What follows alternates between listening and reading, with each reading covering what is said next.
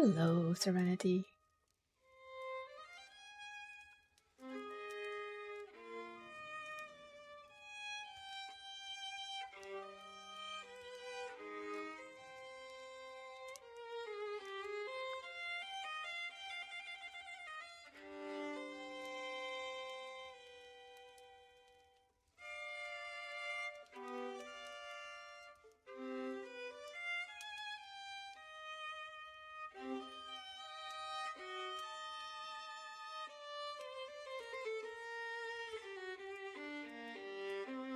I'm good. How are you? Just setting up the last couple of things before we get into this. It's called Vampire Therapist. I'm wondering, are we a vampire who is a therapist, or are we a therapist of vampires, or both? I mean, we'll know soon, right?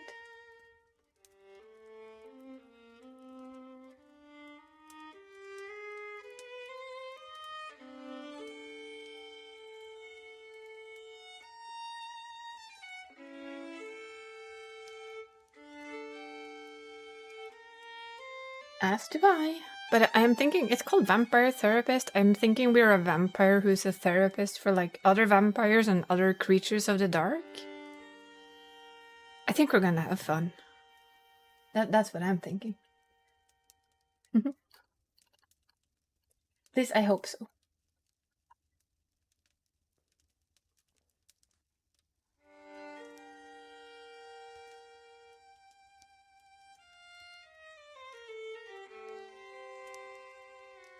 I do think I've started everything, so that's at least good.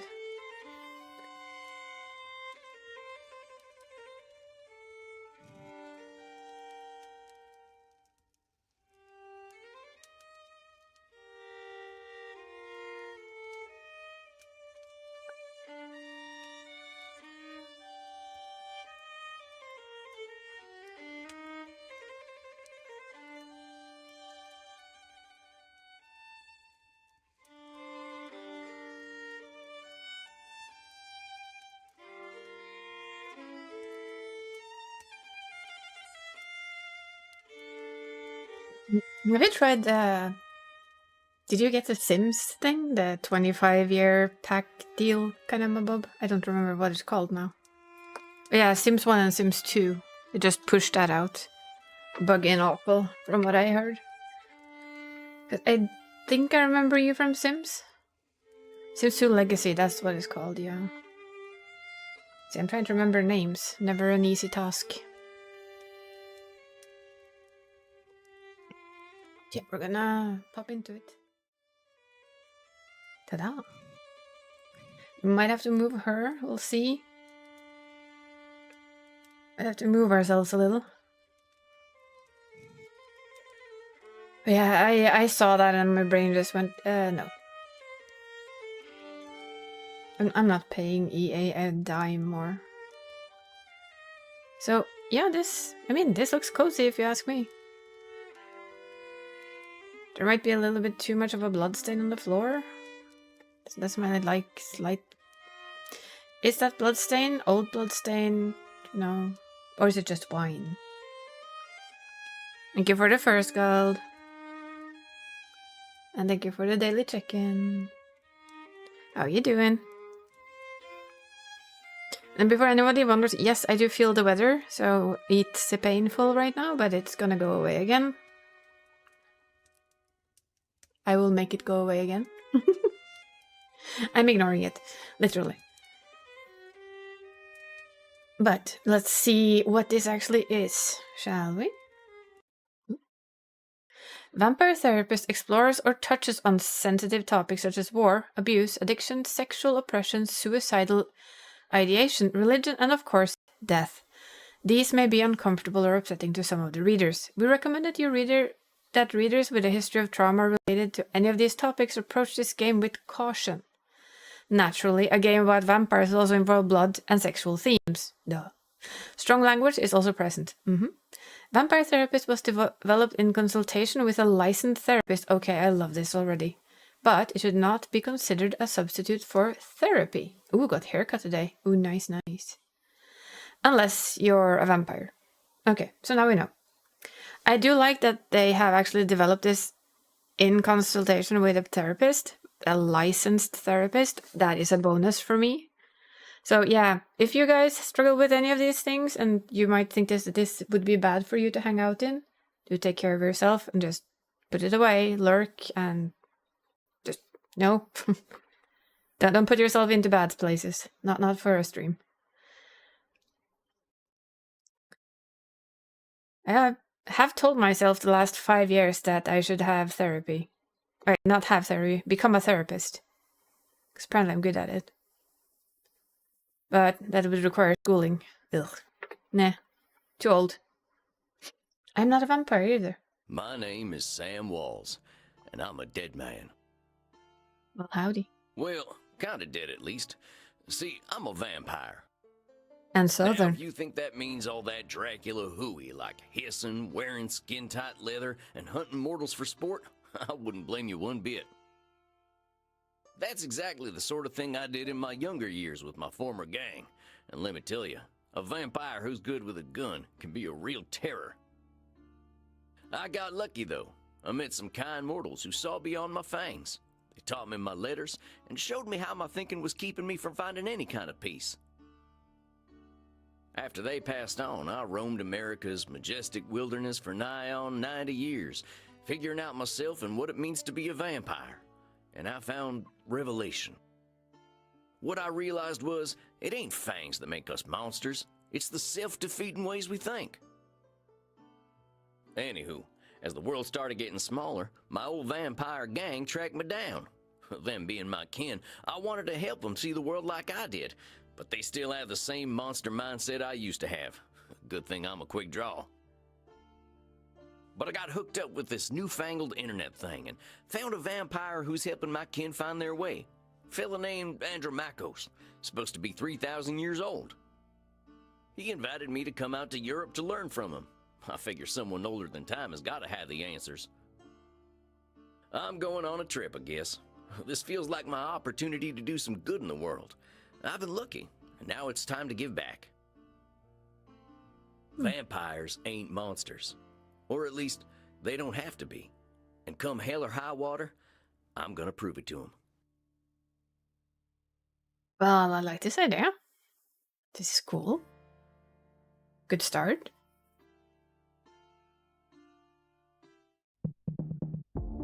I have a feeling we might not. Ooh, Leipzig. That's Well, I think this is the address. Number 27, Clean Flitter Mouse Streeb? Kleine Fleder Mausstrabe. Try that again, my dear. Imrenacht. Huh. So not Mitternacht, but Imrenacht. Sure is a hell of a lot of ruckus for this time of night. People stay up late here. I think you're in the vampire scene, sweetheart. Wait a minute. These folk are vampires. I better watch myself. You're a vampire too, sweetie. Guten Abend, folks. Sprechen Sie English? Ja, hello, Alta. Are you here to party with us at the hottest club? Oh my.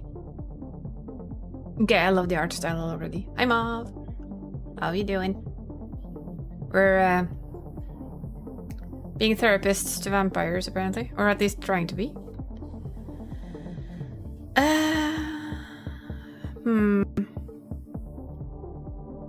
Where do we start?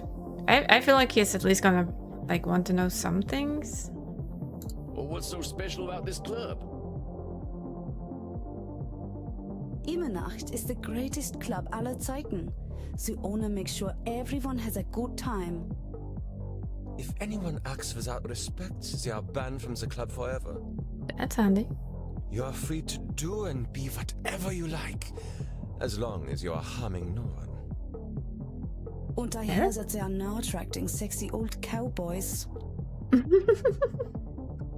Shh, Maxie. He is old enough to be your grandfather. Oh, come on now. You're just flattering me. I'm only a couple 100 years old. Oh mein Gott, he is so cute, Reinhard. Can I keep him? Wow, she's up front. I don't think what I'm wearing will fit the dress code. The cowboy look is totally sexy, but you will get a bit sweaty. I hope we will all get a bit sweaty. Good thing we run a little on the cold side, huh? Don't worry, mein Liebling. We make each other warm. Reinhard, stop. Don't scare the American. I want to do that. Maxi Liebchen, you're so naughty tonight. No, you are the naughty one. Oh, I definitely ain't an American no more. I'm looking for Andromachos. You mean the club owner? Ja, satisfy wir hier. If you're lucky, he will invite us to the private party at the end of the night. A private party? I see, I see. What happens there? I think maybe it is too kinky for Americans to hear. Oh my. Bring it on. I can cut loose. What kind of party is this? The kind where we dance all night and get sexy. Oh, you're them kind of vampires. Ach so, there are better things to suck than blood, oder?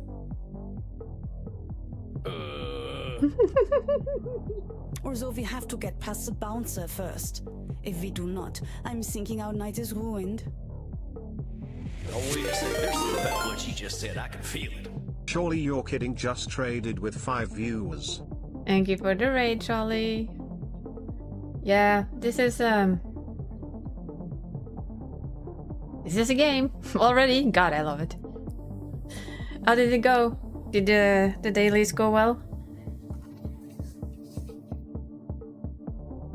Hot guys, hot lady, hot guys, hot things. I mean, what's not to like?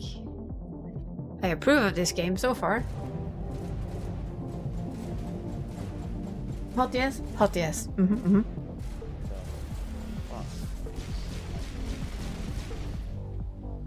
Sorry, I'm trying to figure out which game that is. Oh. I have no sound. I have no sound. Oh, you're gonna invade that cat city. Good. Good. I have no sound. Neither does Mass Effect. That's interesting. Ah, it's Mass Effect. Let's kill these guys. Okay. Well, thank you for raiding in and bringing your community with you. Okay.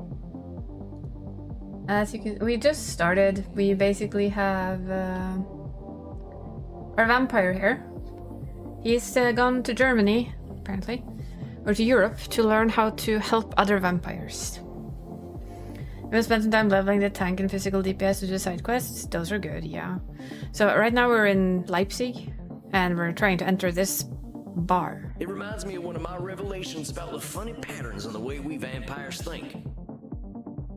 Because that's him thinking. Well, let's see. One type of thinking I noticed I called hot branding. That's when we brand ourselves with names we can't get rid of. Is that hot branding? There's high noon mind. That's when we treat a situation like it's a do or die showdown. And there's saloon thinking. That's when we act either helpless or invincible, like we've just drunk a pint of moonshine. That's our American vampire, and he is in Germany, so these two are, of course, at least European or German. I can always check my journal if I need examples. I kept all my notes about the funny ways we vampires think in there. He's our rootin' tootin' Southern American gunslinger vamp. We like him. I think I know which one of them funny ways they're thinking in, though. Hold on, compadres. You seem like the kind who can make their own fun. I don't want to have my own fun. Imenacht is the only place to be on Friday night. So, private property, don't read. Reward if found. I found this old notebook and figured I'd take it with me to Europe. I figure it'll help me organize my thoughts. I'll separate into 2 sections so I can jump to them right quick. That's why when I need to get a particular section of my notes, all I gotta do is hop over to that section. Easy falling off a horse, and falling off a horse is real easy. Easy as falling off a horse. So, clients, my ramblings, cognitive distortions. Funny ways we think. We think funny thinking. So, the high noon mind. Things can seem black and white. Win or lose, famine or feast, live or die. Like everything is a big showdown. It can feel like we've got only 2 options. Win it today or ending up with a stake in the heart. That is the high noon mind. It's thinking in extremes and ignoring all the in-between. We stress ourselves out when the stakes are high. Example, if I can't get the best saddle, my butt's gonna break, ain't no doubt. Either I show up ready to win in the rodeo, or I better just not show up. And the fate of the Wild West is hanging on this gunfight. So that is the high noon mindset. They have saloon thinking. A lot of bloodsuckers have a habit of either feeling responsibility or soul control or feeling completely hopeless. Thing is, actually neither is true. Feeling hopeless don't mean we're powerless, and feeling untouchable doesn't mean we're invincible. That's saloon thinking either way. Our real capabilities are somewhere in between.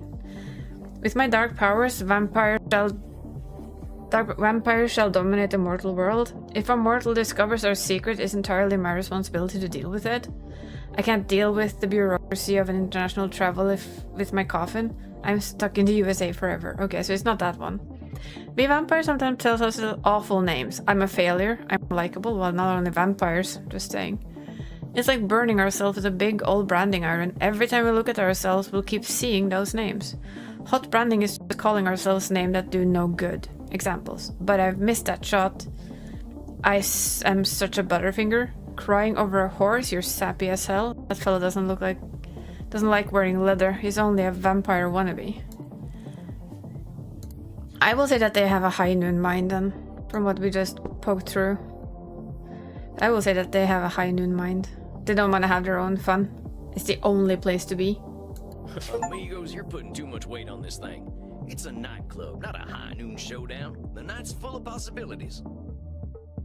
Reinhardt, I don't know what this means, but I like the way the sexy American talks. You make us think that maybe it is better we haven't gotten into the club, because we are now meeting you. Hey, if meeting me makes your night better, I'm glad we met. I really gotta find Andromachos, though. You have to get past the bouncer. He decides who gets in and who doesn't. So time to therapist therapist our way past the bouncer. Maybe I'll have a little word with him. Excuse me, friend. Oh my. I hear you're the man to talk to around these parts. Lovely fella. I'm here to see Andromachos.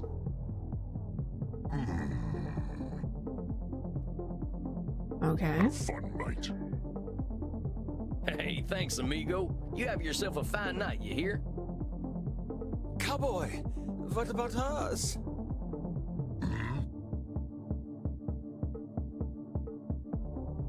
Should we bring them joy or should we dash their hopes? Do we invite them with us? That is our question. Kind of thinking maybe we just invite them with us, right? I can't really see a reason not to. Let's bring them joy. Yeah, sure. They're friends of mine. Have fun, mate. There we go. We both kind of taught them that they didn't have to go there, but we also helped them get in. Come on, you two. We ain't got all night. Yeah. Such a cowboy. Dang, awful loud. Oh wow, that's loud. Come on, my neighbor, dance with us! Well, you kids have fun. I'll catch up with you later. Hi, Exy. Tarnation, I'd rather hear a gopher giving birth than this. You guys are our old vamp. Not so old vamp, semi-young, well, old fella here. It's interesting. I mean, we're at the nightclub in Leipzig. I better talk to whoever's slinging drinks in this here saloon. They ought to know Thank you where for the daily Andromachos is. check-in. Pardon me, ma'am. Well, well, look at you. We get a lot of 80s fashion in here, but not usually the 1880s. Okay, I like her already. What can I get you, cowboy?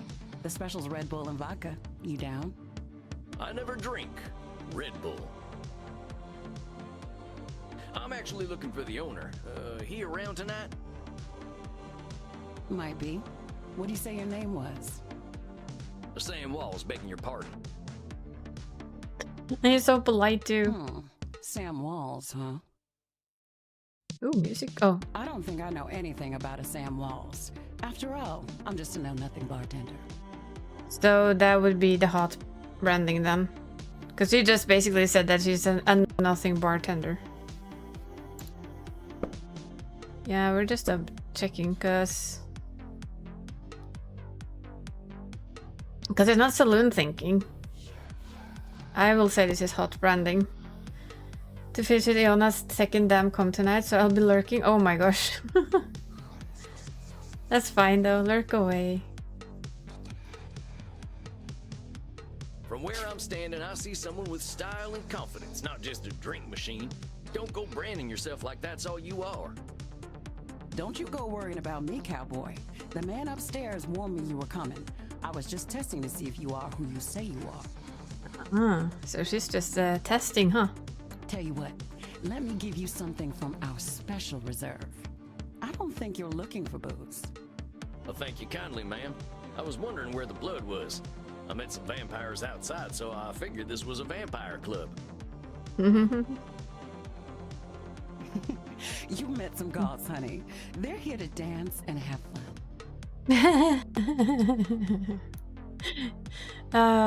Okay, I love her already. She's funny. So all these people are mortals? Yeah, most of them at least. How do you think the head vampire gets his blood? They can't wait to share it with him. It's a special experience. You know what? That's smart. You know? Make them want to give it to you. Don't take it, just make them want to give it to you. He's the only real vampire here. Well, Bert. him and Bert. So there's a Bert. Bert? The bouncer, of course. You met him already. Bert, shuffle on over here. Bert. He would almost be a Bob, but you know, Bert works too. This one's here to see the big guy. Show him upstairs, okay? Have fun, mate. Is that all he can say though? Have fun, mate. Good luck up there, cowboy. Hope you find what you're looking for.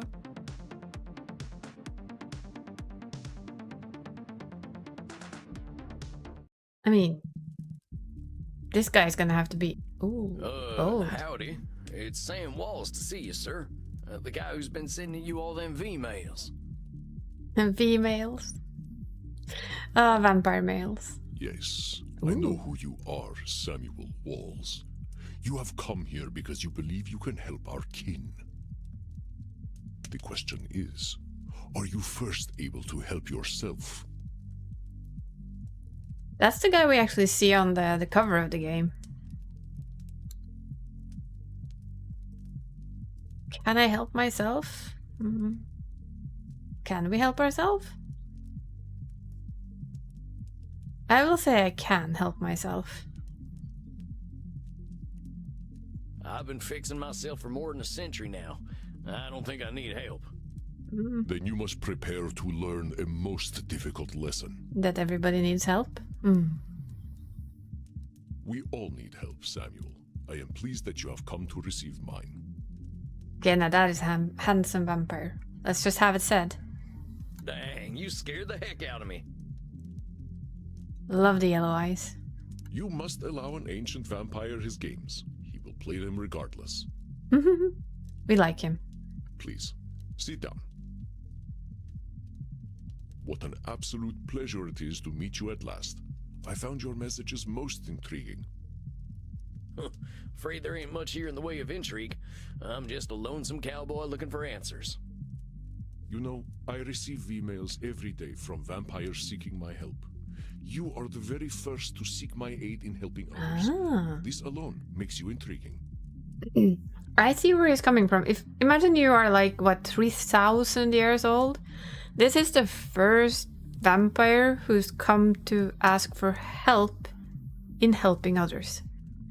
That would pique your interest even after like 3,000 years. Well, dang. I think you're gonna be sorely disappointed when you get to talking to me. I'm just honored you're giving me the time of night. I have unlimited time, Samuel. I am pleased to share some of it with you. Our kind can be rather set in their ways. It is inspiring to see someone so young and eager to learn. So young. Yeah, well, I wasn't much for learning when I was alive. Just making up for lost time, I guess. It sounds as though you have been handling your own life better than most. On I life. was particularly intrigued by these revelations you had while walking in nature. Oh, yeah, them. Well, I give walking the credit. Nothing sorts my thoughts out better. I can agree with this. Their accents are hot too. I mean, it's hot and hot. It's a win-win situation, this. I approve. After a few decades, I started seeing patterns in the way we vampires think. Can you explain some of these patterns? Sure. I've tried to explain them to other vampires, but it ain't never gone well. I can try, though. This one isn't like your normal vampire, though. He's clearly into the idea.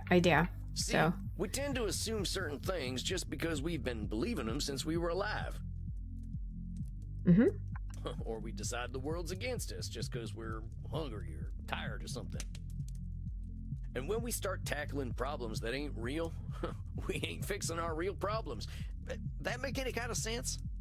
we don't know if he's the original vamp, but he is one of the oldest vamps. I would assume if he's over like 3,000 years old, he's way back there. All we know is that he got turned in the United States, and after he got turned, he met some very nice humans who aided him in understanding. And he looks good for 3K years.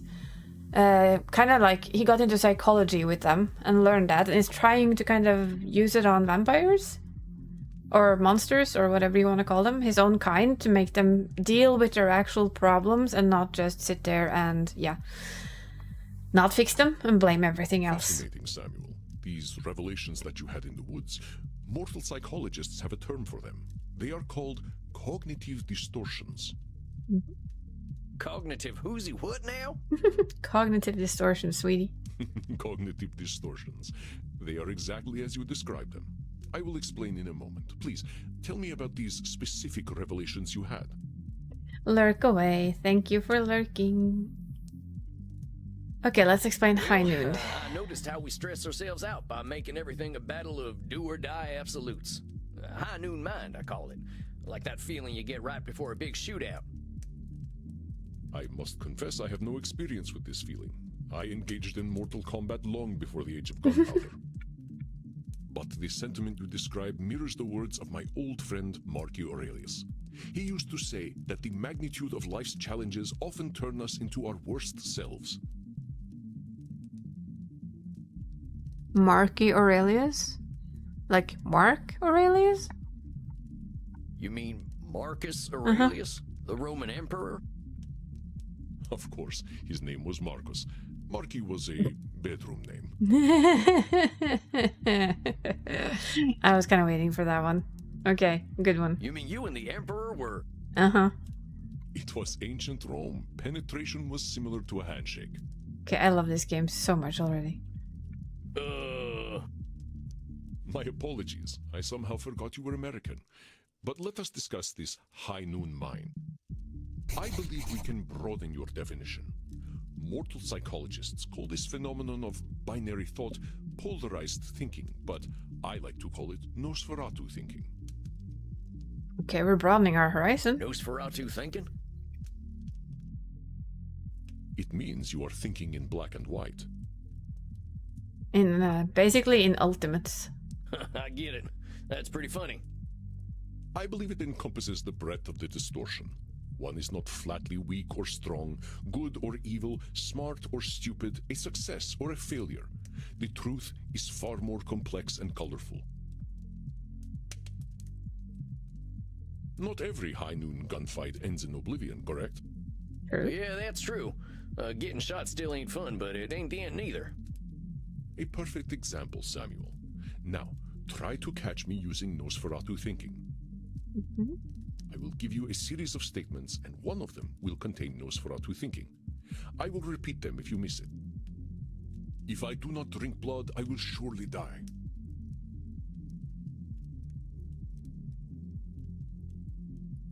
That's an absolute though, so that would be it. Is that Nosferatu thinking? No, it isn't. Wait, no. Samuel. In this case, I am not arguing with Okay. reality. Yeah, of If course. you do not, let us That's true. continue. Death eventually comes for us all. No, that's not it. Because that is also true.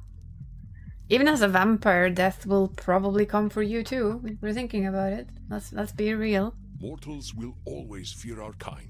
No, that's also not Did you true. miss my Nosferatu thinking? Let me start. Okay, over. so one of them is. If I do not drink blood, I will surely That is die. not one. Death Is it eventually this? comes for us all. Okay, let's just check this. That's Nosferatu thinking. It's thinking in extremes and ignoring all the in-between. We stress ourselves.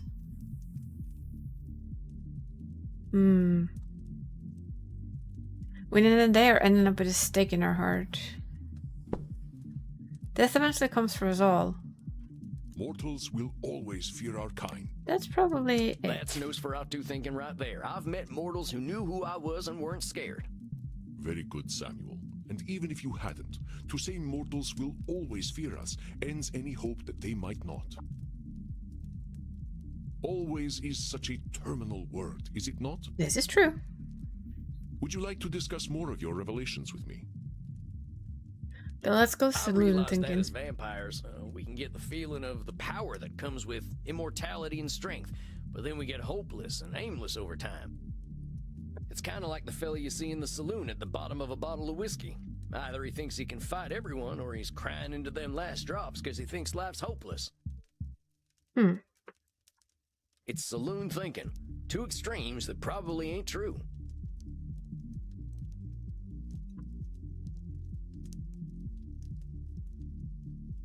I mean, we've all been there, I'm pretty sure.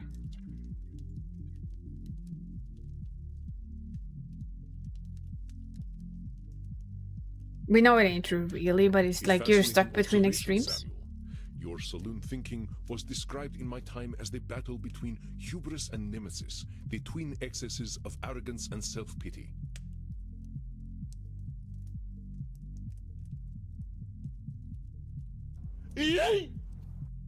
Hi, Tech. Are you yeeting yourself in? If so, welcome in. We're having a therapy session.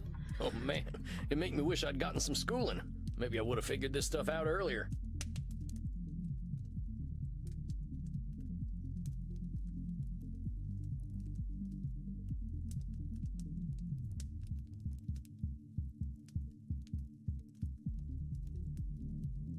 I'm just gonna let that play before I press on.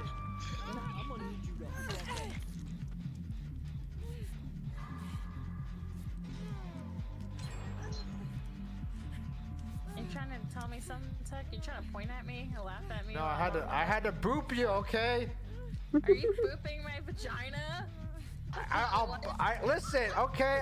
You were the first person near my area, and I had to go. Oh my God! Oh my. Shit! Can we clip that? Yep, you can clip that. I'm doing good. How are you, though, He might Tech? have a mirror Da, da, da, da, da. or whatever. Oh, Michael, I want to be your friend, please. Oh my God, he doesn't want to be my friend. I got you, okay? I'm like, hey.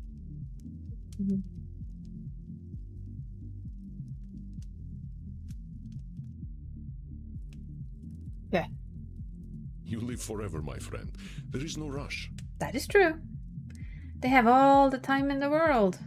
Technically. Until they don't. Right?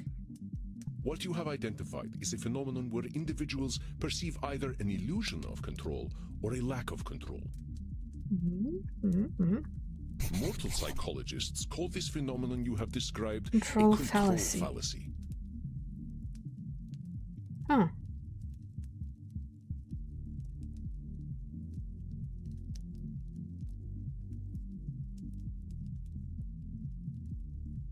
Rarely do we have complete power over our situations or no power at all. But we create this illusion that stops us from attempting to change our perceived situations. Yeah, you're right about that. I used to think I'd never get away from my gang. And maybe that's what made me stick with them for so long. Yes, you see how cognitive distortions keep us from facing reality, whatever that reality may be. Of course, I am so old and powerful that I am always in control.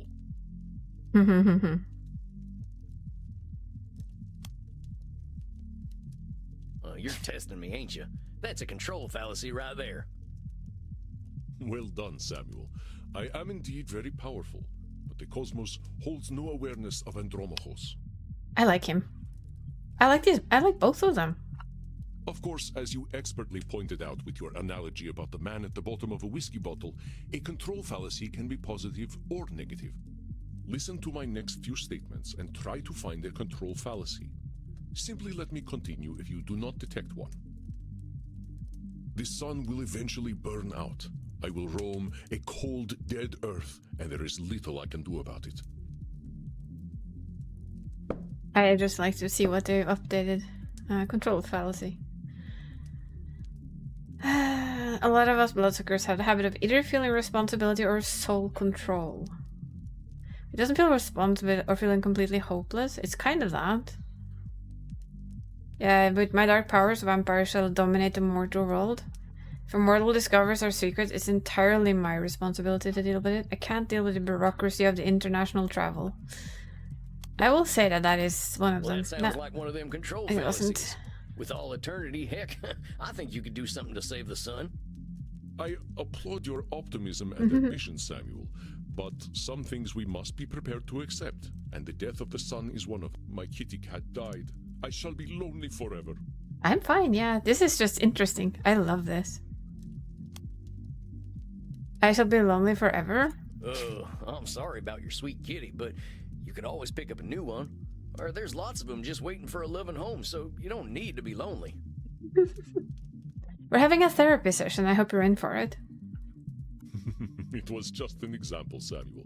Well spotted. But I do speak from experience. Oh, yeah. I felt this way once when a pharaoh I was dating had our cat mummified. I went into a murderous depression that nearly decimated the continent. But I had the power to help myself all along by adopting a new friend in need of a home.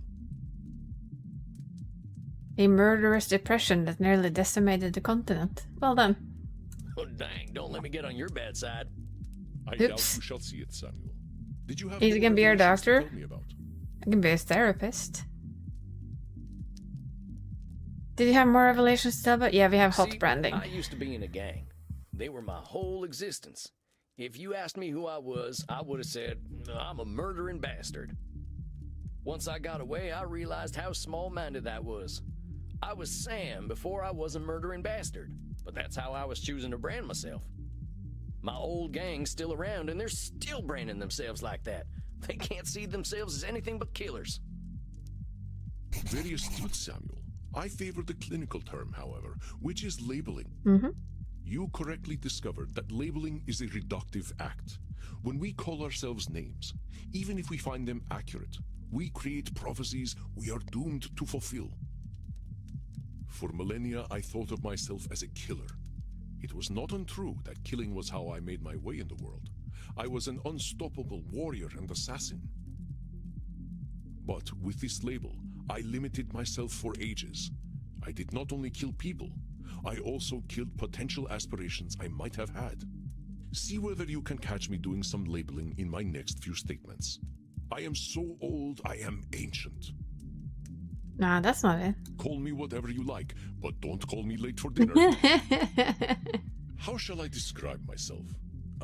Yes. I'm a mass murderer. That's your labeling. Well, that's about as clear a labeling as it gets. Yeah, we vampires tend to do a lot of killing, but reducing ourselves to killers ain't doing us any favors. Excellent, Samuel. You are correct. Labels can be cages that we lock ourselves in.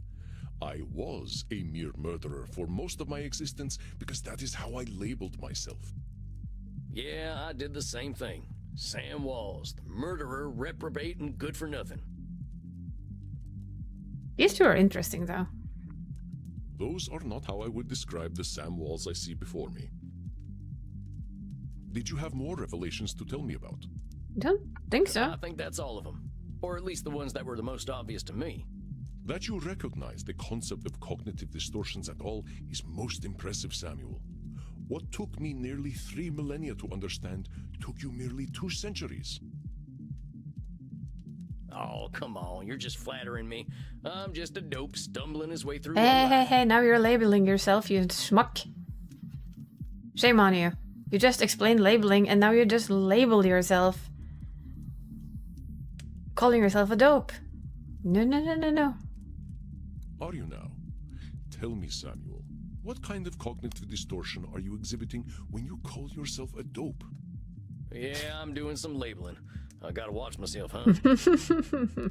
As long as we retain any humanity, we will have cognitive distortions.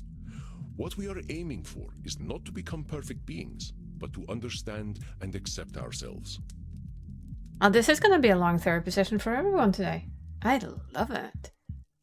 As long as we can recognize cognitive distortions, we can address our real challenges. One cannot drink blood from a straw man, after all. No, that would be hard. Huh. I ain't never heard that one before, but I like it. If it helps solidify the concept in your mind, then I am well satisfied. Yeah, can't drink from a straw man. I know you came to learn from me, so I will do my best to honor your good intentions. Let us ensure that you understand the concepts of labeling, control fallacies, and Nosferatu thinking. Yeah, straw man fallacy. That's how it goes. I will give you a series of statements, and each one will contain a cognitive distortion for you to identify. I will begin. If I invite over my vampire friends, I know I'm going to have to deal with guano all over the place when they turn into bats at the end of the night.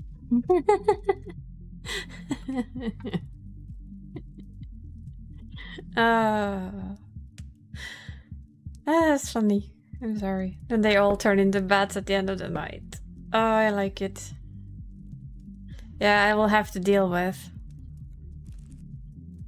Yeah, wait, come on.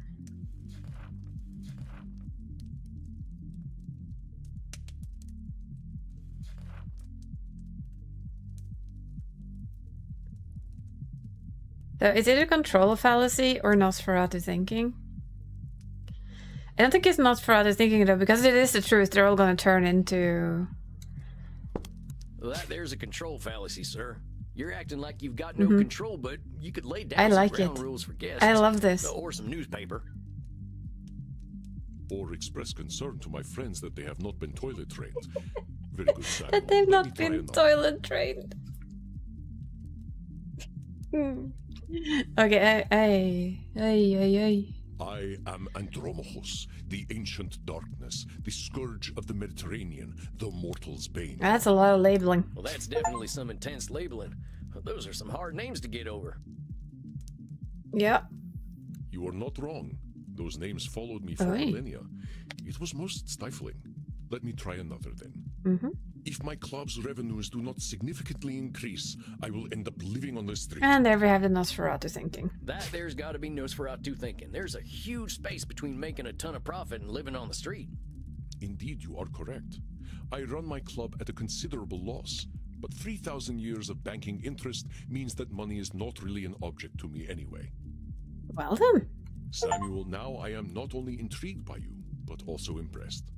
I would very much like to teach you my ways, but I must demand something of you first. Anything. I'm here to learn. You must receive therapy yourself. I will not have you seeing clients. Well, I'm fine with that. To your own mental health. And I agree with him. I actually really agree with him. Just because you want to help others doesn't mean you don't need help yourself. I learned this from several friends. And I mean, Mav is a therapist, so... Oh, now, hold on just a minute. I don't you know need that I therapy, sweetie. I'm feeling pretty good about myself these days. Yeah, but you still need therapy, sweetie. Samuel, we all need therapy to live in this world. You have been speaking in cognitive distortions since the moment you walked into my office. I have. I didn't even notice. They are most insidious, but I am here to help you identify and challenge them. I like it. Oh yeah, it really does. It really does, and I am so here for it. I love this game already. You have walked alone for too long, Samuel. Allow me to share my experience with you. Well, all right, if you say so. I appreciate your taking the time to work on this old cowpoke. We just labeled ourselves as a cowpoke. And old. We have all the time in the world, Samuel. But for now, you must be eager for something fresh. please, dance, drink your fill. We will begin tomorrow. Okay then. Well, sir, it's been an honor. You don't have to call me sir, you know. I think he does, because it's kind of in his way of being. I think calling people sir is quite natural. Oh, all right then, Andromachos. Okay. Andromachos. Androm. Hey, Andromachos. Just call me Andy. Yeah, that's easier. Andy. Andy for short. All right, Andy. I'll see you tomorrow then.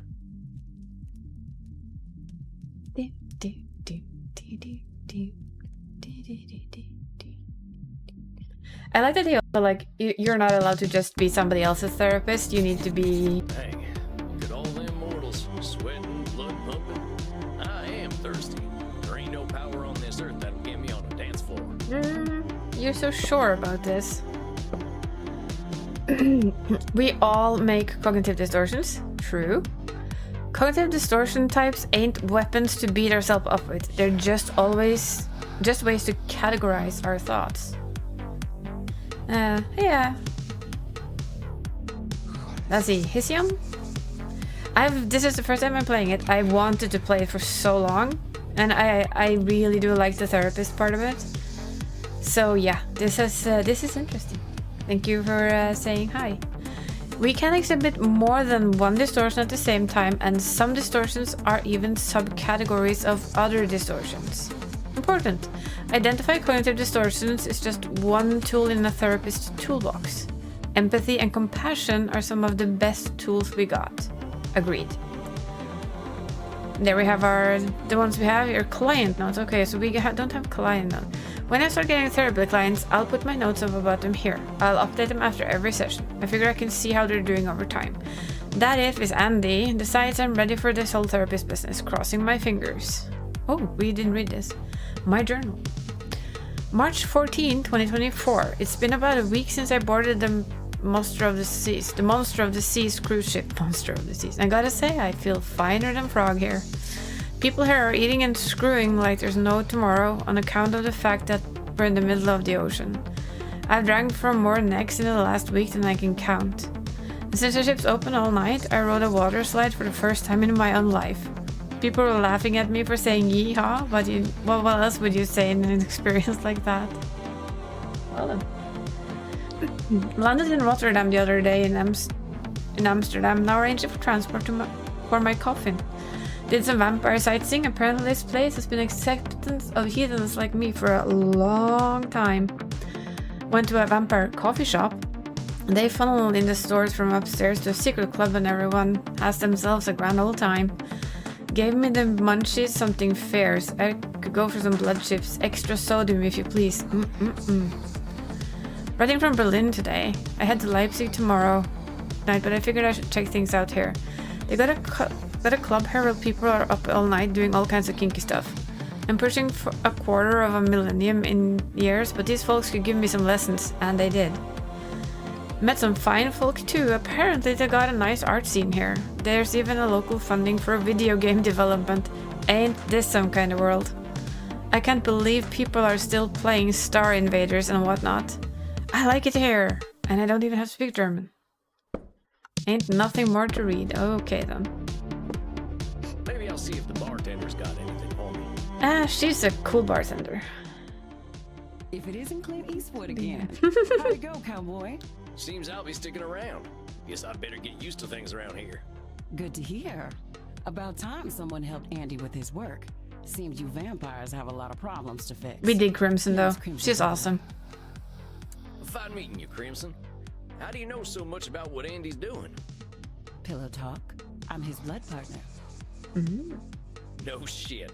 How's a mortal get hooked up with an ancient vampire? I'm a rock climber. I stumbled into one of his lairs in Madagascar. Found a cave while climbing a mountain, and there he was, naked in a hot tub. Well, that's something to find when you're rock climbing. Dang. Must have been a sight. You ain't kidding, cowboy. Didn't expect a luxury apartment with a gorgeous naked vampire inside of a mountain. I mean, who would have? Would you have? Because I most certainly wouldn't have. I said no though. I mean, We hit it off, and he asked me to come back here with him. I like an adventure, so I said, what the hell? I'll date the gorgeous Dracula. But what are you doing talking to me, cowboy? The blood's running hot on the dance floor, and these kids don't mind a little biting. So basically, the dance floor is your feeding floor. Ain't no way I'm dancing. There's gotta be a better way to get something fresh to drink. Reinhard, look. It's the sexy old guy again. Maxi and Reinhard. You should buy us a drink, old guy. You'll probably get lucky. Actually, you will definitely get lucky. Pleasures of the flesh ain't exactly what I'm after tonight. That's because you haven't experienced these pleasures with us yet. Buy us a drink and you will discover great satisfaction by uns.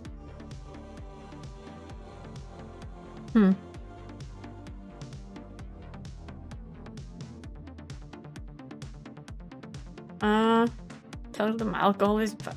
What are these answers? Tell them we don't have money. Tell them they can support themselves. Well, tell them alcohol is bad for them. Tell them they're not your type. That's fair. I ain't buying you a drink. You ain't exactly my type. Oh, we don't want to marry you. We just want to have fun with you.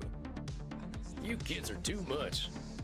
Look, kids, you seem like nice enough folks, but I wasn't planning on buying drinks tonight. Stop teasing the cowboy, Kinder. I love her. They're just messing with you. Drinks are free here. Hey, really? Ain't never been to a saloon with free hooch. Call it a drink exchange. Huh. So, everyone here knows they might be sharing blood? Yep. Only as long as there's consent. We like to create a safe environment here. I mean, think about it, right? You want to have vampires and humans living together, then you have to have something like this where, okay, you get a drink for free, so does the vampire, as long as you agree to it, right? I mean, it's a win-win situation. Everybody gets to drink. Everybody gets to be happy. I like this idea. Why don't you take Reinhard and Maxi here back to the kink room? Oh, the kink room, eh? I mean, yeah, it is fair trade. Wait, kink room? Neck biting, honey. Neck biting. Mm-hmm. You're not in Kansas anymore, cowboy. We are not afraid of sex here. I'm from Missouri, but point taken. Have a bit of fun, cowboy. Nobody has to do anything they don't want to do in there. Just have fun and drink your fill, handsome. I'm sure I'll be seeing plenty of you. Maxi, Reinhard, this is one of our special customers. We're getting the special treatment. Ach so, ein Vampir. I'm thinking we are all getting lucky then. Me too. Loving it. Chef's kiss so far. My neck scrubs with anticipation. You see? Hey, guess I'm going to a kink room then. Thanks, Crimson. I knew a man who wore this much leather couldn't be boring. A man who wears this much leather, huh? Yeah, well, you got me pegged. Is that what we are doing now? Give me the document and I will sign myself up for it. Well, I really ain't in Missouri no more. Look, I'm more into biting. Oh, your teeth look perfect. Are you going to bite me with those? Yes. Yes, we are. That's the plan. Who's going first? Oh, me. Well, step right on up. Remember, Sammy boy, just stick the tips of them fangs into the blue veins and we'll all have a nice time. Okay, so that's not the easiest, is it? Jesus.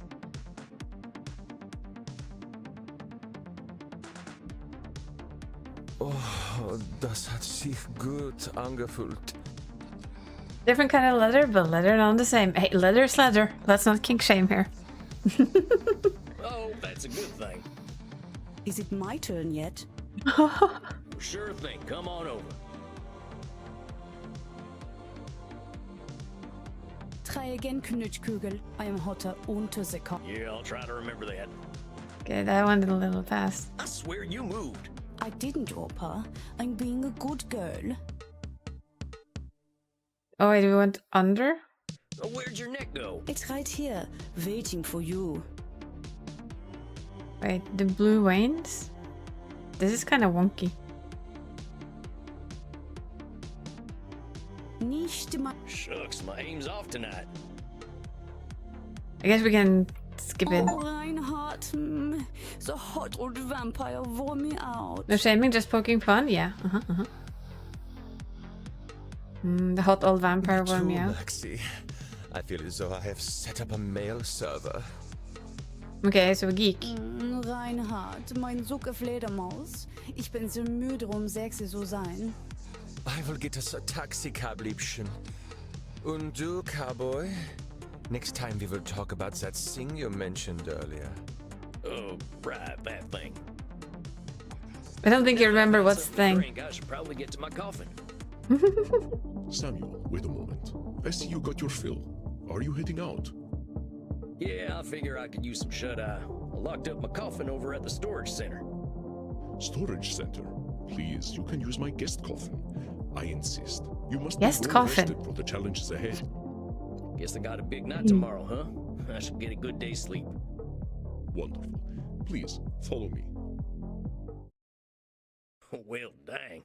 This is Holy, mighty now plush. that's a coffin. Guess it's one of them smart coffins. Smart coffins. Okay, this game, you just earned yourself another star. A smart coffin. That is amazing. Let's see what's on TV. Hey, I remember this movie. We were so proud to finally get some representation. Rats. Not sure I should stay up watching movies, though. Well, ain't much else to do in here. I think it's about time I hit the hay. Hope That I'm is a cut out for all fancy this. coffin. An exceptionally fancy coffin.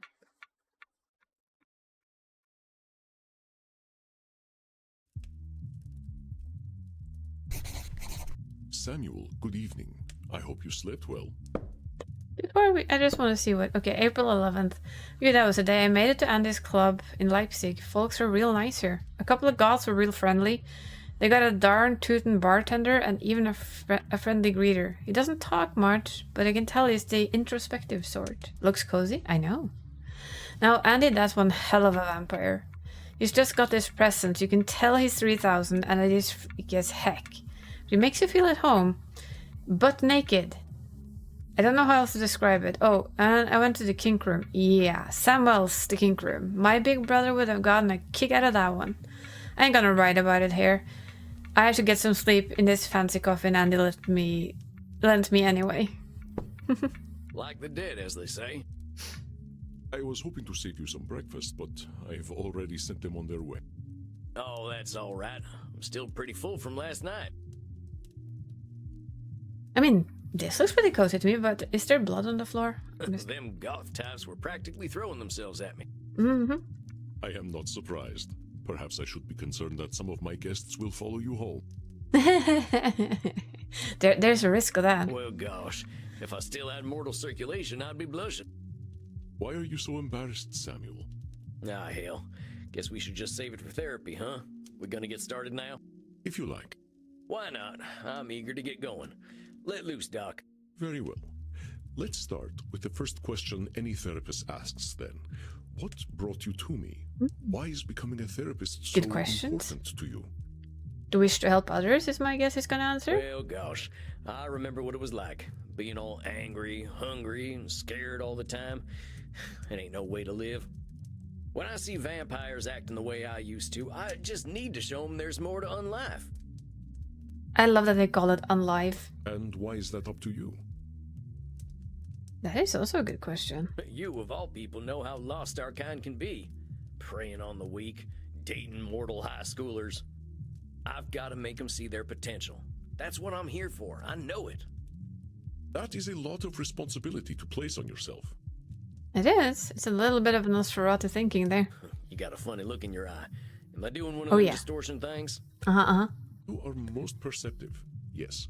Perhaps you can tell me what it is. Because I am the only one who can fix this. When you say you are here to make vampires see the world differently, in what way are you distorting reality? I'm doing some Nosferatu thinking, ain't I? No? Apparently not. Remember, Samuel, that Nosferatu thinking comprises thoughts Oh, that yeah. are lacking in color There's and nuisance. nuance. They are one extreme or another. you were not Nosferatu thinking. And then there's control fallacy. I will ask you once more. When you say you are here to make vampires see the world differently, in what way? Well, I guess that's a control fallacy, right? I can't assume I'll be able to help other vampires the way I was helped. Very good, Samuel. Control fallacies are hard to avoid when one feels strongly about something. Your fate is not to transform every vampire you ever meet, even those who are your clients. You will do what you can do, and that is enough. But I am eager to learn how you developed this desire to help our kin find a different way of thinking. Well, like I told you when I first V-mailed you, I was a real nasty son of a bitch when I first became a vampire. When I look back and see what a no-account piece of shit I was, I ain't nothing but embarrassed. I'll make sure I stop next time I see it's an ad though, just so that people can see it. Because it's a bit sad to miss out. Of course they might have turbo, but you know, just for... Because this is this type of game. It all seems pretty stupid to me now. Here we are living forever and all we can do is kill? It's the dumbest thing I ever did here. Well, you did label yourself a killer. I am going to stop you for a moment. Stupid, no-account piece of shit, nasty son of a bitch. We're labeling as a motherfucker. Do you hear the way you are talking about yourself? Yes, I do. With respect, sir, I earned all them names. I killed women. You're still children. labeling yourself, Half the ghost towns honey. out west are my doing. I didn't think of nobody but myself. Pretend you are my therapist. If I sat here and called myself a no-account piece of shit, what would you tell me?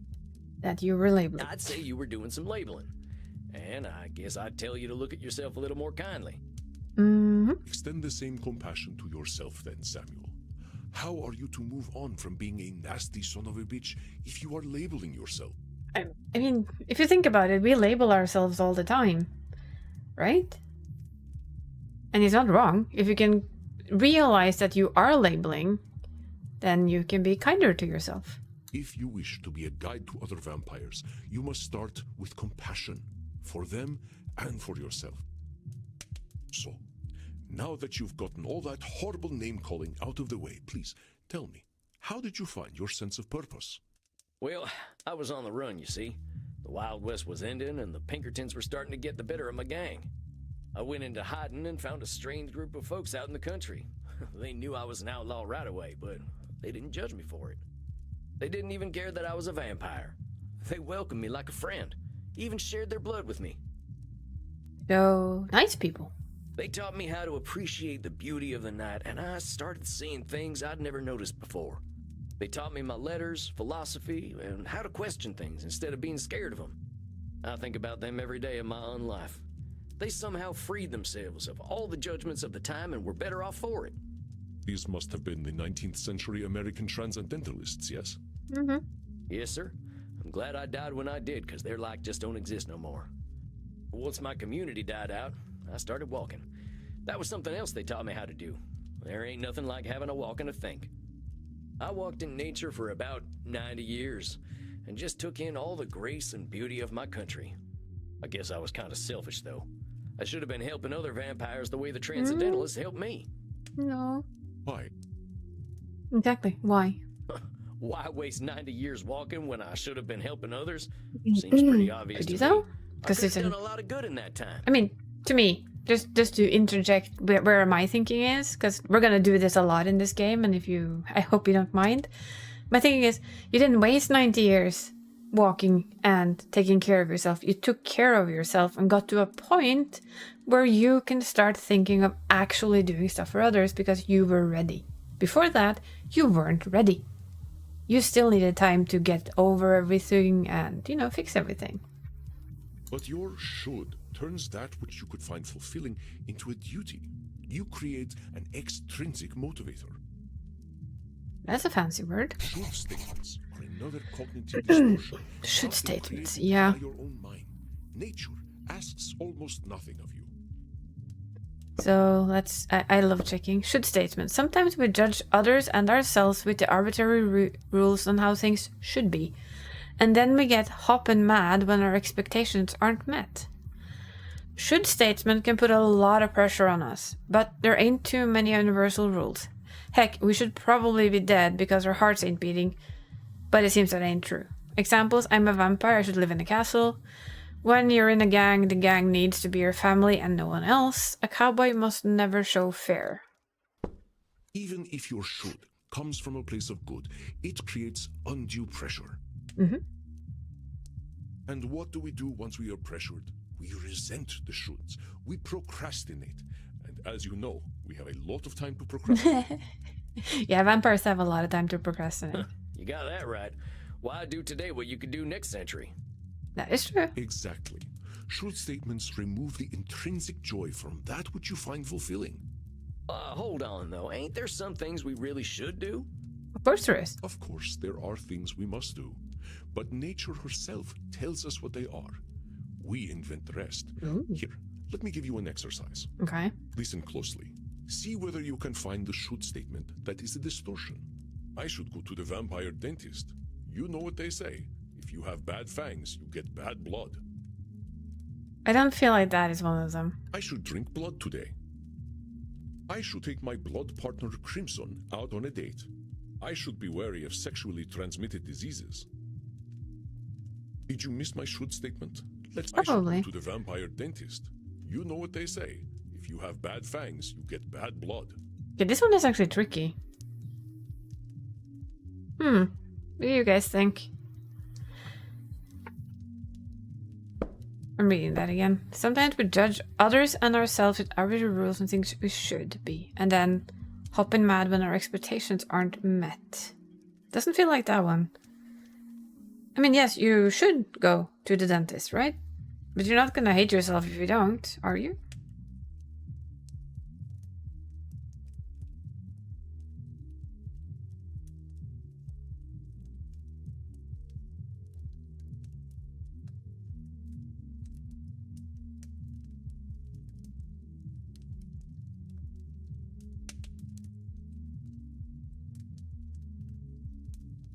This isn't a should, right? I agree with her. There's no expectation in it.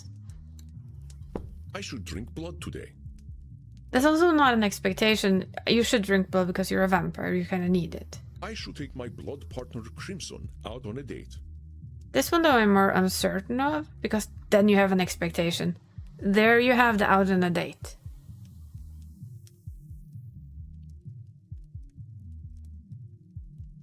You instantly have the pressure of date. I should be wary of sexually transmitted diseases. I mean, you could be the second or the third one. I'm thinking the third. Did you miss my should state? I should go to the vampire. I should drink blood today. I should take my blood. I'm gonna go with this one. Out on a date. Saying you should take Crimson out on a date is a should statement. You've turned something you want Not the last one, no. This one. Because, yeah, you want to take her out on a date, not you should take her out on a date. That's right, Samuel. You know, I couldn't be more pleased with you. Your time in nature was clearly well spent. Well, thanks, I suppose. But if you don't mind my saying so, I hope you're treating that mortal lady right. Thank you. Please, ask her yourself. I imagine she would share her blood with you. You look like her type. Hold on. I've only been in Europe for a couple of days. I ain't gonna go after my teacher's girlfriend. She does what she wishes, and that is why I chose her as my blood partner. Samuel, even if it beats no longer, you have a good heart. I think you will be an excellent therapist.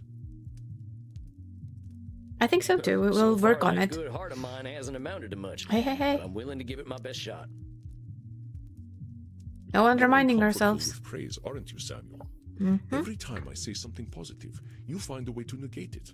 And that is most of us. Like, for real? Okay. But I think that is most of us. Nobody is very good at handling being praised, right? Self-care? Absolutely. You go take good care of yourself. But if you think about it, for us in general, I don't think anyone is like... I know I'm not. I'm horrible at taking praise. I always feel like, why are you telling me this? It's like, no, don't. I just don't think I should be doing any bragging. I spent my first 50 years killing. I spent the next 90 walking in the woods. Now you're going at it again, sweetie. Stop selling yourself short. I've tried to walk a better path since then, but I ain't no saint, Auntie. I did not say you were. Having met several so-called saints, I can attest that none of them were either. I I don't. understand your discomfort, Samuel. I, too, have done terrible things that I cannot erase. But is erasing the good I have done worthwhile? Good question. Well, I guess when you put it like that, it sounds kind of silly. It's another cognitive distortion, one that mortal psychologists Disqualifying the call positive. disqualifying the positive. Disqualifying the positive. On account of the nasty stuff I've done, I can feel like a real good for nothing sometimes, but that is disqualifying the positive, canceling out the good and leaving the bad. It ain't a distortion to see the positive in yourself or a situation. It's just being honest. Examples: the Three Stooges just smack each other in the head and a bunch, and I thought I still like them. In the heads a bunch, though I still like them. Yeah, I guess I can turn into a bat, but any vampire worth their fangs can do that. She rescued a kitten, but she drinks mortal blood every night, so one good deed means nothing. Yeah, it's basically selling whatever good you do short. I understand that the actions of your past are difficult to bear, but what we are here to do is accept reality, with both its positive and negative aspects. I am not saying that you should disqualify your negative actions, but merely note when you disqualify the positive ones. Let us try an exercise. See whether you can challenge me when I disqualify my positive deeds. I am Andromachos, one of the most powerful vampires alive. That's just bragging. Before I became the vampire I am now, I did exceptionally terrible things. I have defiled the innocent. I have killed countless people. But that's just truth. The good I now do pales in comparison And there we to have the it. evil I have done. That's the one. You're literally disqualifying the positive by comparing it to the evil stuff you done. Well done, Samuel. I believe the recognition of this distortion will serve you well when you start to see clients tomorrow. Whoa, tomorrow? I only just started learning these here cognitive distortion things. That's a good way to practice, I son. will, of course, be with you. You needn't worry. I can sense your instincts and will help you. But tomorrow, I just don't feel ready yet. My friend, we are never truly ready. This is also But if very you true. ease your concerns, we can practice with further examples. Would that be helpful to you? Yes. Yeah, I think I could use the help. Very well, Samuel. Let's try some examples. I will give you a statement, and you find. Let's work on the it. distortion. It's always good to have a little bit of extra. I am far sexier than movie vampires. Therefore, I should be a movie star.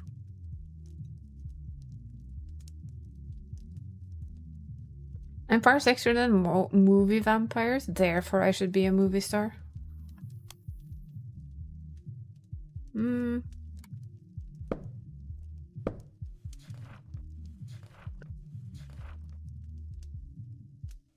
Is it a should statement? Yeah, it is. It's a should statement, isn't it? Oh yeah, that's an easy one. That's a should statement right there. But you're not insecure enough to be an actor anyway. Excellent, Samuel. Would you like another exercise? Yeah, If I let's cannot have one. consume high-quality blood, I might as well drink blood from Florida. I might as well drink blood from Florida. Oh boy. That's Nosferatu thinking, ain't it? Correct, Samuel. I am. That being said, I am sure there is still decent blood to drink in Florida, but I would bring a test kit anyway. Okay, what's wrong with Florida, people? Somebody tell me what's so bad about Florida? Is it that bad? Would you like another exercise? Yeah, one more. I like this. This is actually fun. I am an antediluvian old fart. Well, that sounds like labeling to me. You ain't just an old fart. Are you actually older than the flood, though? Do I look that old? Oh, not at all. I was just... I am joking, Samuel. Don't worry. The myth of the flood was at least 1,000 years before I was born. Huh. Would you like another exercise? One more. With my terrifying powers, I know I shall never be destroyed. I think that's a control fallacy, unless you know something I don't. That's correct, Samuel. Though my powers are indeed phenomenal, the universe holds mysteries and dangers I cannot fathom. Would you like another exercise? I think we're good. We've done good. I think we're good. I'm good. All right, Samuel. You must be hungry now. I suggest you get a liter inside you. We have a big night tomorrow. How much is a liter? Just get enough to drink, Samuel. We will not be able to work if you are hungry or tired. Now, please excuse me. I do have a date with Crimson tonight. I suspect I shall not return until nearly morning. Oh, yeah, of course.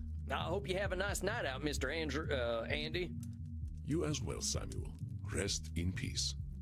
Rest in peace. I love it. Now we're gonna have to try and find ourselves a drink, huh? Is my guess. Ah, Samuel, glad to see you are awake. Okay. Your first client is on his way. Okay, so April 12th. I learned some more therapy stuff today. I figure I've been doing a lot of this, disqualifying the positive thing. I feel like I've got to be humble after this shit I pulled back then when I was just a bastard, but maybe that's just shame talking. And this isn't ready to start seeing clients now that I got my head wrapped around the whole cognitive distortion thing. Can't believe it's happening so fast. Went for a nice walk exploring Leipzig. There's a music school here and the kids are always performing stuff. I tried asking for Oh Susanna, but the kids today don't know and appreciate good music. Dang kids with their CD-ROM music. The Vax cylinder was fine. What, already? Look, Mr. Andy, sir, are you sure I'm ready for this? These are people's brains I'm messing with. Fear not, my friend. You are a powerful vampire in your own right. To be so young and have so much empathy is quite a gift. All you need to do is listen, and I know the truth will reveal Nope, itself. we're gonna have to listen. We're gonna have to listen good. Shucks, wish I had your confidence. Well, to a limited extent, I can see the future. If you are about to misinterpret a client's distortions, I will set you back on the right path. You can see the future. That's handy. It's not that impressive, really. You start to see the patterns after 1,000 years or so. Well, dang. If seeing the future ain't impressive, that's gotta be a distortion. Disqualifying the positive, it's gotta be. Gotcha. You barely require my aid as it is. If you need guidance, I will provide it to you telepathically. I love this so much. It's so good. Don't think about it too much. When you are 3,000, such things will cease to impress you. Well, I'm gonna assume that is true, right? Let us look at your first client's case file. Oh, case file. Dr. Drain, huh? 4:30. No first name? Male English. Dr. Drain is a class of 1614 graduate of the Royal College of Physicians. He has been studying the nature of blood for the last several centuries. Became a vampire after post-mortem blood transfusion experiment. Now runs a global pharmaceutical research company.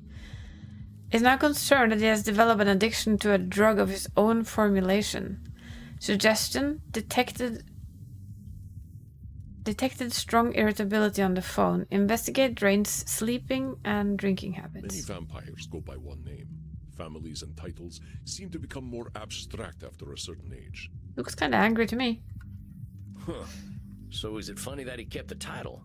Dr. Drain? No, not really. Indeed, you catch on quickly, despite your habit of disqualifying the positive. I will let you work now. I shall be meditating in my coffin, but I will sense when you need my help. Okay, so that's our first client record. So we need to investigate his drinking and sleeping habits. But Samuel, I know you can handle this. Be yourself, I love him. and all will be well. Hi there, Mr. Bat. Satan bless it all, I hate flying. Oh well. Hey there. God's blood, what on earth are you? Wow, isn't he a nice fella? My name's Sam. I'm the new therapist. Make yourself comfortable, Dr. Drain. And American as well. Good God. It's not enough for you lot to take over the world of the living. Even the halls of the dead aren't safe from you. Wow. Oh well. I suppose your lot are all into this touchy-feely stuff, aren't you? Yep. And ignorance, even American ignorance, is bliss, I suppose. Oh, sweet ignorance, how I do wish I knew thee. Okay, the voice actor here is amazing. I already want to slap him over the back of the head. Damn it, how am I gonna work with this fella? I gotta Why? ask Andy. Are you all right, Samuel? You gave me this fella as my first client? Why not? He is clearly hiding very little about his state of mind. How am I supposed to help him when he already sees me as the bad guy? Use your instincts, Samuel. Think about how you have felt in your darkest hours. What does this poor vampire want?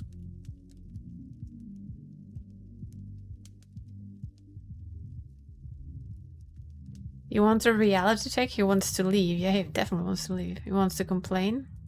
I think he needs a dang reality check, charging at me like an undersexed bull. If you try to give an undersexed bull a reality check, that would not change the fact that it is undersexed. How did the Transcendentalists approach you when you were a wilder man, Samuel? Yeah, I get it. I'm sure this fella's come here with problems. I can't be surprised when they show up. I think he wants to. I think he doesn't want therapy. He is here, isn't he?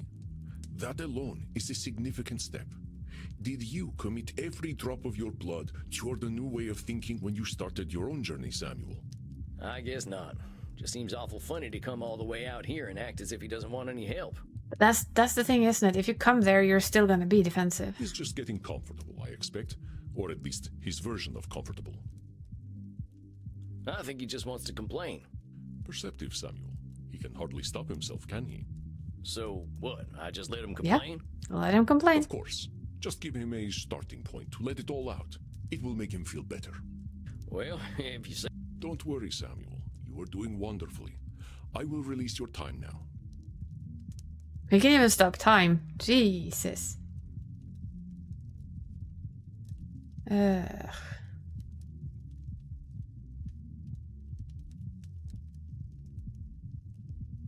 Bye-bye. Well, are you just going to sit there? I was just gonna ask how your trip here was. My trip? My trip was bloody wonderful. Until my familiar got a flat tire and I had to fly 30 kilometers here as a bat. As a bat. I hate being a bat and I hate flying. Do you know an owl tried to eat me? Well, that is actually a risk of being a bat, isn't it? Me, a creature that has lived for centuries, treated like common prey. I'm surprised he was even interested. You should see what an ugly little beastie I am when I transform. Oh, there we have labeling. All I could do was screech and squeak until he went away. Well, I suppose I'm alive, in a manner of speaking anyway. Oh, you're unalive? You all right there, pal? Yes, I'm fine. Well, I'm not, of course. I wouldn't be here otherwise. But for the sake of conversational integrity, fine. I take it you've read my case file and know why I'm here?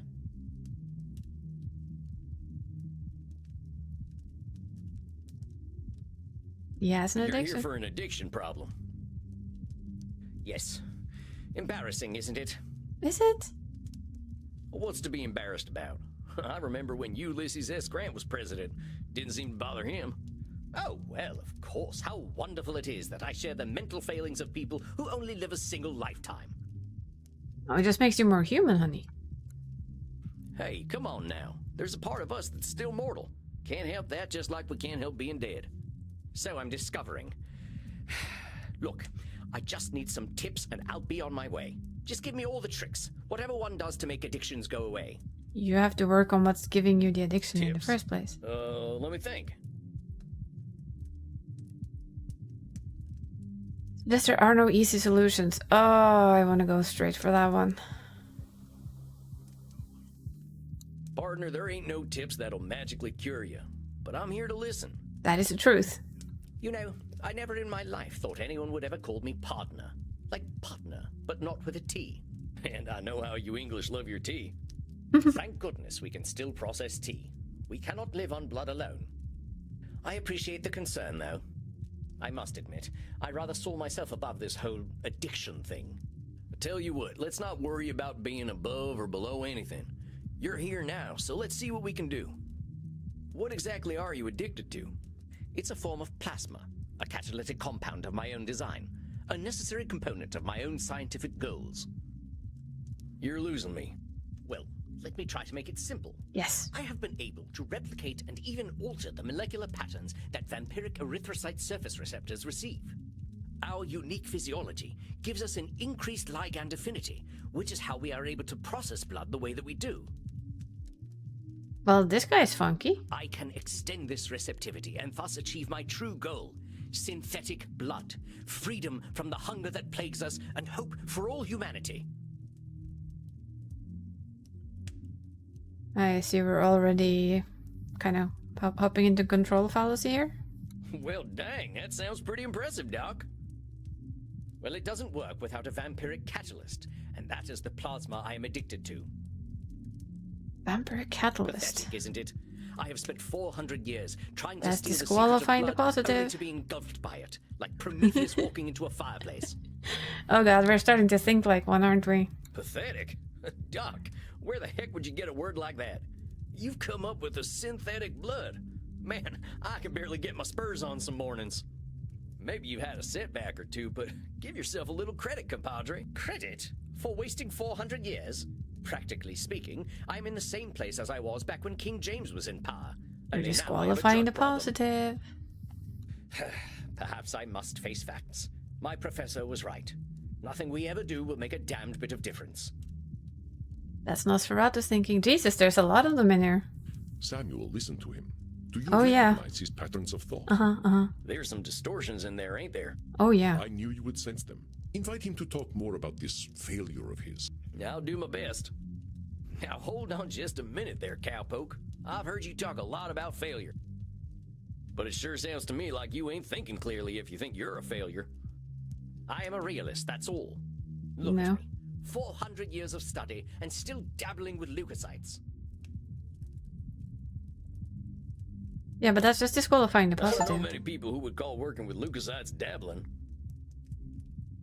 I mean, I gotta admit, I have no earthly clue what you're talking about.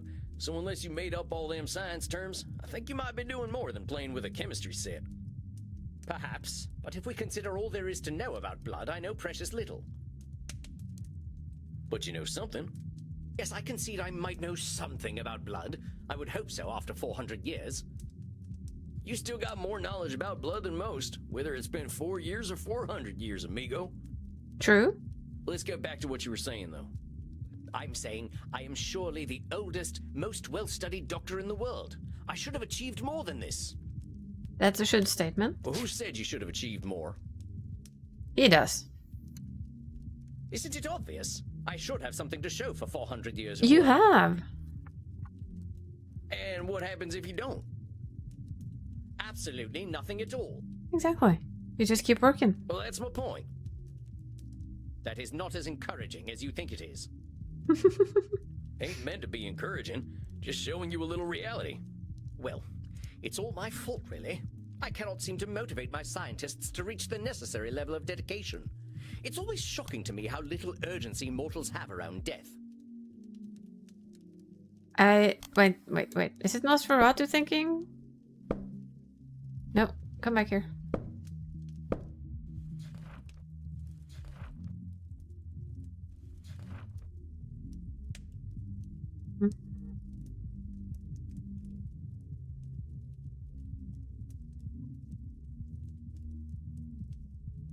That's all my fault, really. Yeah, this is control fallacy. So it's all your fault that you haven't come up with the perfect synthetic blood. Because it's like all his fault. It can't be anyone else's fault. Only I have the skill, the knowledge, and the experience. Pardon me for saying so, Doc, but it sounds like what you're doing is pretty dang complicated. It sounds to me like you're some kind of god if you expect control over life itself. Please, I am a scientist, not a spiritualist. It is not control I seek, but understanding. And are you ever gonna have perfect understanding? No. No, of course not. I'm not a wizard. So how about not putting saving the world on one person, Doc? Very true. That is a simplification, but I take your point. As I was saying, now that I'm addicted to my own drug, I have joined the ranks of mortal celebrities in my utter irrelevance. Now that I do my own drug, I've joined the ranks of mortal in utter. That's labeling. Now, why would you go and label yourself irrelevant? What else do you call a man who has nothing to show after 400? I reckon I'd call him by his given name. Slapping a label on yourself don't do nothing but weigh you down. Simple but true. You'd still calling by his actually given name. Oh, well played, cowpoke. Perhaps I am being a little dramatic. A little bit, yeah, a little bit. Yes, I'm aware that in reality progress has been made, enough to get to this point. But I didn't come here to ask for a pat on the back and to be told I'm a good boy. No. Ain't my department, but I hear they do some of that stuff downstairs. Yes, yes, we all know very well that the Continentals are more sexually liberated than we are. But as I say, I don't want all this therapy stuff. I just want to stop using this damn drug. So what's so good about this stuff anyway? Why do you like it? I'm not certain. I don't remember what happens after I take it, but I wake up feeling, how do I put this, alive. Well, that don't sound so bad. A good nap can make me feel like a new man. I'm not talking about feeling refreshed. I mean I feel alive. As if I'm someone else. Someone who lives. And I wake up and find, oh gracious me, I am not depressed. Oh, so you're depressed. Well done. You mean to tell me that you're going to sleep depressed every night? Oh, nothing of the sort. Oh well, I'm glad to hear that. You are assuming that I can simply go to sleep and my global scientific enterprise will run itself. Oh god, he doesn't sleep. Oh wait just a gosh darn minute. You're telling me you don't sleep? Yeah. Yes, it's not as though we can get much deader already, and I have work to do. So you're not sleeping, and you're always depressed. I think we're starting to get somewhere. Oh, don't be such a bumpkin. If you are a sapient individual, aware of the world around you, depression is the only sensible reaction. It has nothing to do with sleep.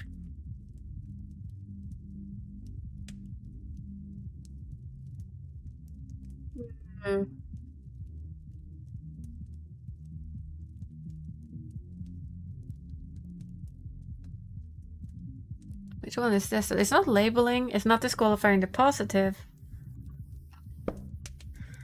I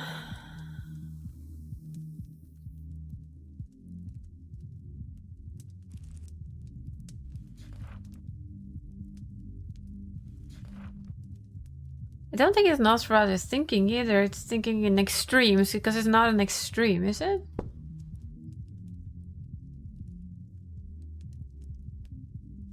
It is kinda though.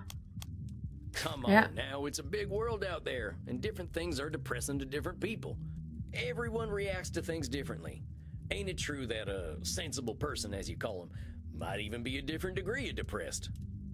Very well, I suppose I might have been using a bit of mild hyperbole. Mild is putting it mildly, Buckaroo. Buckaroo? Now I'm even more depressed. Okay, so that's enough to depress you? Well then. Regardless, I didn't come here to be a whiner. Oh, boo-hoo, life is hard. Yes, we all know it's hard. Stop labeling now, yourself. Why'd you say coming and talking to me makes you a whiner? Is that not what I currently am? No. Sounds to me like you're expressing yourself. Whiner is the word you used. Yeah, if you want to call it whining, that's up to you.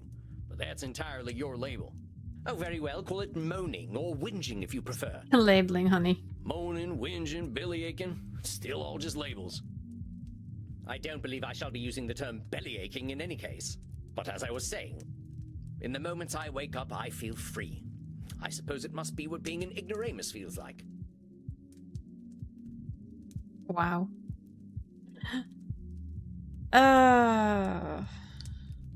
These are hard. Seriously. These are much harder questions than I expected it to be. I love it. I do love it, but you know.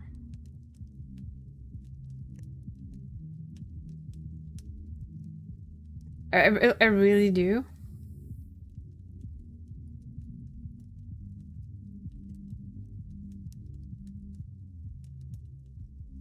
Is it like a question? Which one do you think this one is, though? In the moments I wake up, I feel free. I suppose it must be what an ignoramus feels like.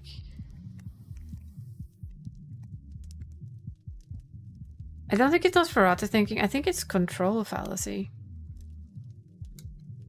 Oh god, no. For once in his life, he experiences a positive in feeling, and he immediately. Oh yeah, invalidates disqualifies the Perhaps positive. we can simply diagnose him as English. In the moments I wake up, I feel free. So you're telling me you feel good when you wake up, and then you call yourself an ignoramus? Duh. Before you even get a chance to reflect on feeling good, you're insulting yourself. That's what I like to call disqualifying the positive. I'm simply stating facts. Stating facts shouldn't impede an argument. What good is that fact doing anyone? It's about as useful as an empty holster. Lest I somehow forget that you were a cowboy. About this drug, though. Oh, very well. I suppose I might be discounting my experience. I don't know how to say this, amigo. You really don't like letting yourself be happy. Nope, he doesn't. Honestly, I'm failing to see the problem with taking this stuff. Seems like it's making you get the rest you need and it makes you feel good. What's the problem? First of all, I do not need to rest. And partaking of this plasma does have downsides. Okay. What kind of downsides? I do not know what happens when I partake of the substance. However, when I wake up, I feel refreshed. But I also smell of blood and sex. Okay, so it basically lets you loose then. Once I even woke up wearing a football jersey. It was most distasteful. Okay, I can agree with that. I guess you must be having some kind of good time. Is it maybe that you're not letting yourself have a good time, so... That is not my idea of a good time. Apparently it is. I'm Dr. Drain. I am intelligent and worldly, not some ill-bred monster. I don't go gallivanting into godforsaken places to engage in depraved coitus and the consumption of dirty blood. Oh, I love this guy. It sounds to me like you're real good at denying yourself things. Yep. Well, I should be better at it. You know, Doc, a wise old vampire recently told me something I'm about to tell you. You keep talking about the things you should be doing. You, compadre, are shoulding all over yourself. Oh, well, that is vivid, isn't it? I can now add incontinence to my already considerable list of faults. I'm being serious. I'm listening to you tell me I should be doing this, and I shouldn't be doing that. But who gave you all them shoulds and shouldn'ts? I don't know. It shouldn't matter, should it? I've been dead for That's over more 400 shoulds. years. It's the oldest stuff that sticks with us, amigo. We all got traumas. Heck, we're dead, man. That's traumatic no matter what. What we gotta start with is you. You've been through a lot. Don't rope yourself up so tight. Listen, we're doing good work already, I know it. Now, let's not push too hard. I would really like you to think about where all them shoulds are coming from before we meet again. And be good to yourself, all right, partner? Don't feel like you gotta go cold turkey on that plasma stuff. Yes, well, all the same, I'd rather not do it at all. Is that actually gonna happen, though? It might. You're dipping into it tonight, aren't you? I was thinking about it. All right, partner. Just give yourself a little compassion. That's all I'm asking. I'll admit, you've given me some things to think about. Not pleasant ones, mind. You can handle it, partner. You're way smarter than I am. Yes, well, that is certainly true. Very well. I shall do some reflecting, inasmuch as our kind can reflect. You can reflect just fine. I'm sure of it. Precisely 4 weeks, then. Farewell, Sam. Well, we did pretty good. Not too bad. Done, Samuel. I knew you would do well, but that doesn't make me any less pleased. I think we did pretty good. Well, that was a hell of a rush. That fella's holding on tighter than a holster to a gunslinger's hip. It felt real good to help him look at himself a little more kindly. Good, Samuel. Treasure this feeling. Yeah, we shall. We shall. But also rest. Go downstairs, get something to drink, relax in your coffin.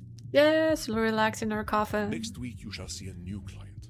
I think they will be an interesting challenge for you. Ooh. I bid you good evening, Samuel. Rest in peace. I like that they go with a rest in peace. You too, Andy.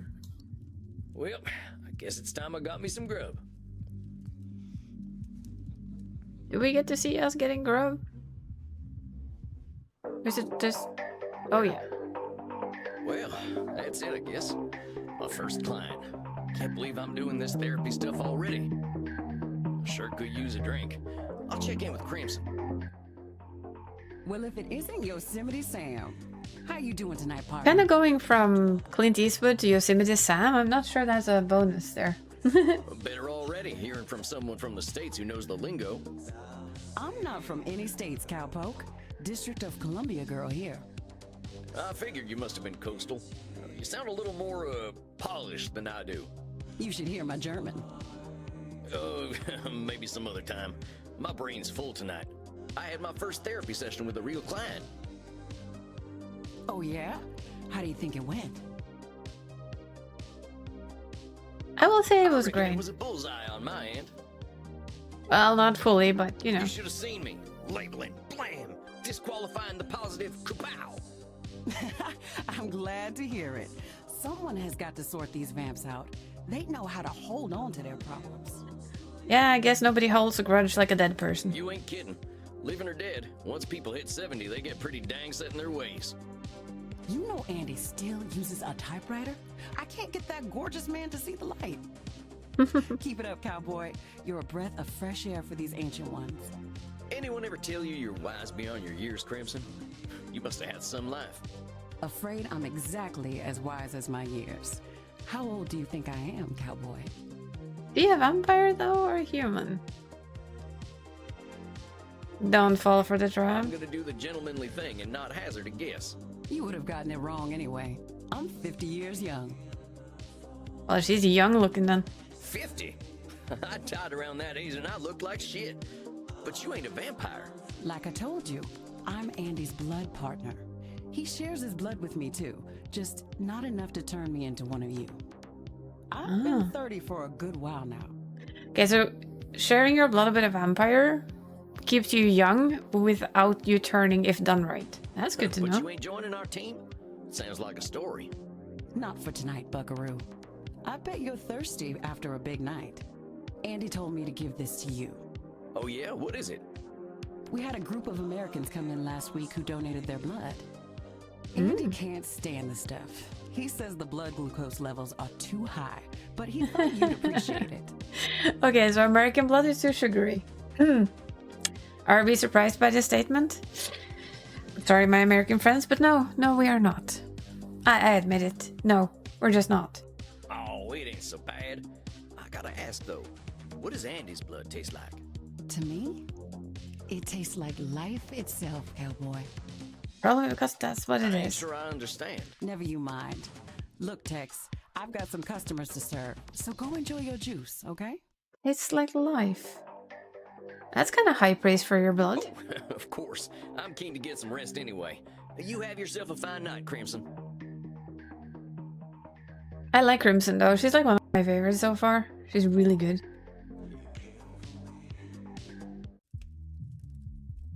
Okay. There he is, my incredible protege. What do we write? April 19th. But my first client tonight, and oh boy, he did not like me much. Sounds as though he doesn't like anybody much though, so I can't be too disappointed. Poor fella, ain't ever seen anyone so high-strung. Well, maybe Pussifer Jones, 80 years later, than the memory of him still makes me laugh. That kitty even hated John, and I think all of his animals loved him. She would kiss even when eating her food. It was the darndest things. I picked out this Dr. Drain is a real should statement kind of fella. But I think I can help him out if I can get him to take a nap. I think he'll be a lot less grumpy. Come on now, I have no idea what I'm doing. Well, you do. Evidence stands against that reasoning, my friend. Do we need to talk about disqualifying the positive again? All right, I get it. I guess I've been muddling through okay. You've been doing wonderfully. I hope you are ready for a bit of a challenge tonight. Let's go. Your next client has been known to be somewhat difficult. Okay, so the other asshole wasn't? Here, look at her intake form. Okay. Isabella D'Este. Dang, she's got some funny tasting hats. Isabella D'Este was a key figure in the Italian Renaissance, funding the works of Leonardo da Vinci, Andrea Magenta, and Michelangelo. She received a humanist education and knows much about history, art, music, and philosophy. She comes from a highly aristocratic background, but has endured considerable family issues through the generations. She states that she is undergoing an existential immortality crisis, suggesting that her life and unlife have both been meaningless. Suggestion: be exceedingly polite. I think you should get along quite well then. Walked right into that one. Isabella is not your average vampire.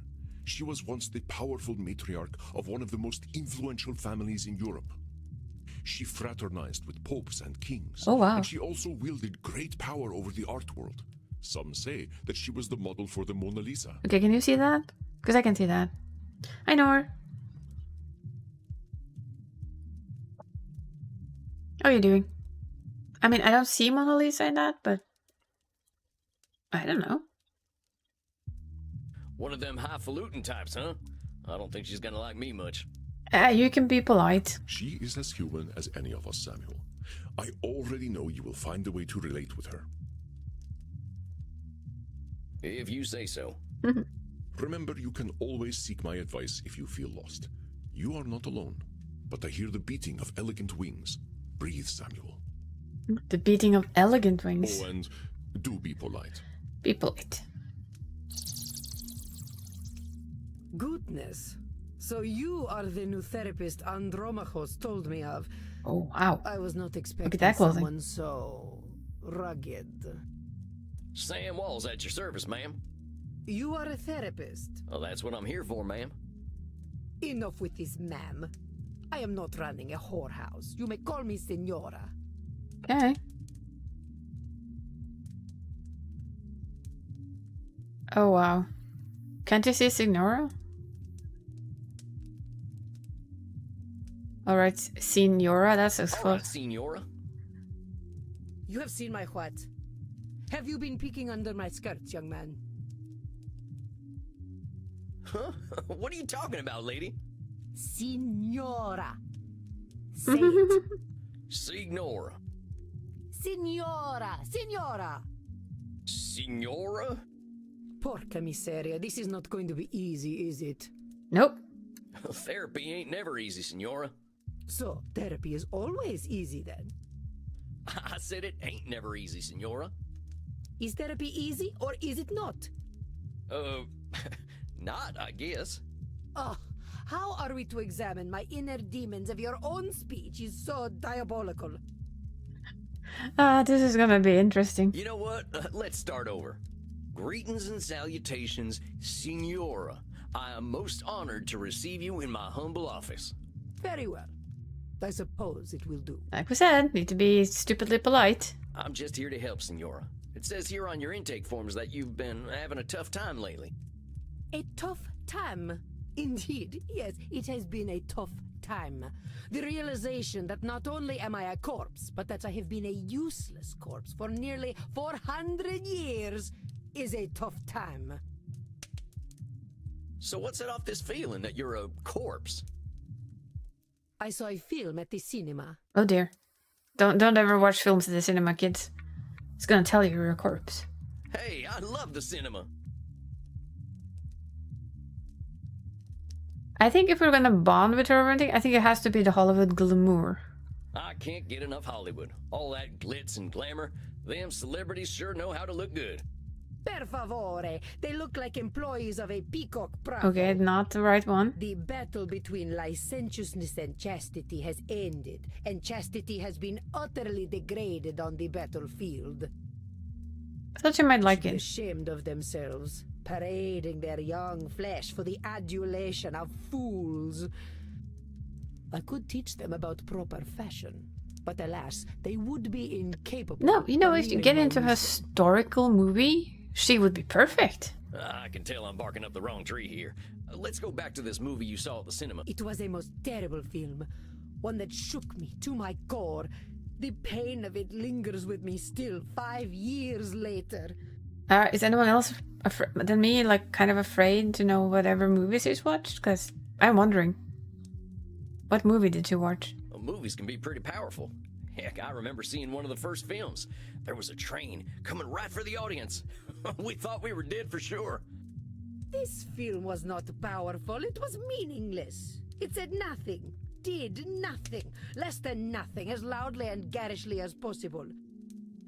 And the audience, fools that they were, cheered, applauded this. I still want to know which movie you've been watching, woman.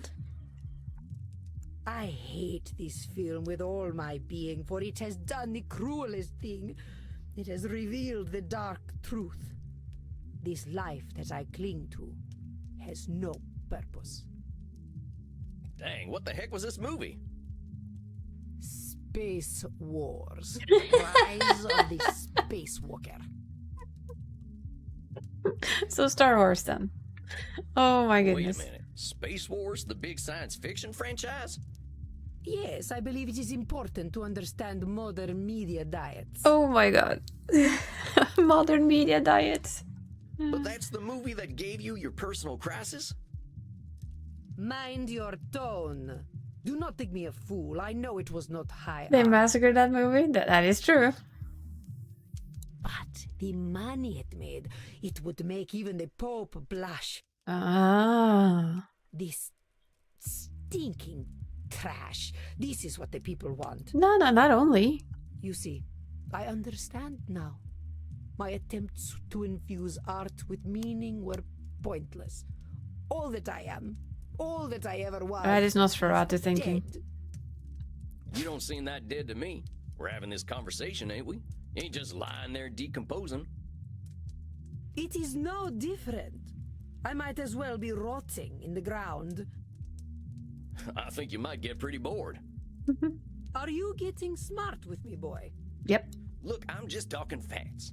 If you're saying all you are is dead, I think you might be doing some Nosferatu thinking. It ain't black and white. You're here. But let's go back to what you were saying. Once, I elevated art, and all the world benefited. Why have I lost my power to elevate art now? Is this disqualifying the positive? Instead of looking at that you did elevate art and the world benefited, you're disqualifying your positive. I'm thinking it's this one. No. Signora d'Este believes she can elevate all art, it seems. A lot of responsibility for one woman, isn't it? Control. Once, I elevated. All the world benefited? There's a lot of people, and they got a lot of different preferences. You can't get them all, can you? But I could, once upon a time. Could you? Really? You can't reach everybody, Signora. I hadn't even heard of the Mona Lisa until about 1911. Did you have any schooling whatsoever? No, I didn't. But I don't think anyone in my time knew about the Mona Lisa either. Oh, how wonderful. You add to my despair. I'm saying you can't reach everyone, even in your own time. That is true. I doubt the rabble had much of an opinion about the so-called great masters. Very true. We only know what we know. But you were saying. It was all for nothing. What good was guiding Da Vinci when they sell the Mona Lisa on beer coasters? It was all for nothing?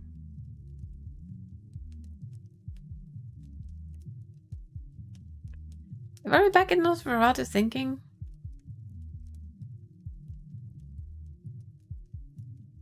Because it's very black or white. So let me get this straight. Yeah. For you, the Mona Lisa is good if it's only ever a painting. Of course. Those of us who are educated know the way things should be and when they fall short. So there's perfect and not perfect for you, huh? Yes. How clever of you to understand the difference.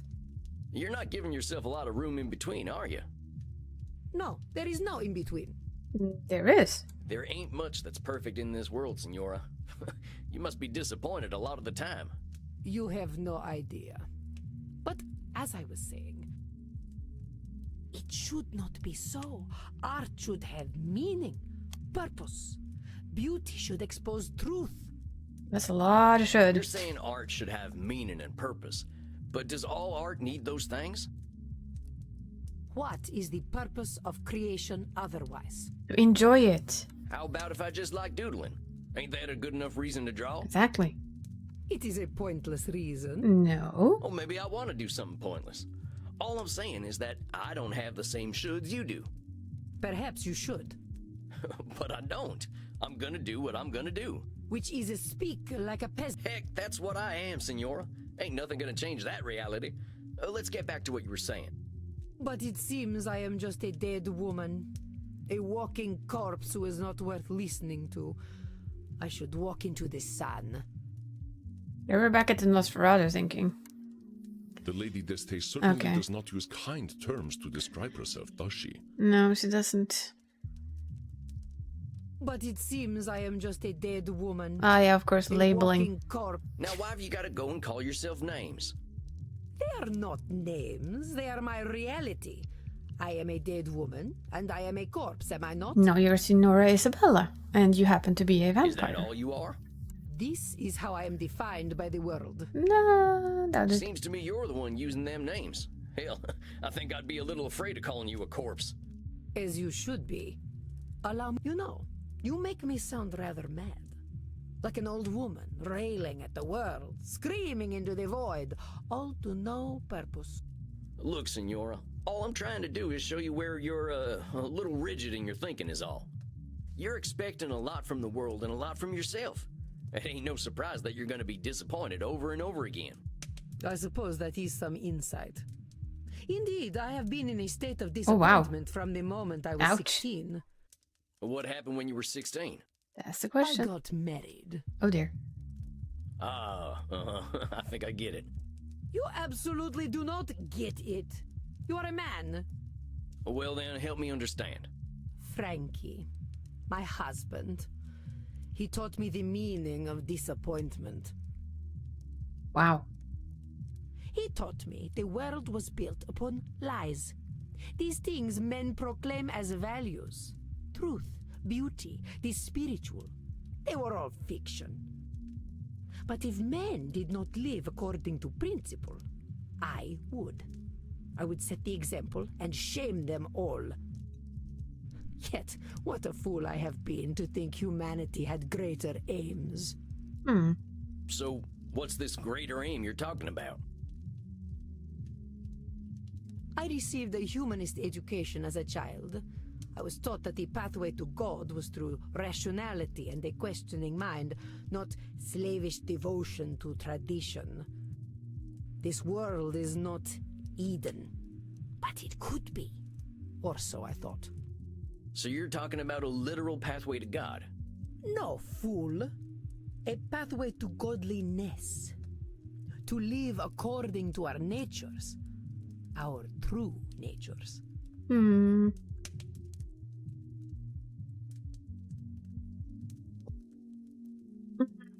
There's a kid, so you mean being You mean Italian? Italian?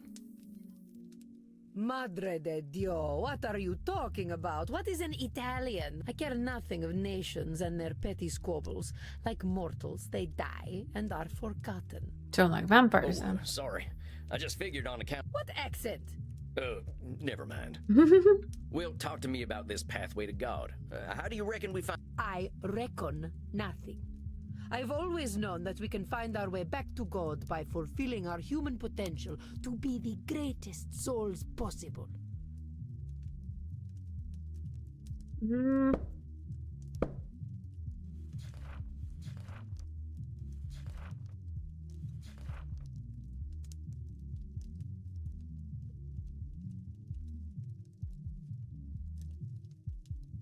Wait, I just read that and my brain didn't catch it. I think it's control fallacy, actually. You really think we've got that much control, Senora? All we gotta do is be perfect, and then we've got our pathway to the Almighty? Yes, it seems quite clear to me. I doubt it. Senora, if that's how it is, it ain't no wonder you ain't forgiving yourself or anyone for the slightest mistakes. I would ask myself if anyone really has that much control.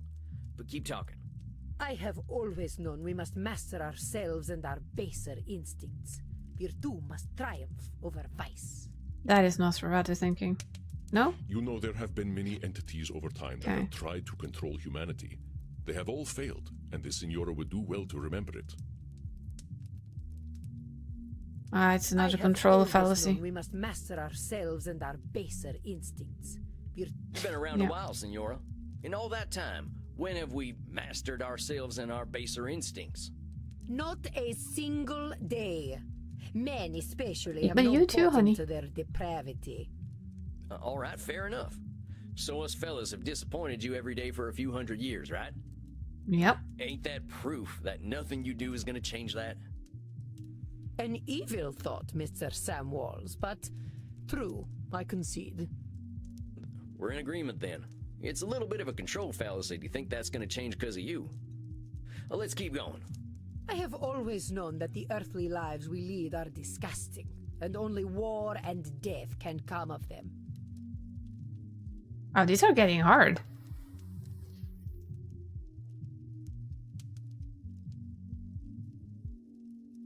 But it's not a should statement. It's not labeling. It's not disqualifying the positive either. Because it's not talking about anything positive at all. It's very black and white though. Hold up just a sec there, cowpoke. You really think all we can do is sow death and destruction? No, I gotta go get my meds after this one. I do not poke cows. Do I look like a farmer? Yeah, you do. Come on, Senora. You've been alive to see what? 15, 20 billion people live and die? Something like it. You really saying death and destruction is all each and every one of them ever amounted to? Well, perhaps not individually, but as an immortal, I look at the greater arc of history. Well, most of us ain't looking to contribute to the greater arc of history, but that don't mean life's pointless. Oi again. Welcome home, I guess. That's some Nosferatu thinking, I'll tell you what. But let's continue. I have always known the people have become fat and lazy, and living within the Garden of Eden is impossible in such a state.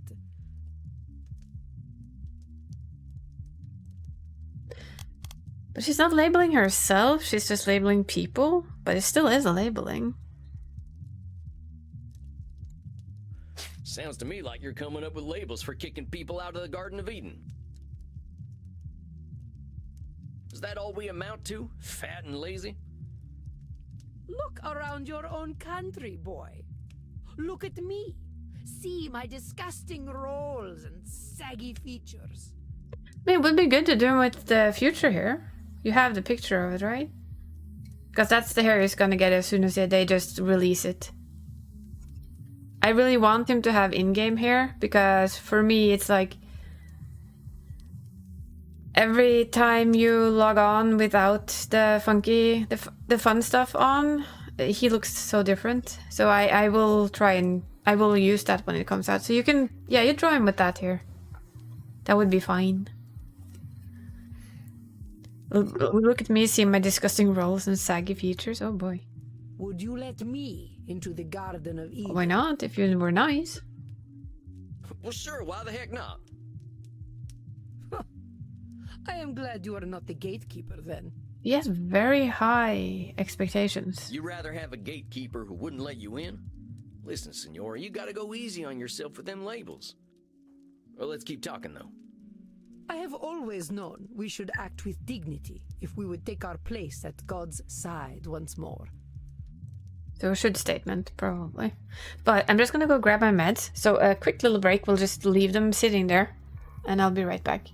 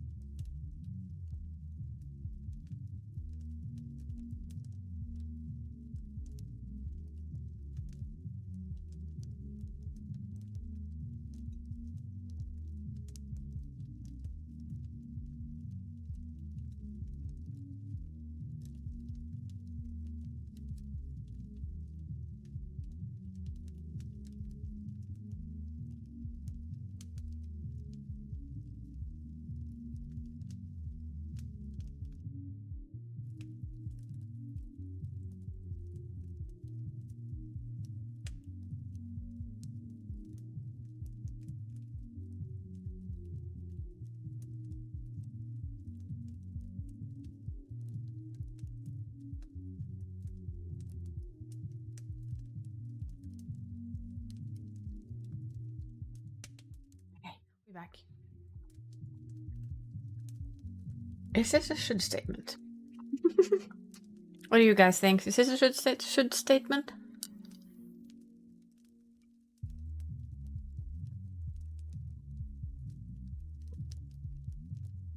I'm kind of debating if it's a should statement or if it's a control fallacy.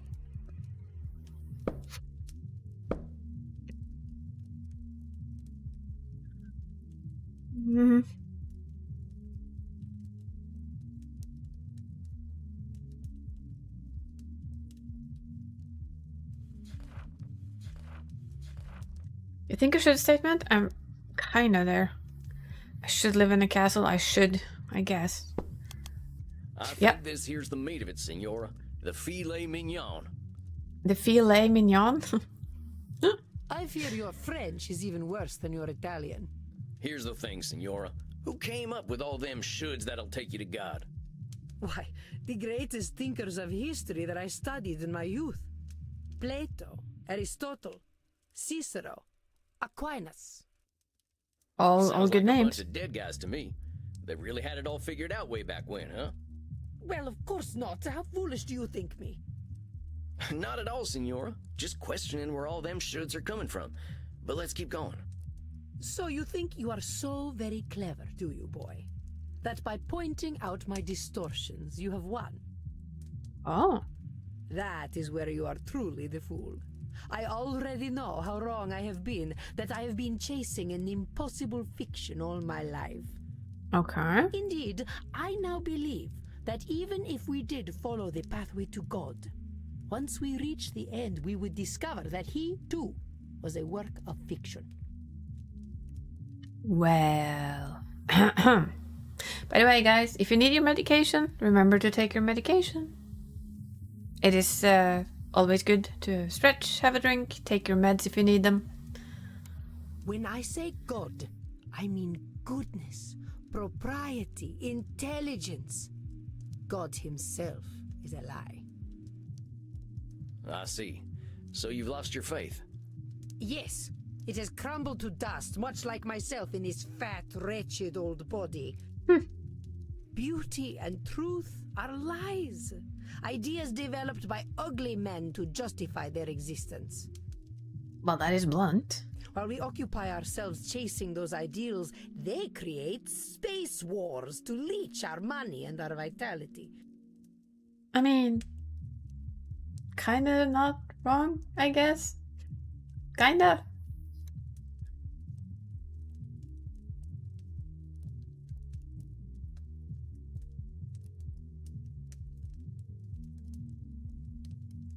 I mean, when you think of it, no, not too bad, right? I mean, I don't know. And to think, they call me judgmental, while they created the false ideal to judge against. You don't think I'm judgmental, do you, boy?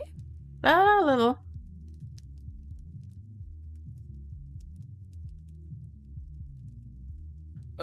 I wouldn't put it that way exactly. Besides, I ain't gonna call you names. In fact, that's where I think I want to challenge you. Senora, I think the person you're judging more than anyone is yourself. Yep. I know you got raised with all them high ideals, so of course you're getting disappointed when nobody can reach them. That's some heavy pressure, not just on them, but on yourself. I'd ask yourself what all that pressure's doing for you. Is it bringing you any satisfaction? We can't always control what things are gonna be. It's true. This is not acceptable. That's not for other thinking. This is not acceptable. Hold on, I know this one. What the heck she mean it's unacceptable to not be in control all the time? Now say that again, Senora? I said it is not acceptable for things to be as they are. Not acceptable for things to be as there are? Huh. This one is hard, but is it a control fallacy? It isn't labeling. Could be disqualifying the positive. It isn't letting me. I got some bad news for you, Senora. None of us really has the power to change the world on our own. Not even a clever lady like yourself. I suggest we start working on ways of helping you find a way to accept the world for what it is. But the world is base and unworthy. Remember that term I told you about? Nosferatu thinking? You're gonna strip all the color out of the world if you keep doing that. The world's a lot more than just base and unworthy. Nosferatu thinking. I am not used to having my own thoughts thrown back at me. Well, that's why you're here, ain't it? I ain't gonna help you change the world, Senora. All I can do is help you find some other perspectives. I suppose there is a certain simpleton's wisdom in the way you speak. Ah, we got a smile. I'm gonna take that smile. Thanks, I guess. Very well, boy. I will consider what you have said. We will meet again in exactly 4 weeks. Do we have an understanding? Sure. Yes, indeed, Senora. Ugh. Please learn to speak properly by then. Please learn to accept that not everybody speaks like you by then. Bye. Well done, Samuel. I believe you handled Senora Deste quite well. You kidding? That lady straight up hates my guts. Samuel, if Isabella Deste hated your guts, she would not be shy about telling you so. Mm-hmm. That I believe. The older we get, the harder it is to gain a different perspective. Have patience. We are not all as wise as Samuel Walls. Guess it's just that simpleton's wisdom, as the Senora called it. Do not adopt her labels, Samuel. I will not stand for it. I know she was a challenge, but you rose to it as I knew you would. I think you deserve a night of hard drinking. What do you say? You don't need to tell me twice. All right, Andy. I'll see you later then. Indeed, Samuel. Enjoy yourself. Excellent work tonight. Rest in peace. Rest in peace. As long as we don't rest in pieces, I guess we're good.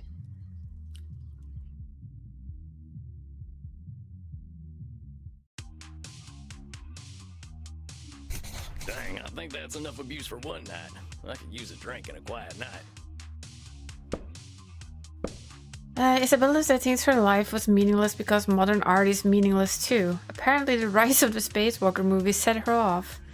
Extremely high-minded, Manger is with her former husband, thinks most people are corrupt, especially menfolk. Used to be a devout Catholic, not so much anymore. Likes to be in control, maybe a lot of control fallacies. Next time I'll dig into the family stuff, seems like there's a lot of anger there. Hi Dentex. We're winning, yeah. We are basically fixing vampires. Hey, cowboy. What a long face. I used to say the same thing to my princess. Princess? Your daughter. My horse, actually. She never really understood the joke, but I You still do that like every to day? talk to her. Awesome. By stabbing them. Not sure that solves their problem as much as solves your problem. I'm just saying. You didn't answer my question, Gunslinger. What's got you down? Oh, I just finished up with my second client. She gave me a tongue lashing to remember her by. You ever talk to someone who's so educated and refined that they make you feel like a space alien? Hey, it solves the problem of existence, but does it actually solve their problem that they had before you decided to take away their existence? That is the question. So in that fashion, did it actually solve what you wanted to help them solve? See, I'm gonna be very annoying coming weeks when we play this game. I hope it's long. Please be long. Please be long. Only everyone I ever met in law school. At least until I learned to speak their language. You're a lawyer? Was, and no, I wasn't the blood-sucking kind. Before you start with the vampire jokes. Just a wide-eyed DC do-gooder. But I get what you're talking about. People can use language like a membership card. You don't speak the lingo, you don't get in. Time to learn a lingo then. Well, that's just what I mean. I just ain't sure I've got the lingo for a 500-year-old high society Renaissance woman. Well, how do you think your session went? Think she heard you? I do think she heard us, but it was also kind of awful. I mean, if they don't exist.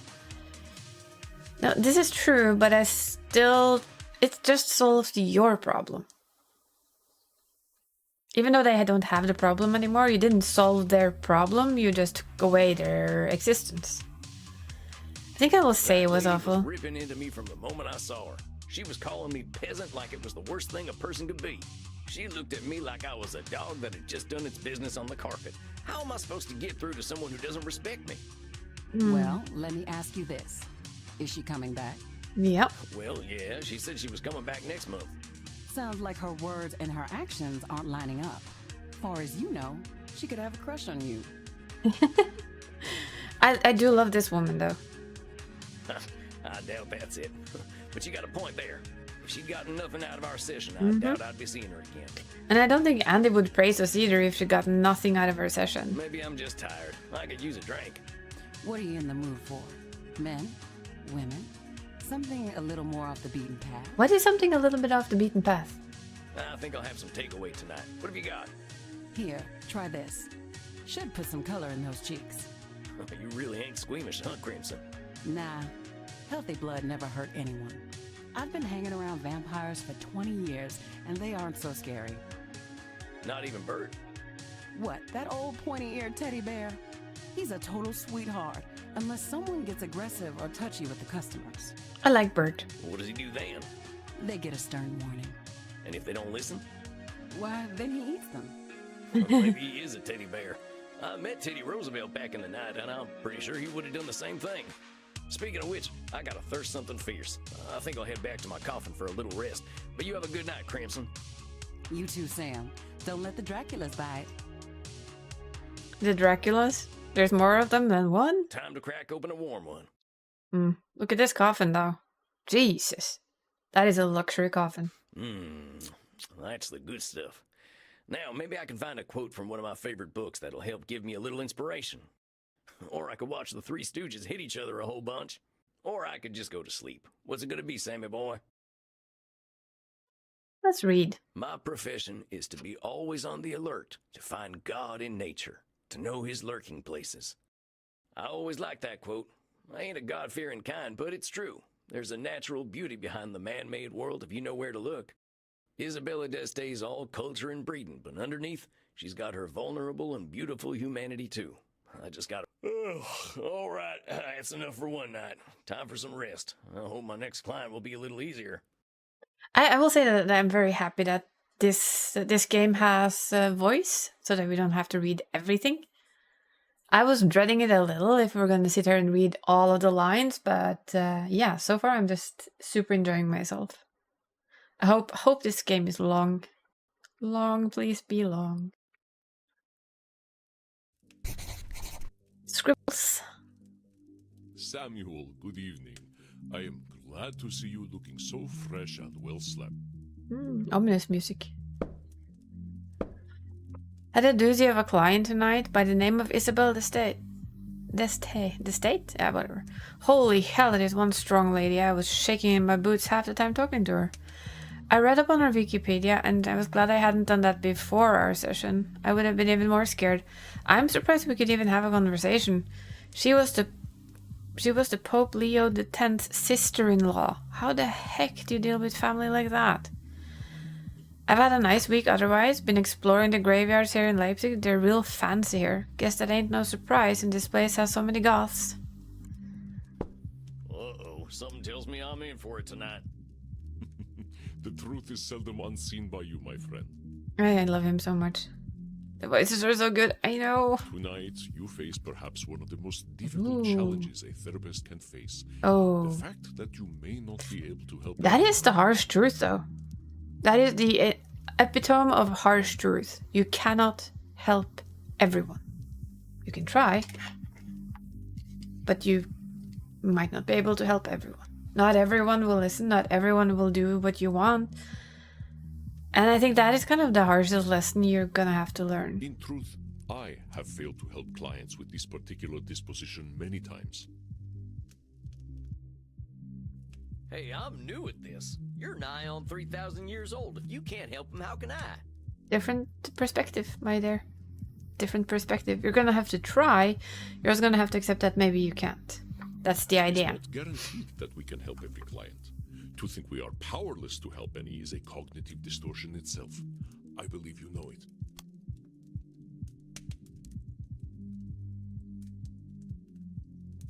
I can't say we can help every client. Think we're powerless to help any? Is it a cognitive distortion itself? Believe you know it?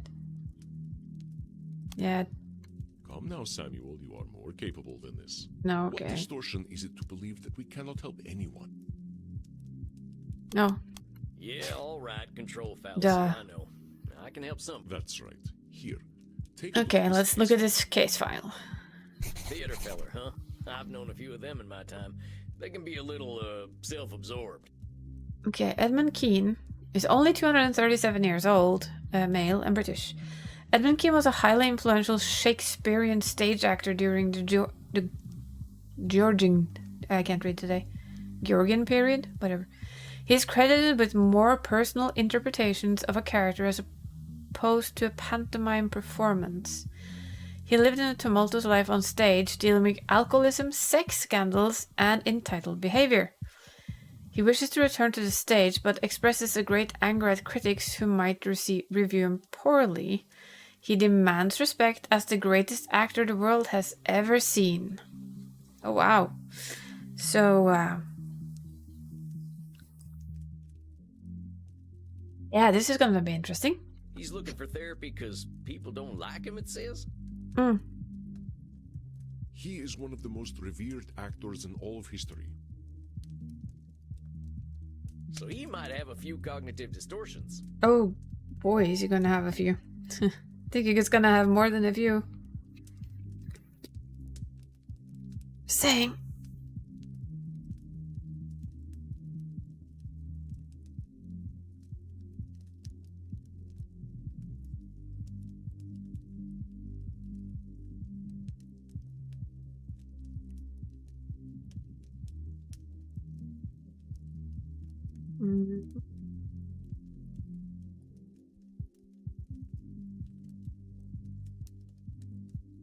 I should have stopped sitting here and listening to the music, but I'm kind of tempted by it. Never mind. A few. He may not recognize them, Samuel, but all you can do is present reality to him. That is true.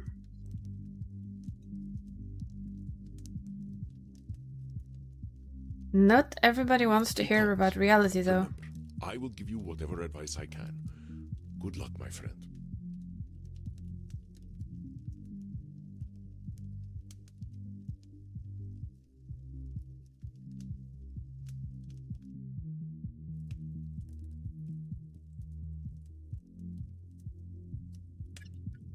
I hope I'm up to this. Yeah, let's hope we're up to it. One bat. What is this vampire I see before me? Oh, hi, Edmund. I'm Sam Walls. I'm your new therapist. Your dress, your bearing, your hat. You also are forgotten by time. Am I? Oh, how fortuitous. A kindred spirit, perhaps. A therapist should know pain, I say. Most excellent. Can we say drama? I would say drama queen, but I guess drama king. Tarnation. Can't get a break with this here hat of mine. No, it's perfect. Do not change a single thing. It gives me faith. Faith, my dear vampire, that you can help me. I'm gonna do everything I can. I promise you that, amigo. Do not do so lightly. Darkness dwells within my damned soul. Oh, yeah. You journey into my pain at your peril, and I cannot be your Virgil. You're who now? Anyway, you wrote in your intake form that you're here because... Mortals don't appreciate. Don't appreciate you, you said. Indeed, and I fear they cannot. They must die to appreciate life. As mortals, they cannot ask the immortal questions. Well, that is true. What is life for us who do not live? Why are we here? Why do we continue? What do we do when death has no meaning? All the things you love doing? And what a piece of work is Vampire! How noble in stature, how infinite in life! Oh boy. Let's indulge In him. form and moving, how express and admirable! In action, how like a demon! In apprehension, how like a bat!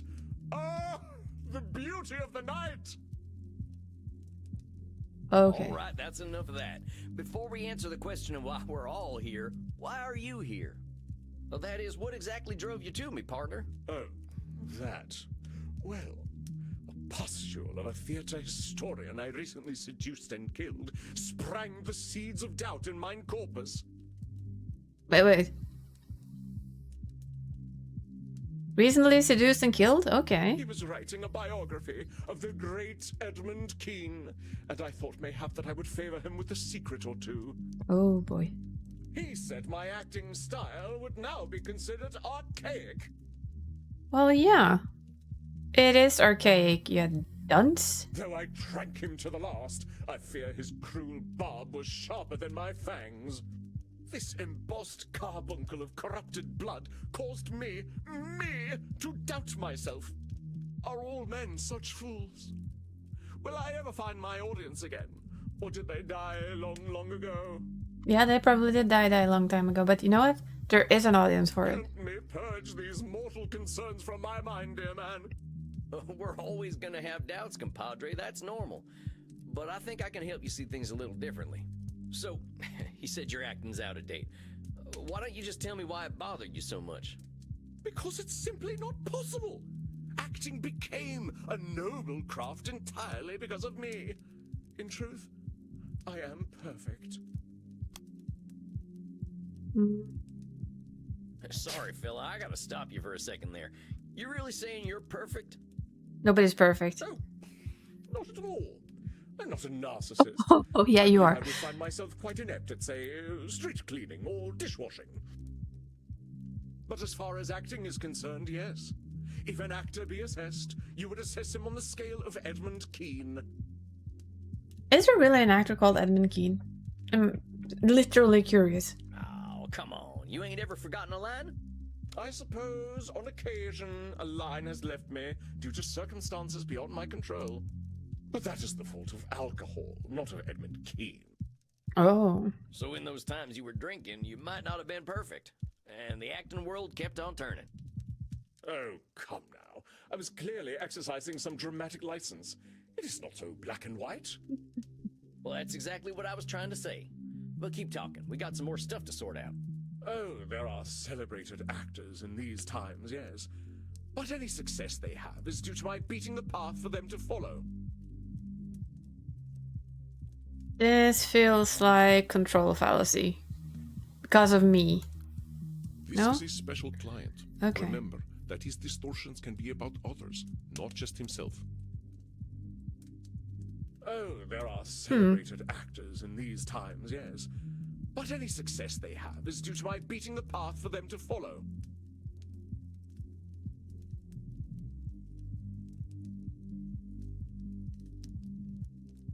Is it a should statement? Maybe? I'm a little uncertain about this one. Celebrated actors in this time. Yes. But any success they've had is due to...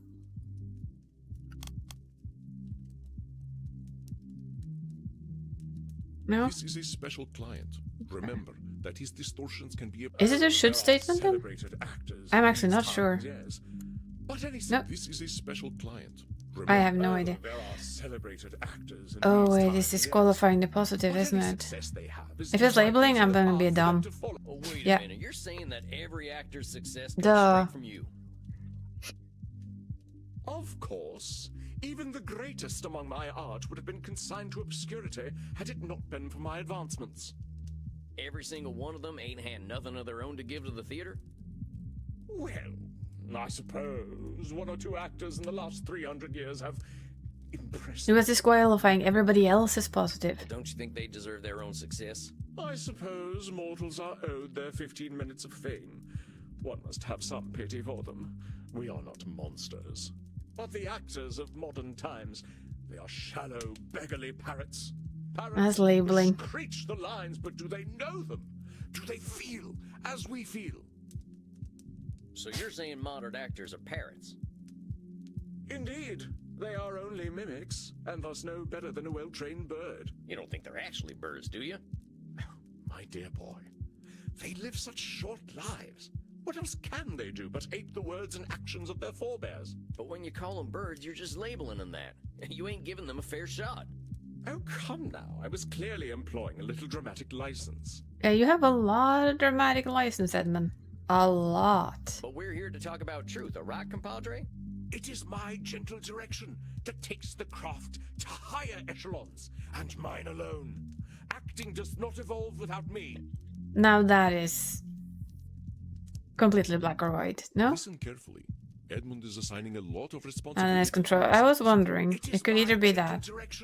I thought it was very black and white though. Higher echelons, and mine alone. Acting does not evolve without me. You're saying only Yeah, you control can change fallacy. the I was course of acting? kind of between the two. It is demonstrably true. There is acting before Edmund Keene, and there is acting after Edmund Keene. But there's so many types of acting out there. I mean, I remember when vaudeville came out, but I don't think you had anything to do with that. Vaudeville? Oh, like so many American arts, an art of the grotesque. You plunge a dagger. Okay, what the into hell heart is of vaudeville? Dante. Does anyone here actually know what vaudeville is? Cause So I don't. you didn't have nothing to do with vaudeville. Oh, devils below, no. Well, then you got a little control fallacy, hombre. Mortals got wills of their own. Yeah, indeed. I suppose I don't want any responsibility for the things the Americans create anyway. These critics should honor me, as is my due. These critics honor me as is my due? That's a should You're statement. saying critics should honor you. Well, what happens if they don't? They die? They are not doing their jobs properly. I do not ask for their laudations without cause. But if a so-called critic does not recognize my contributions to the theater, what do they know of the theater? Maybe they just got different tastes. True? Uneducated taste, perhaps. If they are just uneducated, why should they appreciate you? An interesting point. I suppose I cannot blame them. Thou fiend! You are cruel indeed to beat a man. when he Hey, is we're at his now a most fiend. vulnerable. Woo! I am here so you may help me cope with a world that has gone mad, not so you might attack my every word.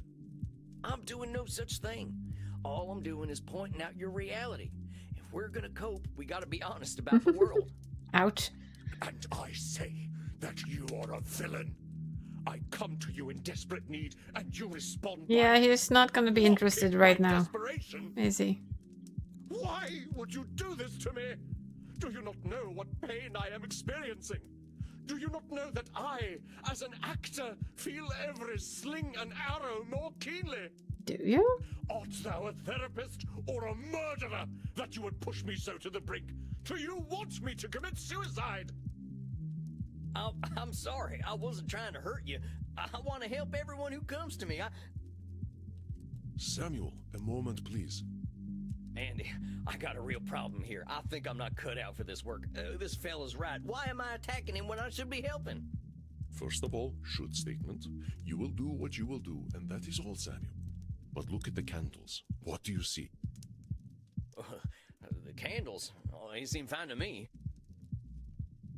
Look at the flames. Wait a minute. They're getting higher, ain't they? What the hell's going on? Your client is very powerful. He has his own unique skills earned through the ages. Fancy. His skill in gaslighting is so intense that it affects the world around him. His skill in gaslighting? Oh boy. Nice one. He is altering reality to fit his distortions. Be watchful, Samuel. Do not let him. How do I stop it? Be persistent, and above all, be honest. He does not control your reality. I await your apology, sir.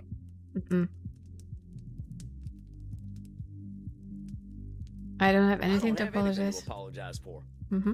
All I did was point out some truths in the things you were saying. Now, if that makes you angry, fella, I don't know what to tell you. You wound me, but I am strong. I persist. I fight. I know my worth, sir. I have fought and died for my art. I shall take my business elsewhere, and vampire society shall hear of your quackery.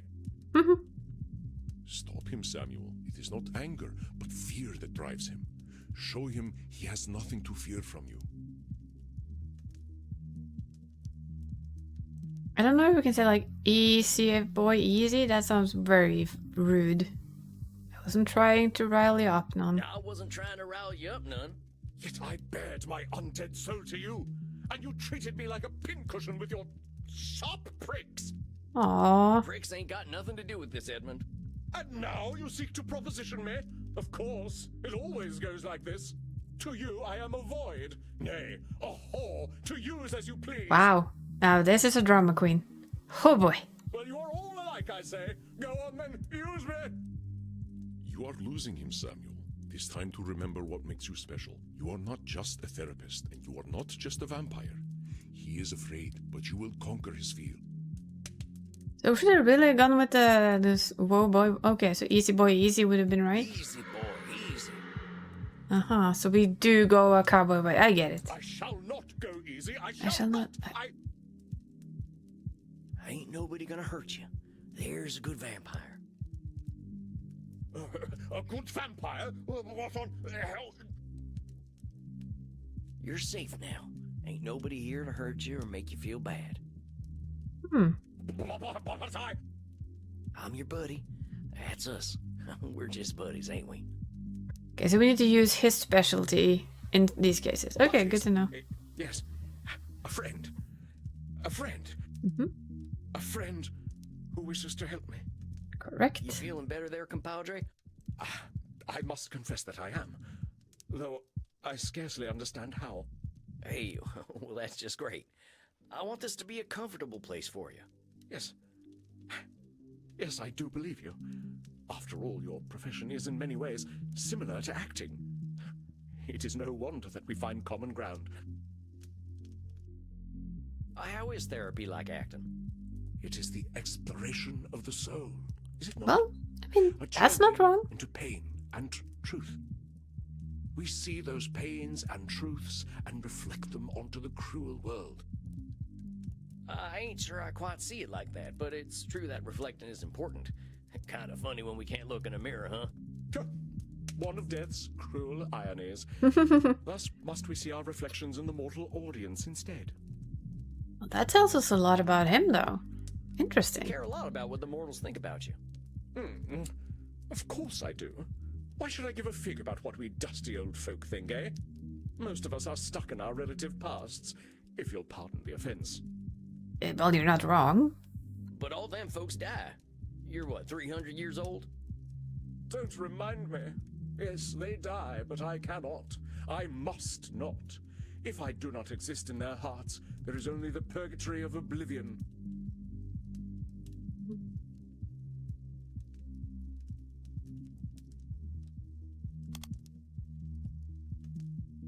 I can see why you're so worked up there, compadre. That's a lot of responsibility you're putting on yourself. Don't you see? My talent is a gift that must be shared. Must it, though? Well, there's that word again, must. I'm telling you, man, an expectation is just a resentment waiting to happen. You can't control how the world's gonna move. Maybe people just like a different style of acting. Of course I know the plebeians will never understand my oeuvre. Of course I cannot control how they will respond. I guess that's a start. Unlike some vampires, I am not some blood-guzzling parasite who will idly sit and wait as the world turns. That is labeling yourself as a blood-guzzling parasite. You calling most of our kind parasites? I am, for that is what we are, if we are nothing else. Alright, let's just forget the part where you're insulting other vampires, myself included. If you say that you're a parasite if you don't do something, you're gonna be scared as hell of not doing that thing. As an immortal, I aim for loftier goals. Can you hit those goals if you're busy being afraid of turning into a parasite? Ah, but your humble speech does belie the true wisdom beneath. I am indeed cruel to myself. I died for the stage, so I should live for it as well. And died for the stage, I should live for it as well? That's a should Well, statement. why should you live for the stage? What was my death worth if the stage does not matter? But it's only you who's saying your death ain't worth something. Your shoulds are fatal. Ain't that a lot of pressure? Perhaps. Though one might argue that all great actors must be forged in fire. So I'm guessing when we don't get like the blood hit, that it's not the perfect answer, but it is also not incorrect. But is acting really the most important thing in the world? I shall assume that you jest. Vampire society's of no use to me. We are so few, and I cannot have an adoring crowd without a crowd. Vampire society is of no use to me. We're so few, and I cannot have an adoring crowd without a crowd.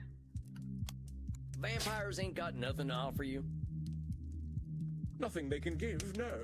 Vampires do not understand the avant-garde. You know, he and the previous one would get along very well. Vampires have a lot to give. We got time to understand things mortals just can't. I think you're painting vampire society with a pretty broad brush. We got some redeeming values. Oh, perhaps. But an understanding of the stage is not one of them. You know, I see what you are doing. The motivations of man are well known to me through my art. And what am I doing? You are mocking me, undermining me, causing We're me losing to him a doubt bit again. myself. I know thy purpose, wretch. This therapy business is all a ruse. You would lay me low and claim dominion over me. Here we go again. All I'm trying to do is help you, friend. Reality's a lot easier to deal with when you can accept it for what it is. So, now you doubt my sanity.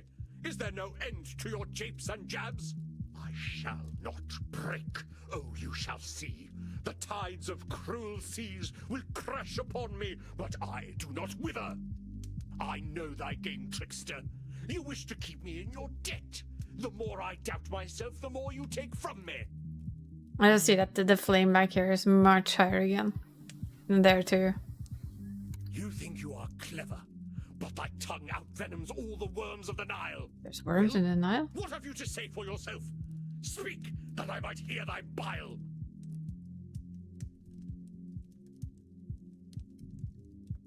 Easy there. We're gonna go with his cowboy stuff. Hi, Dree. Thank you for the hydrate and the stretchies. Easy there. I know you're upset and you're scared.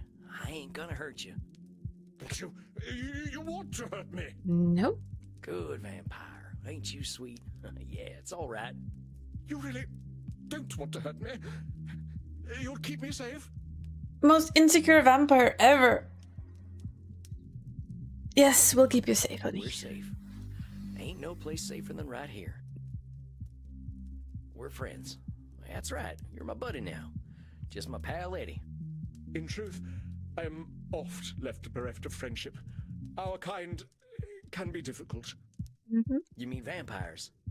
No, actors. But to sense one is not alone in all the world is a feeling to be cherished. That's fine. Massive lurking is 100% fine. I'm just enjoying my game here. So yeah, eventually one of these days I want to play those again. I played 7 not long ago. I've It got, is like, one of my favorite games of all time, so I played it a lot. I need to finish the remake, and I like the remake, I really do. But I've got Oh, a hankering discussing to play the original. Final Fantasy. I like the remake too, but I would like it a lot more if they just released the whole game. Yeah, rather than this episodic sort of thing. Yeah, and the pricing is just disgusting. What gets me is it's like, oh, we're gonna release it in episodes. You don't need to We're gonna release make it in it. episodes. Yeah. Well, yes. I did it. Well done. You ain't alone, I promise you. Whatever bad stuff we're living, someone else has lived it already. 'Tis so. Many geniuses were unappreciated in their time, with wonders of their craft consigned to history's dusty Indeed. pages. Even the bard himself did struggle. There is some comfort in that. Common nocturnality. We all got the same needs, man. Blood, safety, and sex. Yeah, that's the Indeed. truth. I too am akin to the doomed Achilles, though my sore spot lies not so low, but twixt stem and stern. Twixt. Tain't my place to comment. Oh, it seems the spot is no secret to you after all. Maybe we can talk about that some more in your next session. I think you did pretty dang well today. Yes. Yes, I suppose I did. I am rather good at therapy, aren't I? No. If you're here and wanting to get better, yeah, I'd say that makes you pretty good at therapy. Well, one mustn't rest on one's laurels, must one? That's right, Eddie. Okay, I'll see you in a few weeks then. Aye, we shall vanquish my demons together. I cannot tarry. The stage awaits. We have a drama queen if you were wondering, but I guess you weren't wondering.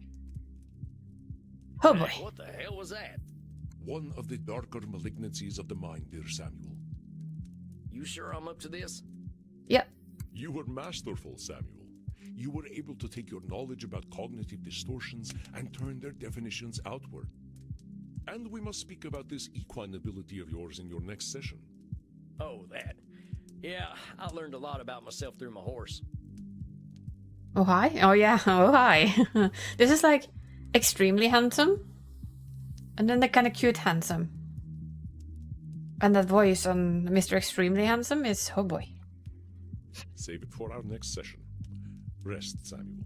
You have faced a great danger. Now it is time. Ah yes, let's go see our goths. Please, can we see our goths again? Those were fun. I like them. Well, not sure I'd call them merry, but they know how to cut loose. All right, Andy. I'll see you later.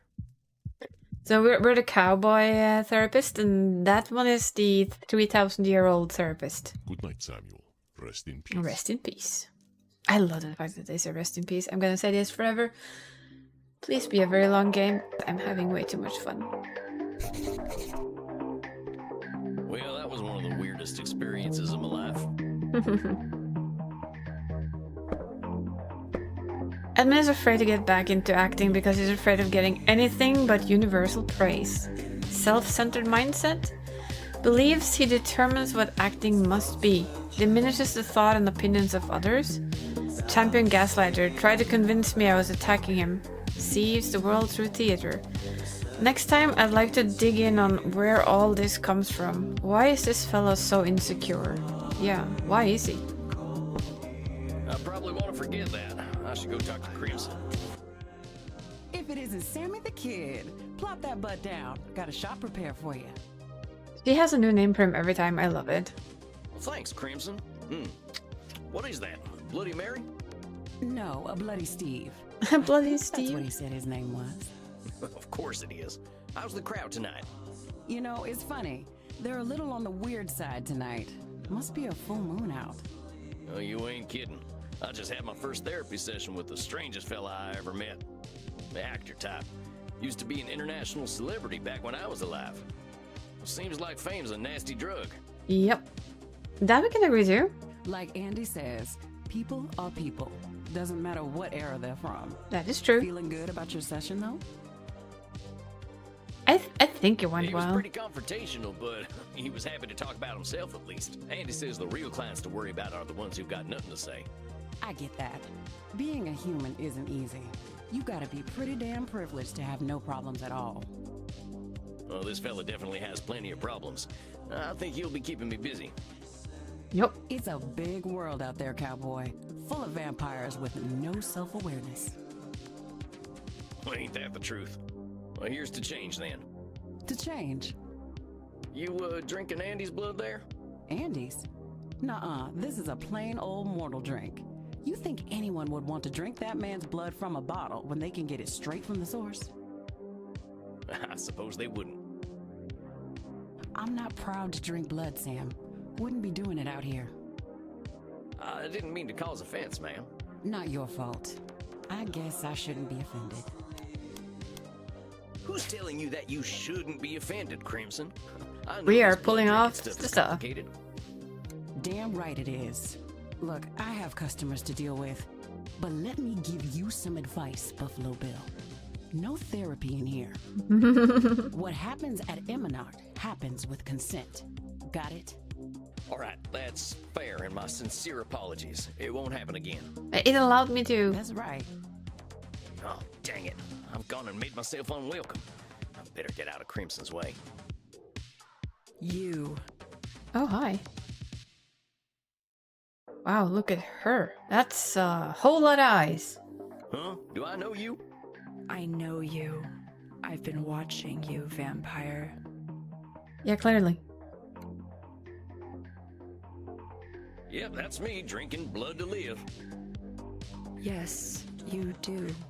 I saw you. I see everything. Panoptibella? Panoptibella? My name is Panoptibella. Mhm. It means I see all, and I am beautiful. I saw you in the kink room with Reinhardt and Maxi. And now I see that you are thirsty and would like to drink. Yep, that is so.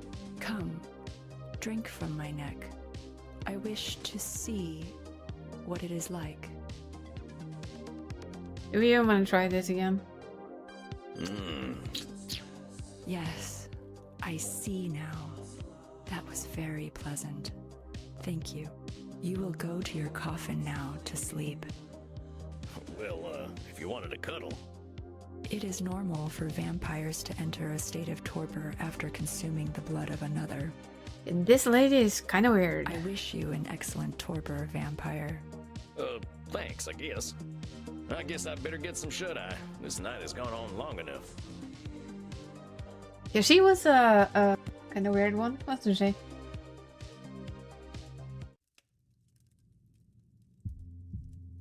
Good evening, Samuel. I hope you are feeling well rested. I have a new client for you. Oh, do you now?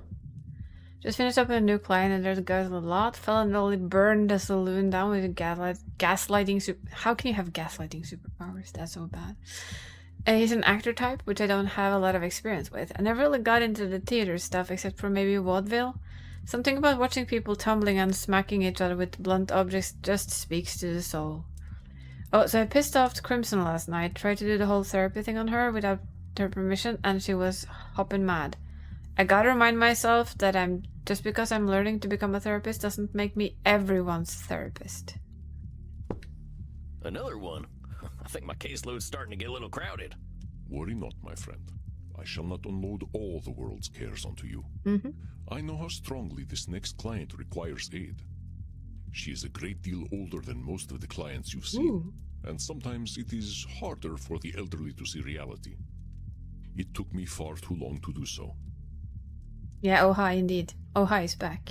She as old as you are? Or is she older? Not nearly. Thus, she should be more ready for change than I was. Wonder what changed him. Or who. Take a look at her intake form. Oh wow. Bronze Age. Oh boy. So Medby? I don't know. 1804, so she's 1,804 years old, not 3,000 like this dude. Origin Bronze Age. An elder vampire like myself, Medi. Okay, Medi. Has lived mostly alone for the past 2 millennia. She grew up among wanton violence between Irish clan warlords and has since kept her distance from... Okay, so she's kept her distance from mortals. She now spends more of her time online, where she's become a streaming celebrity. Well then. I do not know what this means, but perhaps a younger vampire might. She has expressed frustration at the increasing demands of her followers. Suggestion. Must be patient with the elderly. Dang, she died young. Makes me wonder why I waited so long to kick the bucket. Could have left her nicer looking corpse. Alas, death does not often allow us to have much choice in the matter. Says here she doesn't leave home unless she has to. Indeed, it is a puzzle, as elder vampires can often be. I sure do hope I can help her. You will do your best, I know. Let me allow you some privacy. She comes. Bat time. Imagine if the bats line looked different. Hello. Oh, hello. Love your hair. Hey there, how do I say your name? Is it, Medbub? Medbee? Mev is my real name. Medbee's just my screen name. You Mev. can call me Medi if you like. Oh, mighty fine meeting you, Meddy. I'm Sam. Is that all you are? I couldn't rightly say. I ain't no more or less than Sam. You're cute, strange cowboy man. I don't know that you should be calling your potential therapist cute, miss. Not in a touching bodies way. I mean, you're more like a rabbit. A Or a mouse? mouse. Oh, she has a cool dialect. God, I love all the voice actors in this Oh, I thing. want to dress you up in a little mouse onesie and watch you scurry about. You can keep your hat on and be a little cowboy mouse. Oh, I like that very much. I'd keep you in a little cage and give you lots of cheese and, of course, a wheel to run on. She has some weird ass ideas. Whiskery little pet. What is the matter, Samuel? I think I'm out of my depth here, Chief. I ain't keen to be anyone's pet. Then say so. Older vampires such as myself can sometimes be uncomfortable to be around. Uncomfortable. So you know. And why? I believe this will be an excellent challenge in setting boundaries, Samuel. How about no? Explain to her your boundaries. You will be modeling positive behavior and saving yourself a little trouble. Yeah, just a little. All the more reason to be clear and polite right now. Good luck, Samuel. I know you can do it. You look distracted, little mouse. Have you smelt a bit of cheese? Did your whiskers twitch? All right, miss, before we keep going, I think we need to set a few boundaries.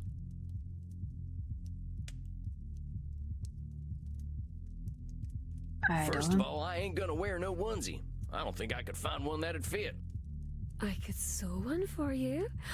I would make the neck hole really big so that you're... Okay, well, maybe I wasn't being clear.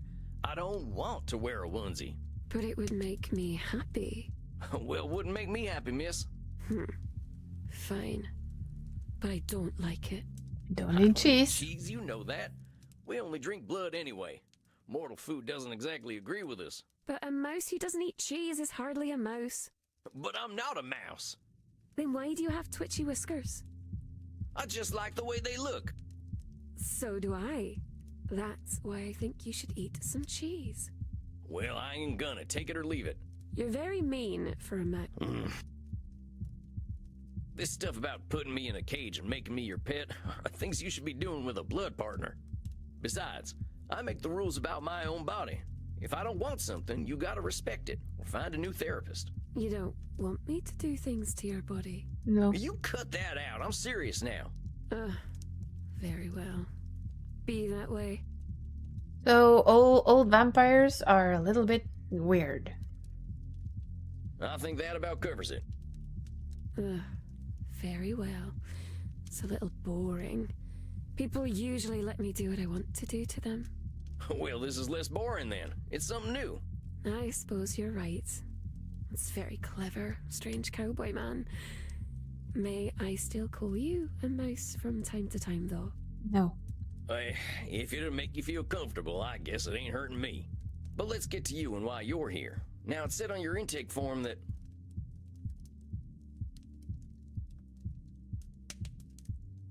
Can I look at that? Has expressed frustration over the increasing demands of her followers, so overworked. You're overworked, it said. You're not my first client with that problem. What line of work are you in? I play video games. I do too. Luckily, you guys are not pressuring me to do anything bad, so we're good. Video games? Like Star Invaders? No, silly. More like Overcharged 2 and Pension Impact. More of an FPS and RPG girl. I don't know what them things are. I kind of figured video games were just a fad, like collecting ferns was in my time. Video games are lots of fun. There's even one where you get to play a cowboy and kill bunches and bunches of people. Red Dead Redemption, if you want to be.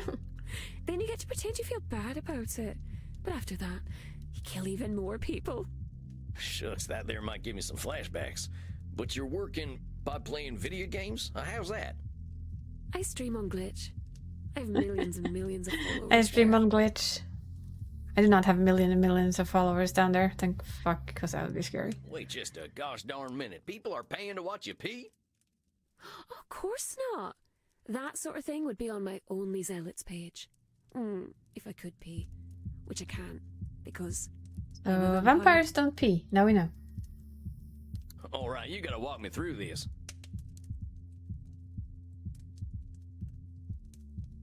What's streaming if it ain't peeing? Okay. What's streaming mean if it ain't peeing? Streaming means to share your computer screen to the internet. Yep. Like watching the cinema, only instead of people shooting each other, it's you answering emails? Sort of. Mostly people just like to watch people shooting other people. Only it's little computer people that only look like people. Clear as mud. I got some more questions about them funny things you mentioned, though. Clear as mud. What's Only Zealots? Do we really want to know what Only Zealots is? That's a very special website where my very special followers get to see me do naughty things for money. You've been around a long while. Do you need money? No, of course not. But I do like having mortal bloodbags who will do anything for me. They're very useful. I mean, I can actually see that as a vampire. If you streamed and you got like an OnlyFans page, why not? Right? This whole thing makes me feel old. You're only a baby vampire, strange cowboy man. I'm glad you're not the kind of baby who poops and pees, though. That's quite icky. I had some more questions. FPS and RPG, we know this. RPG and FPS stuff. Role-playing games and first-person shooters. Kinda dark to be playing games about the first person you ever shot. That ain't a good moment. You're extra silly. It's a video game with a first-person perspective. It only looks as though you're shooting someone. I like the ones where there's lots and lots of blood. I end up feeling quite hungry. Are they still using corn syrup to look like blood? It never looked realistic to me. They don't use corn syrup in video games. You're very funny. I'm glad I'm funny, I guess. Let me ask you something else about these video games. Alright, I think I understand a little better. You're working pretty dang hard for all them followers. What do you need them for? Lots of things. They pay my rent for me, they buy clothes and gifts for me. They dispose of all the bodies. And they let me kill them too. They're all so eager to die. Poor little lambs. Oh my. They're like servants? Servants, little sheep, whatever you'd like to call them. I mean, if you were a vampire's follower, would you actually want to be, you know, a little sheep? And they're willing to just up and die for you? Oh, naturally. Sometimes all I have to do is smile for them. They find it enchanting. And they quite like my breasts and vulva. Well, I guess that's a plus, huh? Oh, I see. Does it make you uncomfortable to hear me say breasts and vulva? Not really. I reckon I just wasn't expecting that level of candidness. Breasts, vulva. Yeah, I got it. Hey, come on now. Oh, but it's so much fun to watch your little whiskers twitch. So, these followers of yours do a lot of work for you, huh? But I have almost 100 million little sheep. Oh, Jesus. It's rather difficult to manage them all and keep them happy. Imagine trying to have 100 million little sheep or followers or watchers and you're going to try and keep them all happy? Why do you need to keep so many servants happy? I need my sheep. If I don't have them, I'll have nothing.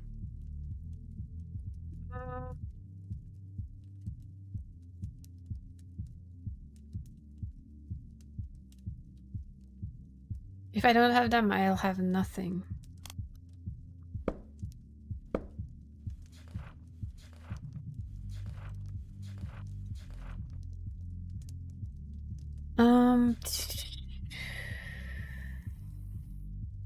This feels like Nosferatu thinking. It's in between. Again, I think control fallacy. Yay! Hi again, Tech. How you doing? Enjoyed Donnie's stream? I thought she was crocheting. Is this control fallacy or is it Nosferatu thinking? If I don't have, I'll have nothing. Is it really true that if you don't have your followers, you won't have anything? Ain't you got other stuff you're interested in? I suppose I enjoy reading and video games. And I can do those things alone. There's also playing games with my body. Oh, yep, there's that. Which Americans don't do. You like to shoot people instead. Bang, pow, ugh. Okay, she's a little bit weird. I kind of like her. Moved you from your TV to your phone? Aww. Well, you yeeted yourself to your phone then. That ain't always true. But let's get back to what you were saying. If I don't make them all happy, they'll turn against me. Ah, thank you for the raid, Danny. Danica_Lily just raided with 6 viewers. Welcoming, guys. How did your stream go, Danny? I had you on Lurk on TV, so I saw you see you were crocheting actually. Now my TV has me on it, which means I can change the channel. Cause why not be cheeky, right? How did you feel it went? And welcome in, Raiders. We are currently in a therapy session. After we give Boss Cat his treats, we will continue it too. A Donny raid? 100% a Donny raid. Just ended with finishing the heart for TT's cat. Yay! I look forward to seeing TT's cat. Be all good and done. And yeah, please go follow Donny. She's a wonderful person and she is absolutely worth following. She plays cute games and she crochets. Hint to the fellow crocheters in my group of people, just saying. You can also crochet on stream. But yes, yeah, we're playing this little game here. It is a therapy session. Quite harsh, actually. It's not always easy to realize what you're supposed to answer here. I actually really enjoy that part. It's clear that they actually worked with a proper therapist, so that is a good part about this game. But it's 9 PM here, and those who know me and my boss cat knows that he is currently oogling me with intent of treats. So, we're gonna have like a tiny little break. We're gonna keep talking to this 1,804-year-old. Yeah, that's her age. Streamer who thinks her followers are probably a little bit too needy. Kind of hits home, doesn't it? But yeah, we'll be back in just a few, so if you want to stay around, have fun and do so. And if you need to go, Donnie, and hop along, because we all know that she's single, probably. She apparently doesn't like being outside much. She likes being inside. I mean, she's a gamer, she's a streamer, she's all good things. But yes, very quickly, we'll be right back. I'll go give Boss Cat some treats. And then we'll see if we cannot help our lady here a little bit. She's interesting, though. She's an old vampire. If you need to go and do stuff, though, Donnie, thank you for the raid. Thank you for hopping in. And I'll be talking to you in just a few. I'm sure you do, Tech. I'm sure you do.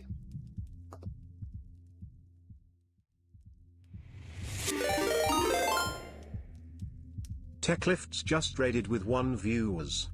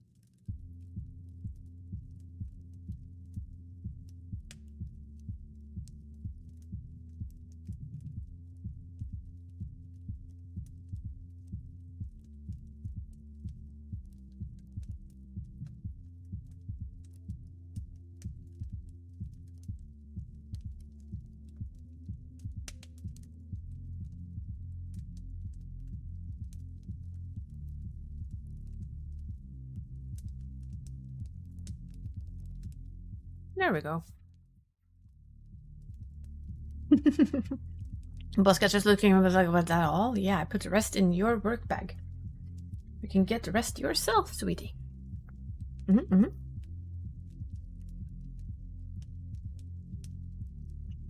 I also had treats though, so we're good. Okay. Back to it. If I don't make them all happy... All I'll be is the lonely, crazy girl with a flat full of stinky corpses. Okay, that is labeling. Let's ease off them labeling terms. Don't go calling yourself crazy.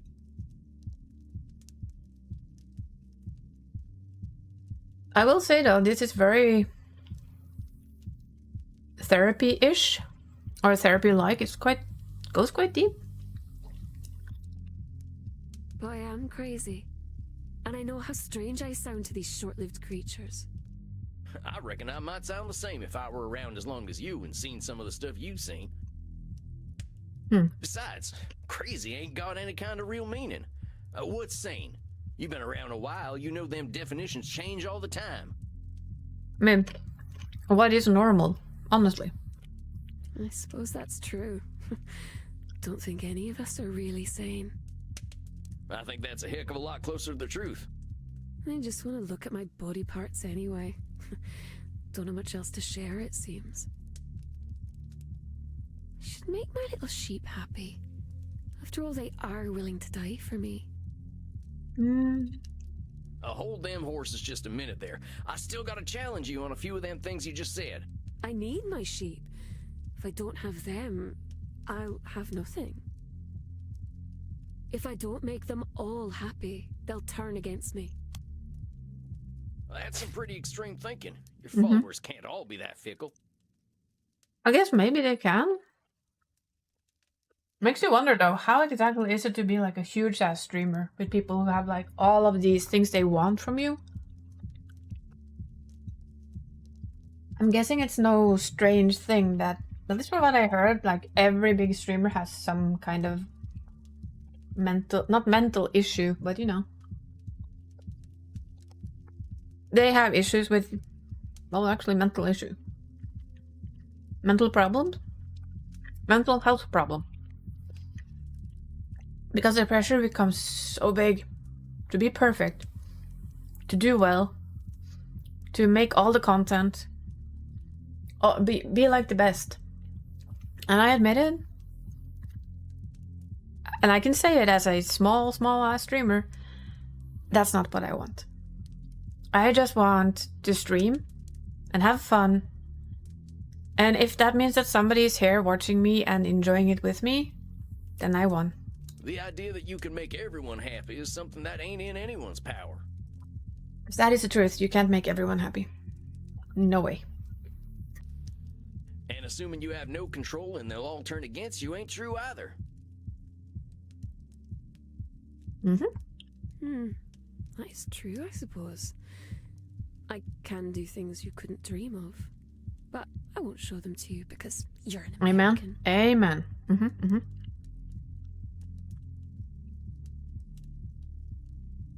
Just ask your ex. Oh dear. That is much appreciated, miss. And now about the stuff you were saying. All I'll be is the lonely, crazy girl with a flat full of stinky corpses. Now we're labeling. Let's ease off them labeling terms. Don't go calling yourself crazy. Or a corpse, for that matter. But I am crazy. And I know how strange I sound to these short-lived creatures. Do you? They like watching you. You have 1-point-something million watchers. Come on.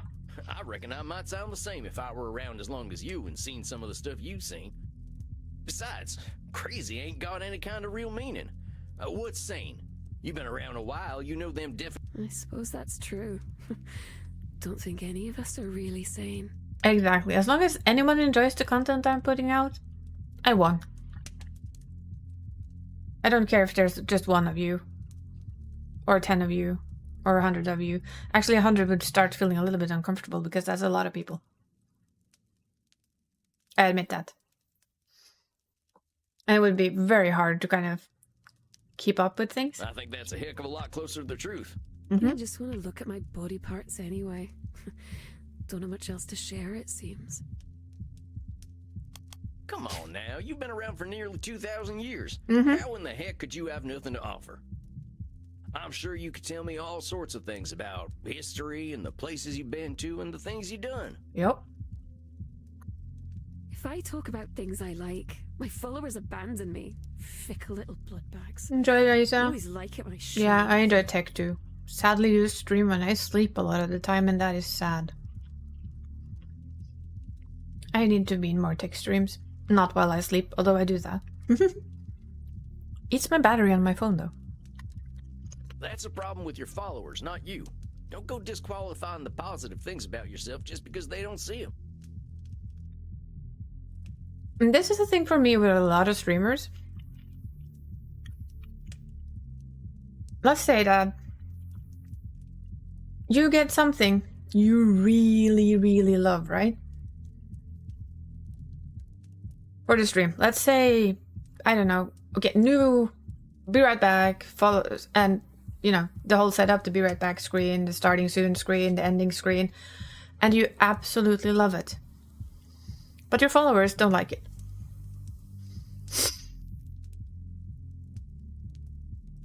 Would you change it again? Say you put a lot of money into it, and I mean a lot. You put time, money, and like several hours of just talking to the designer, making what you think is perfect. And then your followers thinks it's absolutely horrible and want the old one back. What would you do? Would you stick by your guns and say, hey, I love this. This is what I want to use for my stream. It fits me and what I see me as. Or would you basically go back to your old one? And let's just add to this that you don't work of it, right? You don't work with it. This isn't your full-time job. You're not living off it. You don't need the money, much like she does. You don't need the money. You will stick with it because it's you know? Yeah. But say that you are quite big, you can live off this, and you start to notice that that people are like dropping out. And you're kind of struggling to get enough people in, get enough subs, get all the things you need. Would it make you think again? Or would you still just stick by it and go with the fact that, hey, if they're here for me, they're here for me and what I like? I know that would be really, really hard. Yeah, I picked it. I like it. Like, I have a set in the making. Yeah, it's tough, right? Because that's where I'm thinking. If you really need it, you're living off this, so you need it. You need it bad. And you start to see like people vanishing from your stream because they don't appreciate the new you, the new style. That's a tough one. It's a real toughie. For me, I don't live off my streaming. I stream to have fun. I stream to hang with you guys. And I stream because it's an excellent distraction from everything else. So if people didn't like it, they would, yeah, you also need to kind of stay the same at that point. Better to be you, because then you might become unhappy. Yeah, and that's my thing. I think if you don't, say if you absolutely love something, but the people around you kind of go, ugh, I don't like it. I like what you had. I like better what you used to be, used to have, used to be, used to whatever. I hope that if that ever happens to me, I stick with my guns and I stay my path and follow what I want. Because I am afraid you would become unhappy after a little while. And you'd want to use the things that you've gotten, like all the new stuff. So, for instance, for me, I am having starting soon, a Be Right Back. Probably, I think we discussed just chatting. I can't remember all the things I discussed lately. And I'm hoping you guys will like them. I know I will absolutely love them. But, I mean, if then people like, I hate it. It's like, yeah, well, I'm sorry. I love them, so they're staying. So yeah, don't go disqualifying the positive things about yourself just because other people don't see them. I think this game does really well with also like pinpointing these things. It makes you think. It really makes you think, and it is tough. Like for instance, my model that Dree lovingly helped me make. I can imagine that I have thought of sometimes like, okay, but why did I choose the ears and the cattails and the cat hair again? I'm wondering, would it be better without it? So the second guessing thing is real, and then I think, but she would look so weird without her fuzzy ears and her cute tail. So I can imagine, like, say that you were just like, you loved the look, but then somebody said, why do you have cat ears? She's a dragon, she shouldn't have cat ears. Then you sow that little bit of doubt, right? And you start doubting it. Then you're gonna do exactly what it says. You're gonna go disqualifying all the positive things. Because somebody else told you that it wasn't that positive. Very kind, Manling. You are one of my followers. Manling. Even let you live. We get new nicknames there all the time. A very kind gesture, miss. I can't help but think, though. Mm-hmm. You make me seem very silly for worrying so much about my blood bags. Not a very good vampire, am I? Why wouldn't you be? Well, what's a good vampire supposed to do? Hate on them? Kill them? Murder them? Drink them dry? Oh. My blood father used to tell me that we were supposed to be gods. Oh. Told me that we would rule all humanity. I imagine he'd be ever so disappointed in me. Well, blood parents are always complicated. They like continuing their legacies, but people ain't too good at being anything but themselves.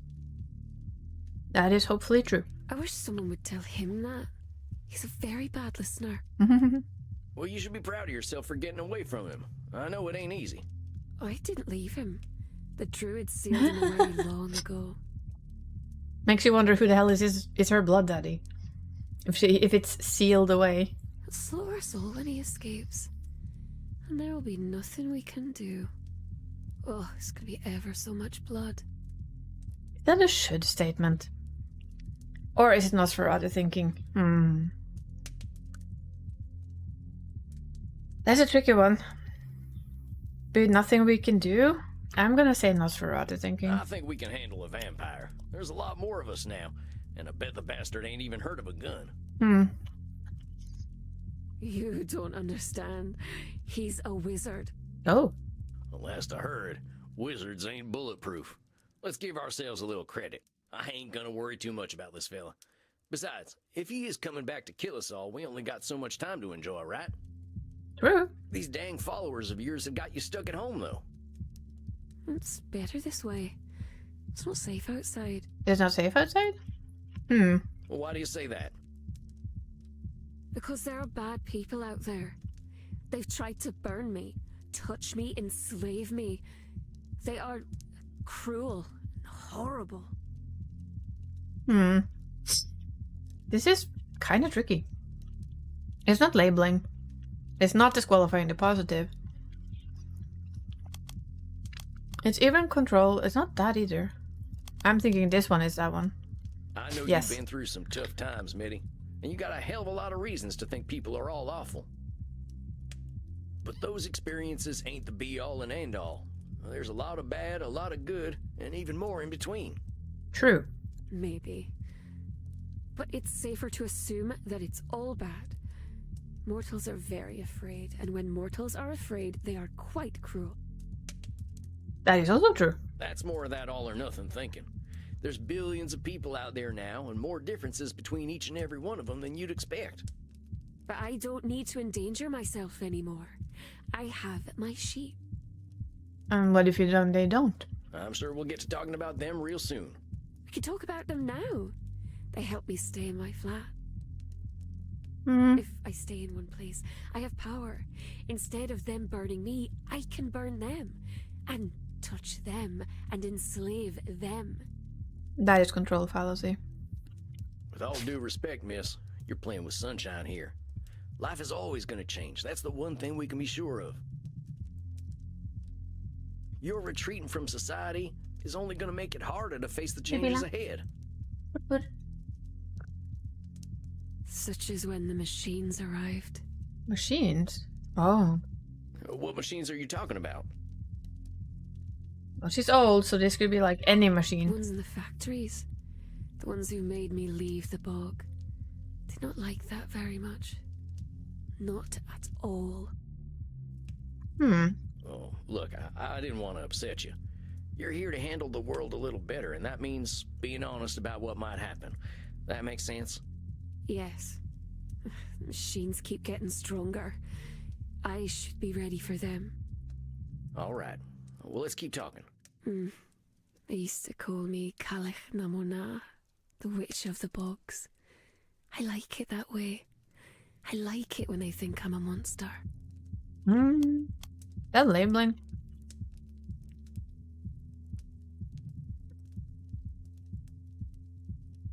Is it labeling?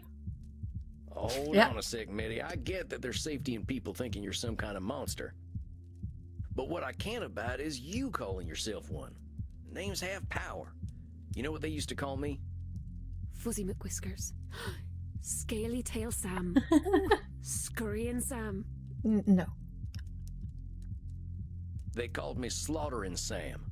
And as you might imagine, I didn't earn many friends with that name. That's not very cute at all. No. No, it ain't. I didn't feel cute neither. I felt like an evil bastard, and that ain't a good feeling. I like Sam, though. I do.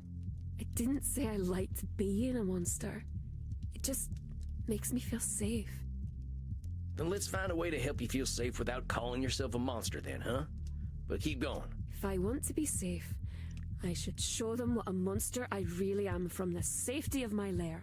That's a should statement. Well, why should you show them what a monster you are? So that they'll know to stay away, of course. Well, I mean, I see the logic, but... And is that the only way people will stay away? It's the way I know. I used to put severed heads outside my cottage, but the policemen don't like that very much. True. So what if I said you should protect yourself by putting severed heads outside your place again? I mean, cameras. I mean, that's a way to protect yourself. I'd say you should learn otherwise. The police can be very mean. That's what I mean. Should doesn't allow a lot of wiggle room. It might seem like it's just words, but them words can lock us up tighter in a bank vault. But let's keep talking. Living alone is the life I know, anyway. Well, I've known for millennia. I can't survive in society now.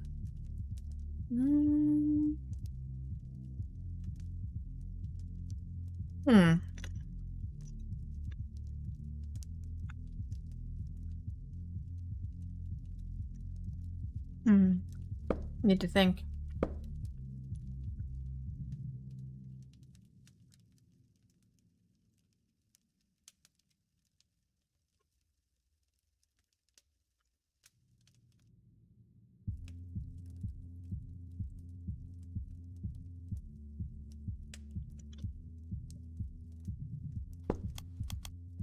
I feel like it's control fallacy. Nope. We ancient vampires are very few. I can tell you with some certainty that your client is very good at hiding her true capabilities, perhaps even from herself. Living alone is the life I know, anyway. Well, I've known for millennia. I can't survive in society now. Where's this disqualifying the positive?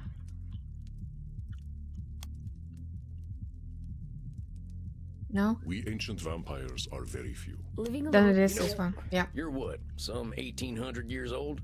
You're older than any government on Earth. You've seen the world change in ways none of us could dream of. Hell, you basically won the internet, and I can barely open up my Vmail program. You're way more capable than you're giving yourself That is credit true. for. I suppose that's true. But I'm not very good with real life people. You're still disqualifying the positive by canceling out all them skills you got. I think we're generally very good at disqualifying the positive in ourselves. Probably the thing we're best at, right? You can use all that modern lingo I've barely even heard of. You dab, fam? That was ages ago. Hey, he's trying. Come on. See what I'm saying? You are very clever, sweetling. It is easy to forget how small and weak mortals are. The world is a big place full of things that might try to hurt me. Well, before you face the world, why don't we start with your neighborhood? Let's start slow. Take a walk around your block, 15 minutes a day. Just spend a little time outside looking at the moon. I suppose if anyone tries to hurt me, I should be able to kill them or enslave them. Very well, strange cowboy man. If anyone does kill me, I'll simply become a ghost. Then I can whisk myself up your bottom with a little ghost needle and poke at your guts. He's a weird one. I don't think it'll come to that. Just spend some time outside and see how you feel, and we'll talk again in a month. Sound good? So, a month? That seems a very long time between sessions. Very well.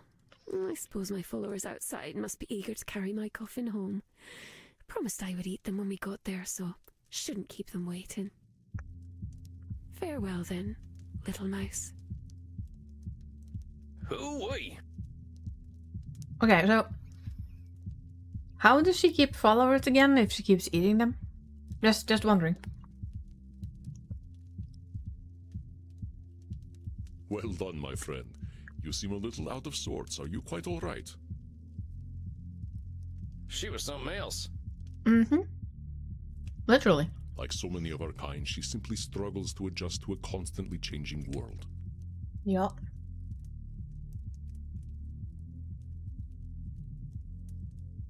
I'd imagine. I think you will be of great help to her. She clearly likes you. Yeah, I'm friendly, her little mouse. That's what I'm afraid of. You are under my protection while you are here, Samuel. I guarantee no ghosts will travel up your posterior. Well. You've done excellent work tonight. Please, relax downstairs. Summer will be here before we know it, and the nights shall become short once again. Rest in peace, my friend. Well, one thing's for sure, you should not be a vampire in the northern parts of Norway in summer. Unless you're a daywalker.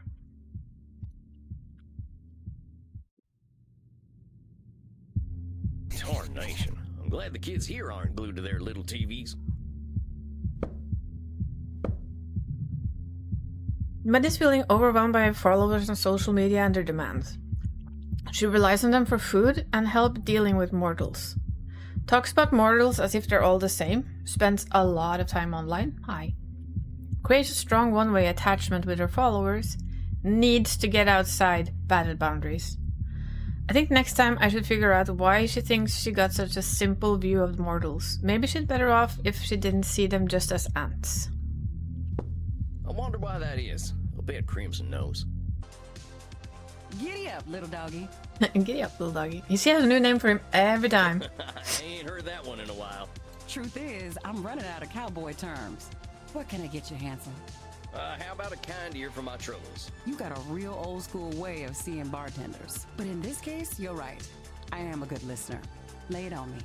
I got this new client. It makes me feel old. That makes you feel old. 50-year-old man feels old, huh? Yep. Yeah. But seriously, I thought I understood people, but she's from another time, like. I've been around a long time, and I ain't seen nothing quite like this internet. But my client lives there. And you think you can't help her because you don't understand the internet? But you already did help her. What would be the truth there? Say we're not sure? We did help her some. I remember when the first steam locomotive showed up and we thought, that's it. We've invented everything. Really? Laugh all you like. Point is, I'm getting old faster than I ever have before. Here's the thing, cowboy. Nobody understands the internet. That is the truth. Nobody understands the internet. Just saying. I don't feel old yet, though. Still just glad to be alive, thanks to Andy's blood. Oh, yeah? I know you've been curious about why I've been drinking vampire blood. You don't have to pretend. Yep, we're curious. I've got a rare blood cancer. Andy's blood is what's keeping me alive. Oh, I'm real sorry. I didn't say I was dying. I said I had cancer. Stop making that face. I'm just glad I found Andy. Don't think I was quite ready to die. I, for one, am glad you're sticking around, Crimson. So is everyone else here. Well, thank you kindly. So what'll it be, Sam? You ain't gonna dance? No, I ain't gonna dance. We need to get Sam dancing. That's what I'm thinking. You owe me that story one day, cowboy. Here, have a little something I whipped up for Andy. Herbal blood tea. Ooh. No garlic, right? No garlic. Mighty kind of you. Maybe I'll take a nightcap. You have yourself a fine night, Crimson. Adios, muchacho. I think that's my last client for a while. My caseload's big enough. I'm starting to get overwhelmed. Maybe something from one of my books will inspire me. But then again, I could watch cartoons instead.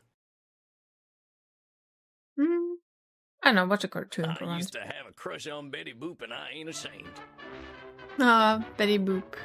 That's old. Ha ha ha. So, we can probably lie here for a bit and just like have this on. Because I don't think they can't really show the cartoon, is my guess. Or can they?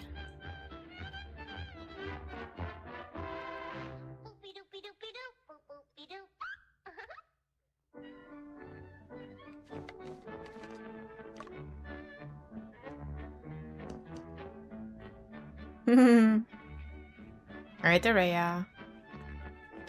Apparently they can show off how she's drawn. You were so active earlier, yeeting stuff at me. Right in the book. Right in the book. Here, I'll take this book away. Okay? Look. Look. I'm taking the book away. No more book. It's fine. Did you scare a ghost with a book? Oh no. Jesus. Well, thank you for taking away the book, huh? Out of here. How dare it? Shut up. I was giving you a hard time for real. Yes, and this is the same ghost. I'm out of here. I don't want to go solo anymore. I hate solo runs. Fuck this ghost. I'm just heating up my food and then be on fast. Okay. My body is still sweating from working out. That's awesome. Okay, I'm out of here. This is a very old cartoon though.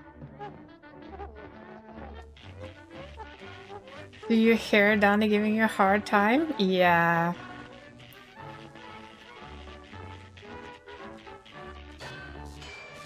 How dare, huh? Ooh, that looks painful. Well, that also looks kind of painful.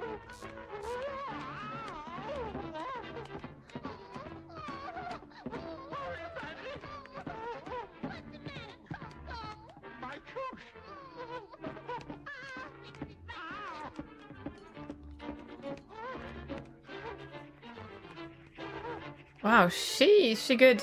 You would never? Right. Not sure I want to see what that device does, though.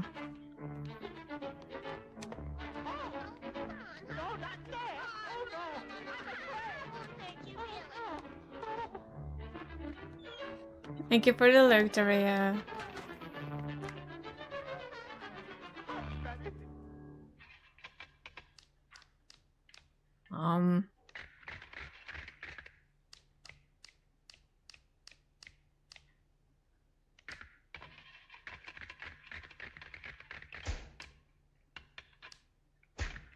How much do you think they had to pay to be allowed to have this in there?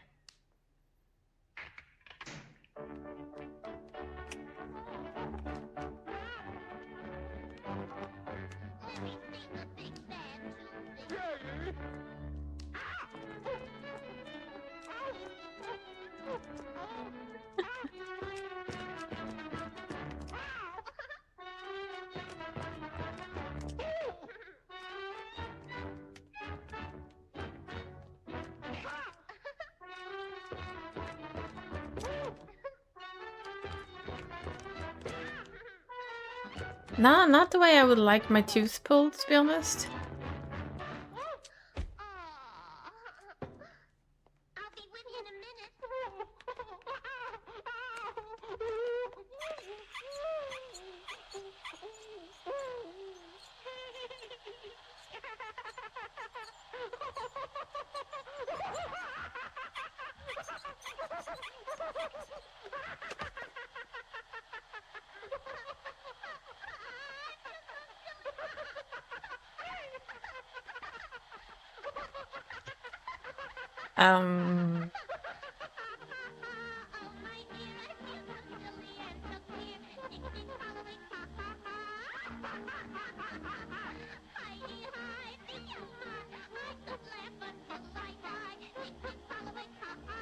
Yeah, this is weird right now.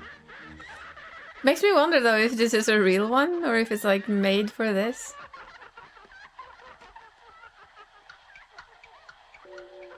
Okay, so even the clock starts laughing now? Yeah. Aw, thank you for gifting a sub. Techlifts gifted a tier 1 subscription to That is very Terria. sweet of you. Are they gonna make the whole town laugh? Yeah, they are.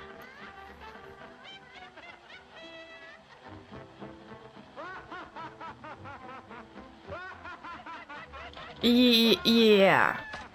That they are. So, okay, so people start laughing as well, I guess. Yeah. That is some strong laughing gas, though. Just saying.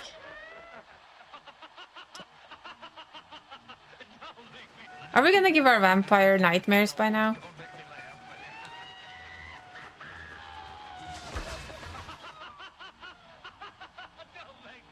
I saw nothing? Oh, I saw something. Okay, so laughing... Okay, I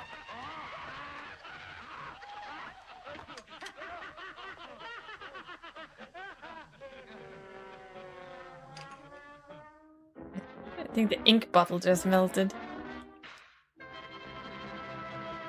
Well, I mean, I admit I don't think I've ever watched Betty They Boop don't make them like they used to. I properly. think that's enough action for one night. Time I got me some shut-eye. Good night, son.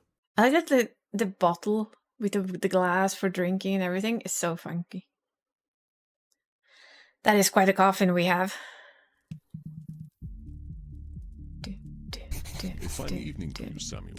How are you feeling tonight? See what we say. So I know the internet's been driving the mortals batty, but dang if it isn't affecting vampires too. Got a new client that has half the world watching her play video games online. What's that all about? Next thing you know, they'll be making cinemas where you stand behind the screen and watch folk watching the movies. The world sure is a strange place. Please don't tell me they're actually gonna do that, because that would be creepy. Andy says that's it for new client, and I'm grateful for that. I've been feeling a little cooped up in here in the city. I'm taking a weekend trip to the mountains out in Harz. Gonna take the Autobahn. I'm past fearing death anyway. Not bad, not bad. A little overwhelmed, but I guess I kind of have a lot going on these days. Indeed you do. The mind is an easy place to get lost in, is it not? Yes. You ain't kidding. Keeping all them cognitive distortions in my head and sorting through all my clients' problems ain't easy. We are not machines, Samuel.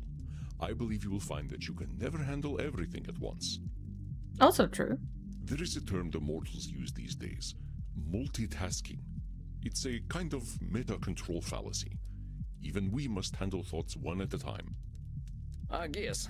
I just hope I can concentrate on my own therapy with all this stuff bouncing around in my noggin. I do not expect you to be an exception to the rule, my dear fellow. Let us see whether we can clear your head. I would like to introduce you to a ritual I have learned for stealing the mind. Okay. I'm interested. This some kind of ancient vampire secret? Something the old ones gave you that's been lost to time? Something mortals could never imagine? I doubt it. No, it's just meditation. Oh. That does not make the technique any less valuable. Now then, close your eyes. I will guide you through this process. Shall we close our eyes? And meditate with them? I mean, what would that be a bad idea? I would have to see what I'm clicking though. Think of a place that brings you comfort. Where is it? I'd have to say the woods. I always liked being in nature. I think I would actually say a place that gives me comfort would be, surprisingly enough for everybody, on horseback. Like out and about on horseback. Not that I can do that, but it would be like a dream place of comfort, somewhere I could imagine myself back to. Then imagine the woods and let your thoughts come to you. Be attuned to your body. Breathe and you will be able to address your thoughts and clear your mind. Now close your eyes and begin.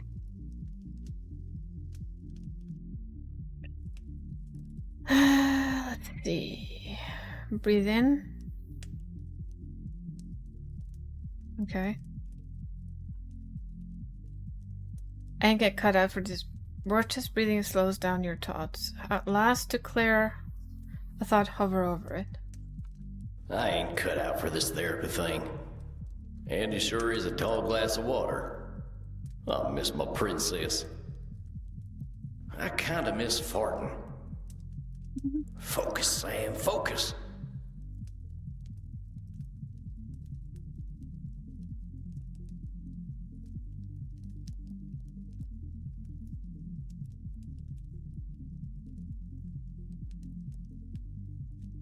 Who's got a pretty mane?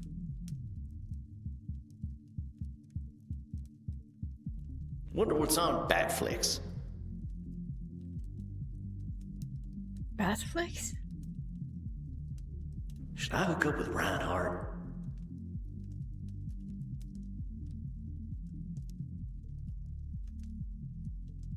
Andy sure is a tall glass of water.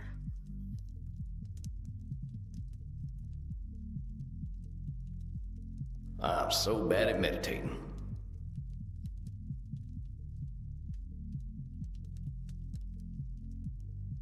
I like blood from San Antonio, not New York City.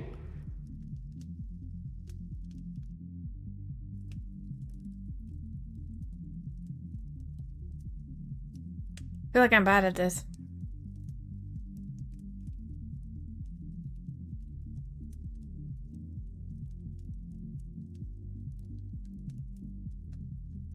Relax, ain't no vampire hunters here.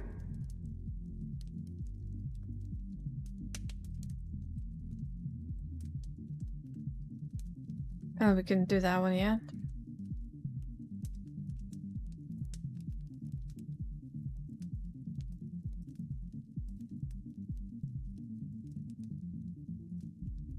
Who's my favorite horse? Is it you? I'm gonna assume that's his favorite horse.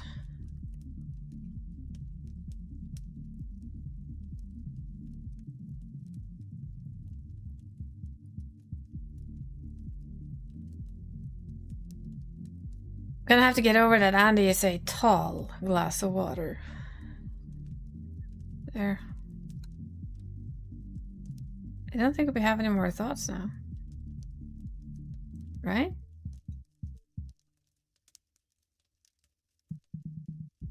Don't see any more thoughts.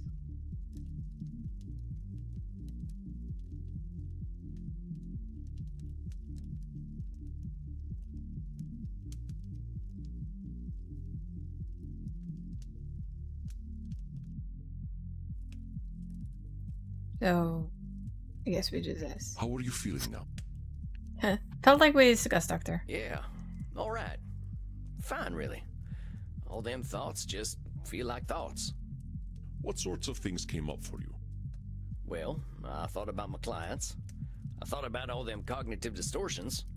My horse came up a lot. Your horse? Yeah, Princess. She was my horse back when I was Aww. alive. I still think about her every day. He loves that horse. Can't really stop. I understand.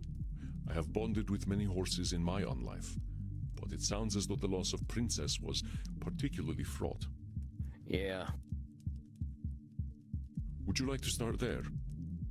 Not sure I'd like it, but seeing as it's come up, maybe we should talk about what happened to her. It's got a lot to do with my old gang.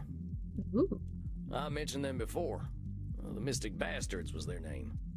They were the gang to join if you had nothing to lose, and I had nothing to lose. That sounds like some Nosferatu thinking, my friend. Oh, I can see that now. But it turned out I still did have something to lose. And they took that from me to prove my loyalty. Oh no, they took his horse. They took my princess. Killed her in cold blood. And made me watch the whole thing. They made sure she saw me too. Oh, Samuel, I am so sorry. I just stood there, watching her dying, with them big eyes looking at me like she knew I betrayed her.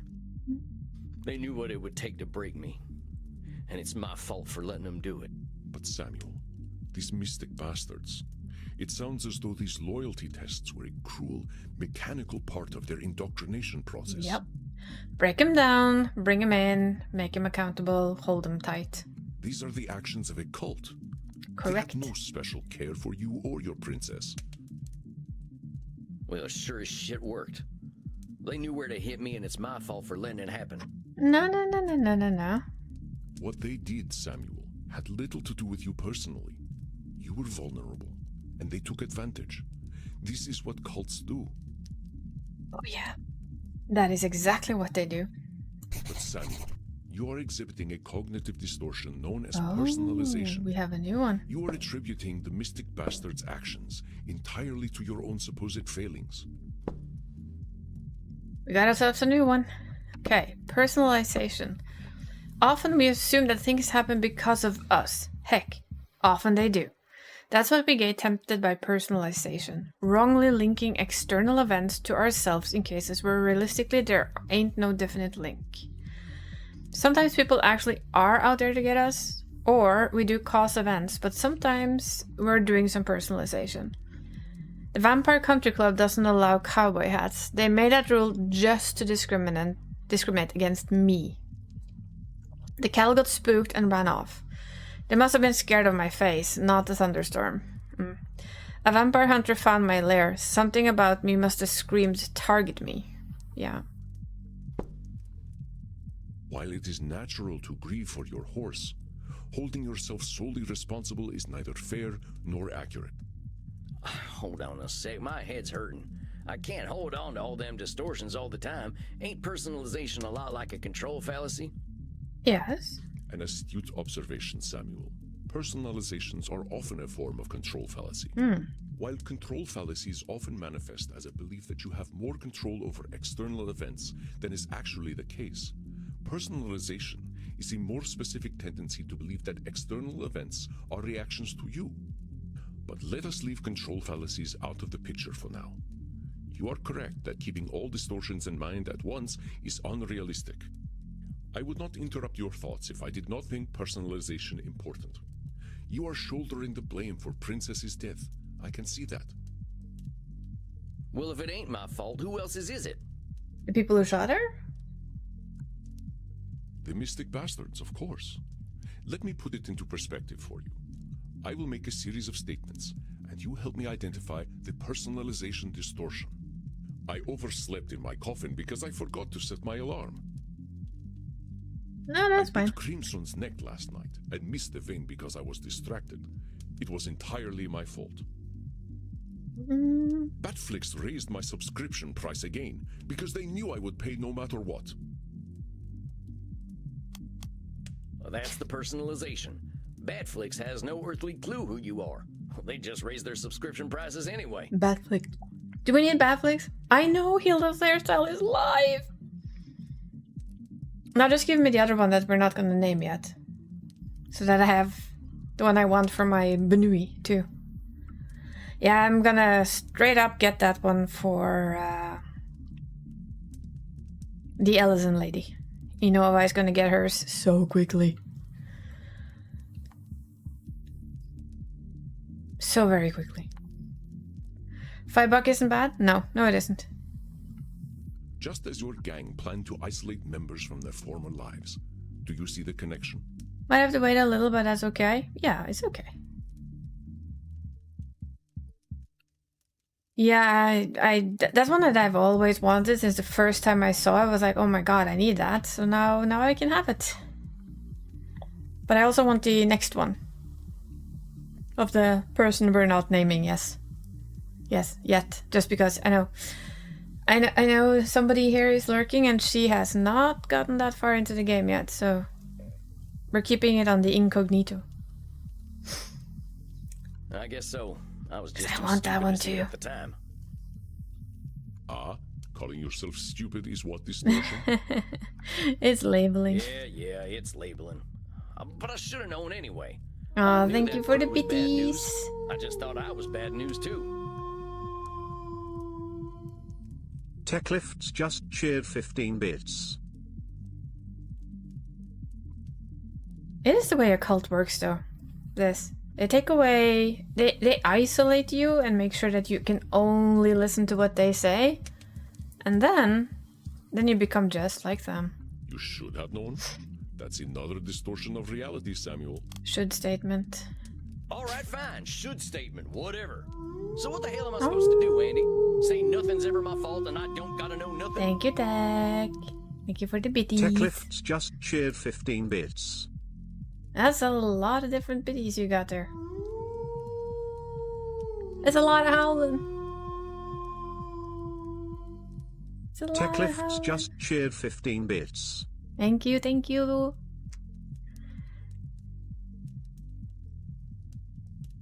Say nothing's ever my fault. Well, I was responsible for getting that beautiful horse killed.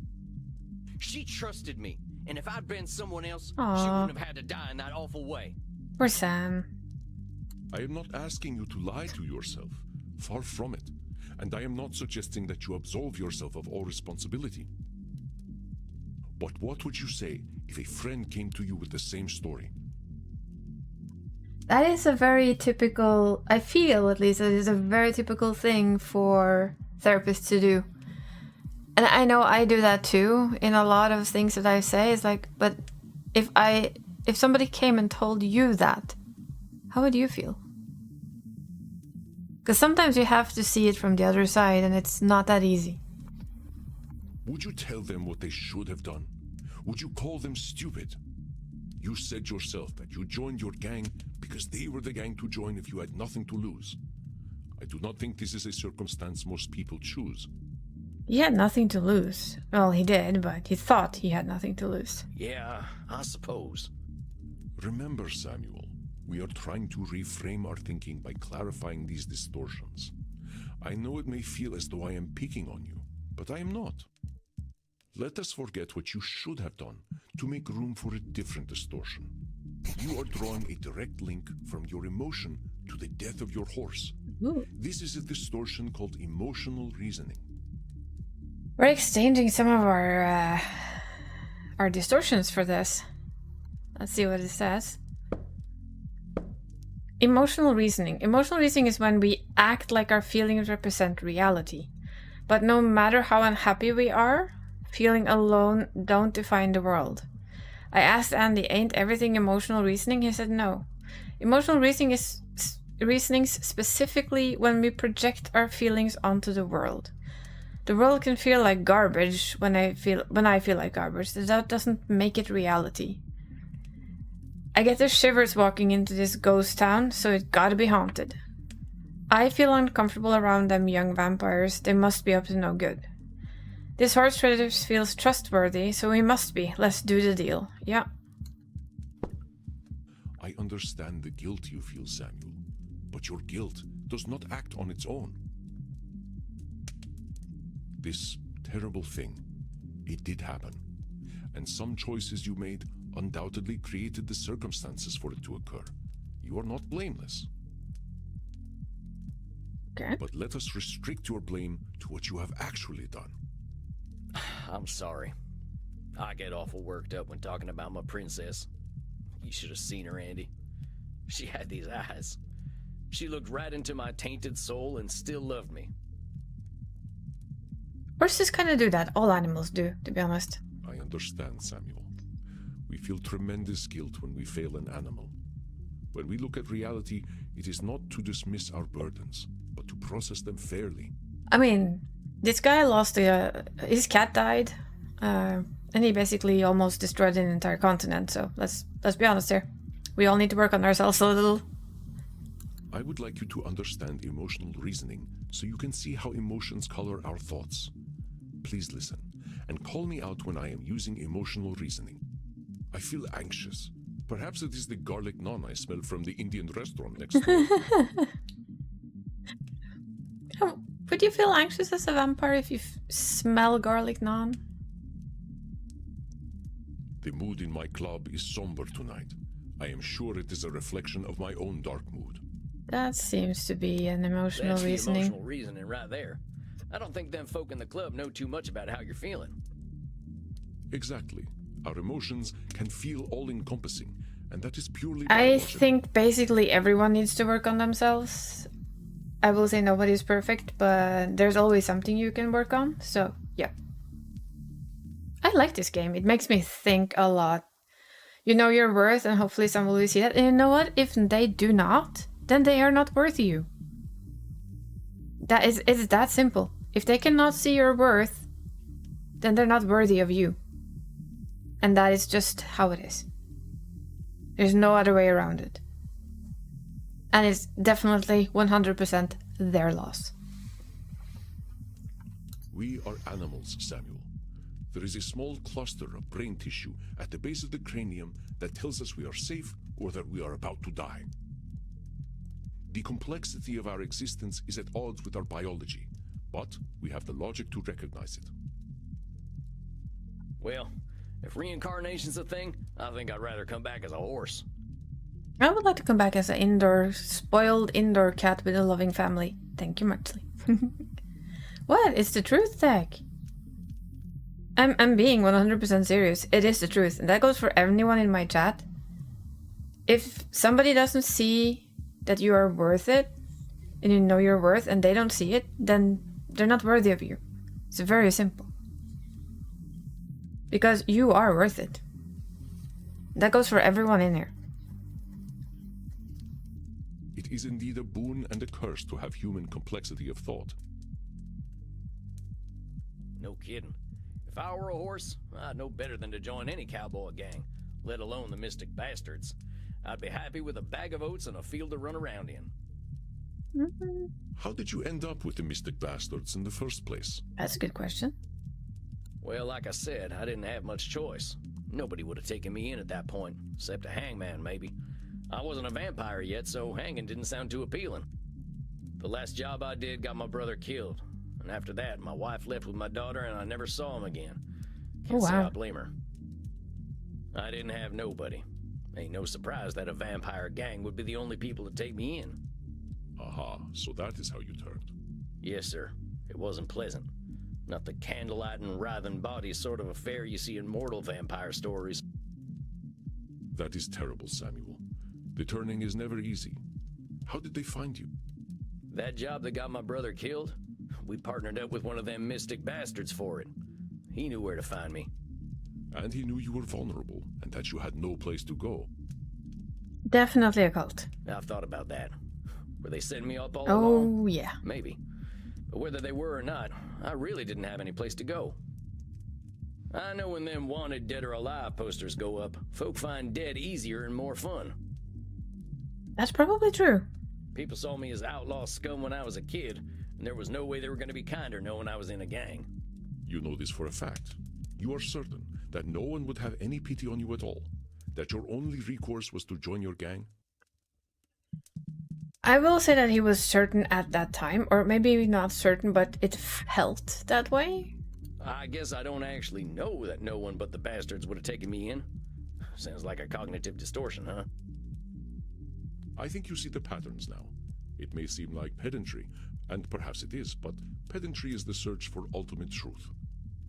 Well, you want to help other vampires by being a therapist, and to be a therapist you also need therapy.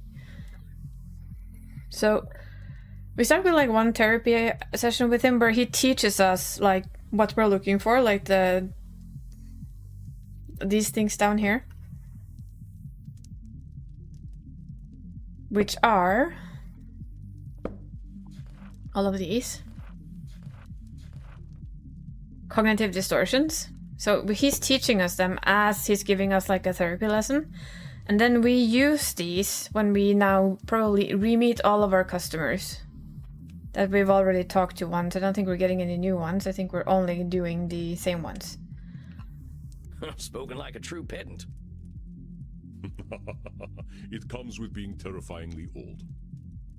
So basically we are a therapist and we're supposed to help vampires with their problems, and he kind of helps us with our problems.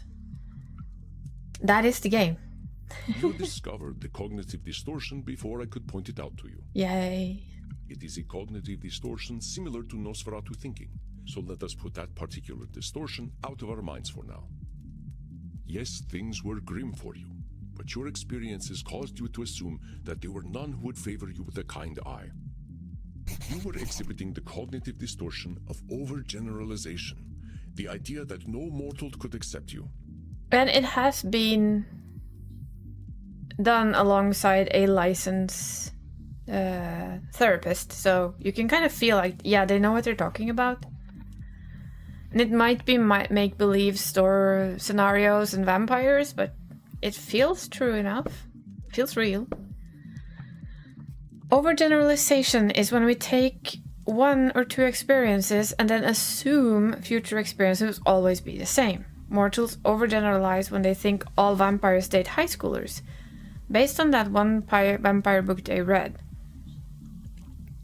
We know what we've experienced, but it is a distortion to think our experience will represent a pattern or the whole of something. Every time I play poker, I lose. I'll never win a game. Transylvanians sure are creepy. I knew a man who smoked a pack a day and died at the age of 96. I reckon tobacco's fine. But I really, really wanted this game because I have a tendency to get told that I'm a therapist. The friend therapist. So I figured I'd put my therapisting to the test. This clouded truth made you vulnerable to the Mystic Bastard's approach. Damn. Maybe you ain't wrong, huh? I should have joined the Foreign Legion or something. That would have been an option. Dang it, should statement. Your mind is not a cognitive distortion shooting gallery, Samuel. Cut yourself some slack. All we seek is recognition of our distortions, not perfection and not punishment. Let us test your ability to recognize overgeneralization. Then I believe we will have covered enough for tonight. Elder vampires are insufferable. They all think they know everything. Well, you kind of have it there. Wait, ain't you an elder vampire? You don't seem like much of a know-it-all. That's right, Samuel. Though in all honesty, I used to be quite insufferable myself. I aspire to be more patient these days. It seems to me that being a werewolf is pretty rough. Vampires from Transylvania all have funny accents. I want to suck your blood. Blah, blah, blah. I don't believe you have found all my overgeneralized elder vampires are insufferable. It seems to me that being a werewolf is pretty... That's just humor. Vampires from Transylvania all have funny accents. That seems like an overgeneralization, Andy. I ain't sure any of them ever sounded Blah, like that. blah, blah. Just saying. Pretty sure they all sound American these days anyway from watching bat flicks all the time. That's another overgeneralization, sweetie. Correct, Samuel. I apologize for the offensive accent. It was employed only to prove a point. I wanna suck your dick. No, wait, what? I suck your blood. Well done, Samuel. Your ability to identify cognitive distortions continues to impress. But let us bring things back to you. I do not ask you to absolve yourself of the things you have done. You mean what? I mean, do you want to suck somebody's blood? I mean, sure there's somebody out there who finds that very appealing. You did not have the tools to be mindful of the thought patterns that made you vulnerable to the Mystic Bastards. I have seen mindfulness take root in you, though, Samuel. I hope this session has been helpful to you. Yeah, I'm still sad. And still regretful about Princess. I think I'll always be. My not being mindful is what killed her. Every time I think about it, I just know I'm a terrible person who messes everything up. The other thing is Well, a I think the succubus, awareness not a helps. vampire. This is something we all know. I'm gonna be pretty sure a vampire can suck both. I'm just saying.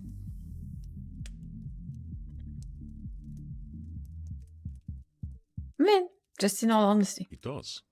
Then please tell me what cognitive distortion you just exemplified. Was it emotional reasoning, overgeneralization, or personalization?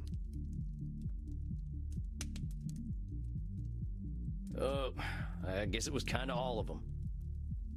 Masterful deduction, Samuel. Your sense of self-awareness... I was like, yeah, that was just all of them. Remember, cognitive distortions are not a cudgel to beat yourself with. Yeah, I was gonna ask about that. If we're spouting cognitive distortions all the time, ain't my clients gonna be mad at my constantly interrupting them? You continue to impress. Yes, we cannot bully our clients with distortions. Thus, I find it is best to clear our minds and focus on a few during each session. Keeping endless distortions in mind is not easy for a therapist either, after all. I think we have done excellent work tonight, and I'm certain you've built up a thirst. I know this evening was emotionally intense. Ask Crimson for some scotch. Drinking booze ain't exactly compatible with our biology, Andy. I think he's meaning Scotch blood, you know. By scotch, I mean Scottish blood. It's iron-rich and quite delicious. I age it in whiskey barrels. Aged Scottish blood. Okay. That sounds pretty nice. I might just do that and call it an early night. As you wish, Samuel. Rest well, and do not lasso yourself so tightly, as you say. You are deserving of love, especially from yourself. Okay, I think that is a key thing there. In any therapy session, I think that is a key thing. You are deserving of love, especially from yourself. Because we are the worst at doing that, aren't we? I'm just gonna leave before I get more embarrassed. Very well, Samuel. Rest in peace, my friend. I like Andy. A good old vampire. Oh. Samuel, greetings. You are seeing Dr. Drain again. Oh, we're seeing Dr. Drain again. Ain't nothing more to read. Had a great weekend. I really needed to get out in nature again. I saw a whole bunch of funny birds I've never saw back home and just enjoyed staying out under the stars. When did I run into... When I did run into mortals, they didn't speak a lot of English, but they could definitely do the accent. I guess they think all Americans sound like me. I couldn't get too close to them though, so I had to live on local wildlife blood. I drank from a boar. Not bad, but could have done without the bristles. I'm back in Leipzig now, just learned 3 more cognitive distortions. I think I'm getting the hang of this thing. Okay, that's not what I wanted to do. I wanted to check. Let's see. No. I'm gonna go. Nee, don't. Come back. I don't want to be there. I'm gonna go back to session 1. There. Let's see, I think it's in the back side of his stand. Dr. Drain is addicted to a plasma that makes him black out and do things he dislikes doing. Or does it? He likes logical approach. He doesn't sleep. Irritable, perhaps because he's not sleeping. Loves should statements. And a fair amount of disqualifying the positive. Obsessed with work. Doesn't seem to like vampires. So we need to know what this plasma stuff actually does. That's right. I'm keen to see how he's getting on. That fella's got himself wrapped up real tight. Do not expect too much change too quickly. It takes a while for thoughts to internalize, even when we know the truth of them logically. That is true. It took me only 2,800 years or so to internalize. Only 2,800 years. Woo. I don't think the doc's gonna be too keen to wait that long. I do not think he will have to. Unlike myself, he has you to guide him. Oh gosh, I barely know what I'm doing, boss. I'm not sure I can keep track of all these new distortions I know about. I do not expect you to. We humans are distortion machines, my friend. But let us ensure we address Dr. Drain's core distortion. You know what it is, don't you? It's basically it. I should... That fella's a should statement machine, I'll tell you what. That's right. We can be certain he will carry this distortion with him, but I would like you to pick the rest to keep in mind, Samuel. Up until this point, you have addressed client distortions in small clusters. But now that you are aware of more cognitive distortions, you will notice them everywhere. We must not use cognitive distortions as weapons to beat our clients with. So pick 4 more to keep in mind during your session. But what do I do if I detect he's showing the distortions I'm putting aside? You do not need to address all of them, my friend.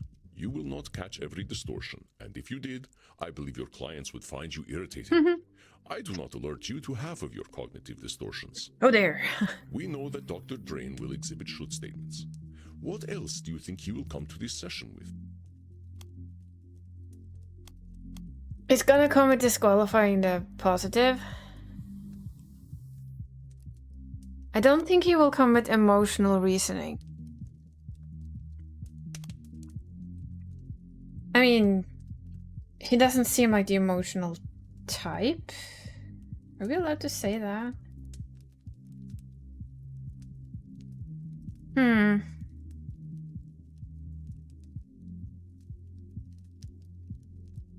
Because he was very good at disqualifying the positive.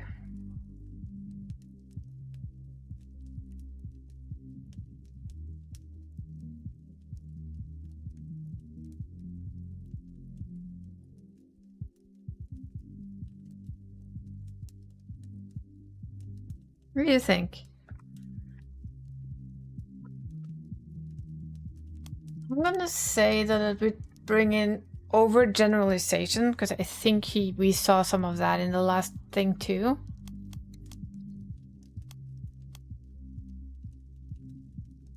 I believe he did labeling and personalization. I think we'll bring those with us. I think I've got what I need now. Very good, Samuel. I will leave you to it. Have confidence. It is well earned. I guess I just gotta believe you. All right, Andy, I'll do my best. I know you will. I will see you after your session. We get grumpy British vampire again. I think I'm ready. And here comes the man himself. Let's see what he's thought about since last 4 weeks ago. Dr. Drain, good to see you again. Yes, well, I wish I could say the same. I have not had the most productive month. Oh dear. Back on this productive wagon, huh? Last time we were talking about all them should statements. Yes, exactly. And what a waste of time that was. I took what we spoke about to heart, you know, like a fool. Oh? But the should statements, as you so tritely put them, were the only thing holding me together. Yeah, British vampire. Dr. Drain. Very much British. Look, we have him here. Our client record. He's 430 years old. And he's a bit of an whiny fella. How are you doing now, Barry? Having a good day? And yes, lurk away. You ignored the addiction problem I came to you with. Nay, worse, you told me it was fine. And oh, how eager I was to test that theory. I have partaken of my awful plasma almost every night. I am more monster than man now. Compadre, you are a labeling machine tonight. Let's slow down and see if we can talk through what's been happening. Let's start with this monster label. Last time you told me that this plasma of yours just made you let loose a little. That don't sound too monstrous to me. You forget, Sam. We are vampires. When we let loose, all the world suffers. Sounds to me like we could be having a fruitful conversation about moderation. I have a better idea. Seeing as you do not understand the gravity of the situation, I will make you understand. Okay. This is the plasma I've spoken of. Pure vampiric essence. I will show you how should statements are the remnants of our humanity. We should not be so quick to cast them away.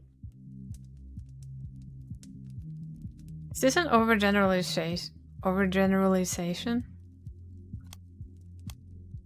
Dr. Drain is assigning himself quite an imperative. But whence came this imperative, Samuel? Oh. This is the plasma I've spoken of. No. Dr. Drain is assigning... This is the plasma I've spoken of. Pure No, okay. I'm not sure. This is the plasma. It's a should statement then. Should statements are human, but that don't make them universal. Duh. That's the point I'm trying to make. There's lots of ways to live, Doc. That is exactly the problem, Sam. We don't live.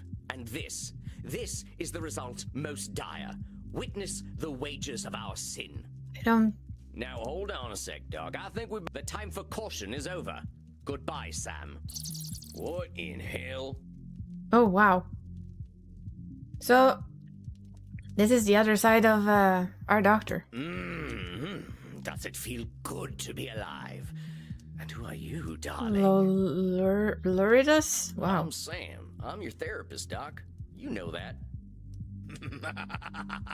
My therapist? Oh, how wonderful. How absolutely pathetic. A vampire therapist. Oh, what a sad, pathetic waste you are, Dr. Drain. So we have a Jekyll and Hyde situation, basically? Definitely. Allow me to introduce myself, then. I am Lord Lyridus, and unlike that sad sack of quivering shit you've been talking to, I am a vampire. I kill, I drink, I fuck, and I'm dead sexy. I don't think so.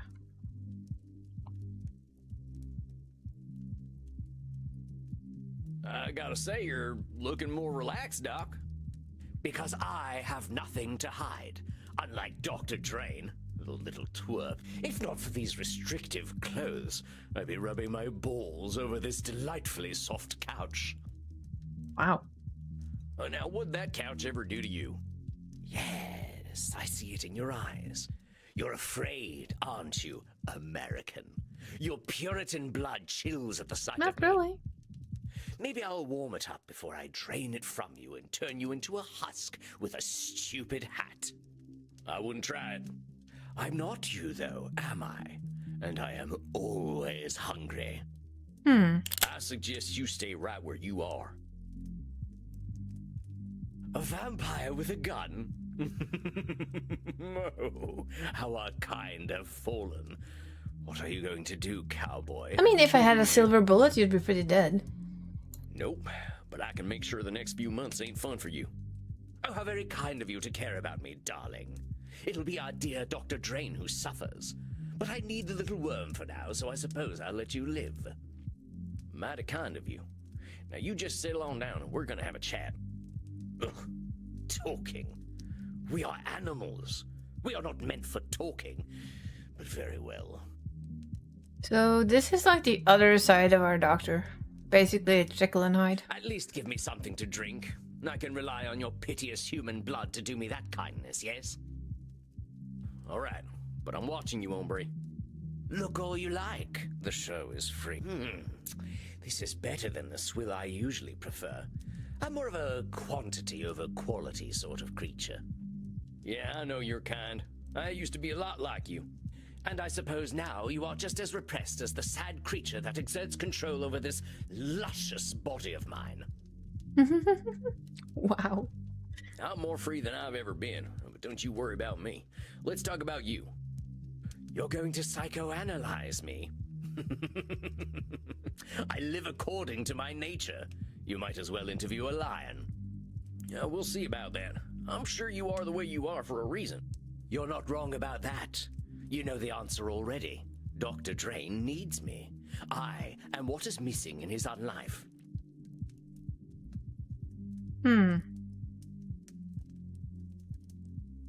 I'm what's missing in his unlife? You think this is all about you, but you're damn wrong. It's about Dr. Drain. Please. The man could die. Has died. And it hasn't made a damn bit of difference to anyone. Without me, he barely even has an existence. Poor fool. His penis was nearly mummified when I got hold of it. Wow. Okay, that's gross, and also wrong. Dr. Drain existed long before you did. If you call that an existence, I am his hidden strength. I am his true essence. He is nothing without me, which he already realizes.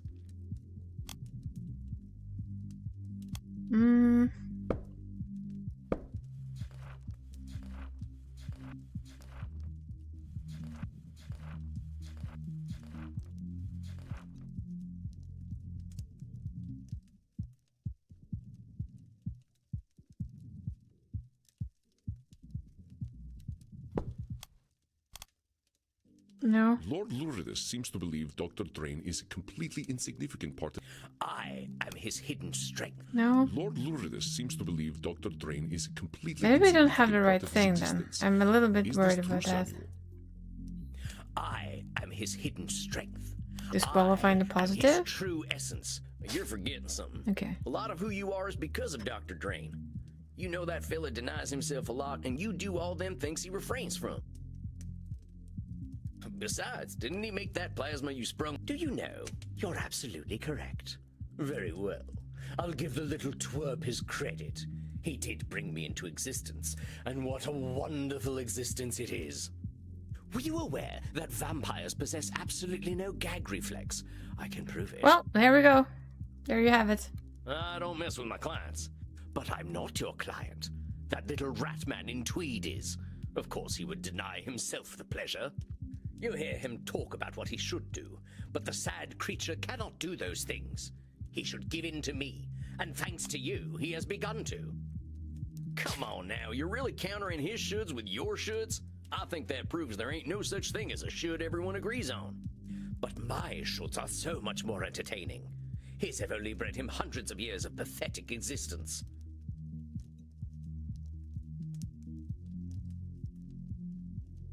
I'm not sure what to say about this guy.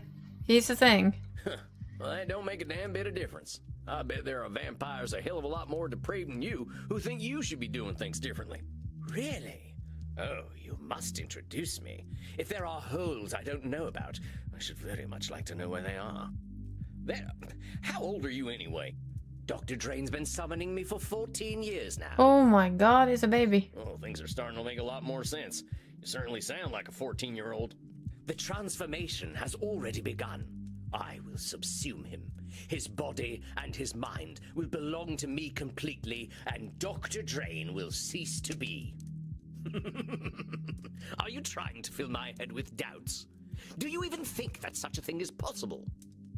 I think a mix between the two of you would be good, but either side of you is kind of over the top. There is no such thing as doubt for beings such as we. We live or we die. That's all. And I will live. I notice a funny way you and Dr. Drain talk about each other, as though you're totally different people. You really think that's true? Have you spoken with our pathetic little doctor? You know, he doesn't drink real blood. That's why he's so weak. Hold on, how's he even alive if he's not drinking blood? Oh, the little ball of shame didn't tell you. He's not even a vampire. He drinks that synthetic trash he produces instead of real blood. You can't just discount everything about Dr. Drain just because he doesn't drink fresh blood. The guy's managed to live for 430 years. He's got to be doing something right. Besides, let's say you get your wish and everyone just becomes vampire food. Where are you going to get blood when everyone's dead? That is a good question. Well, you raise a valid point. Perhaps I'll start a mortal farm. Yes, that's it. They'll walk on all fours and be completely naked at all times. I'll milk them each day and raise stud mortals. Oh, this has possibilities. Why, thank you, darling. Brilliance can come from such unlikely places.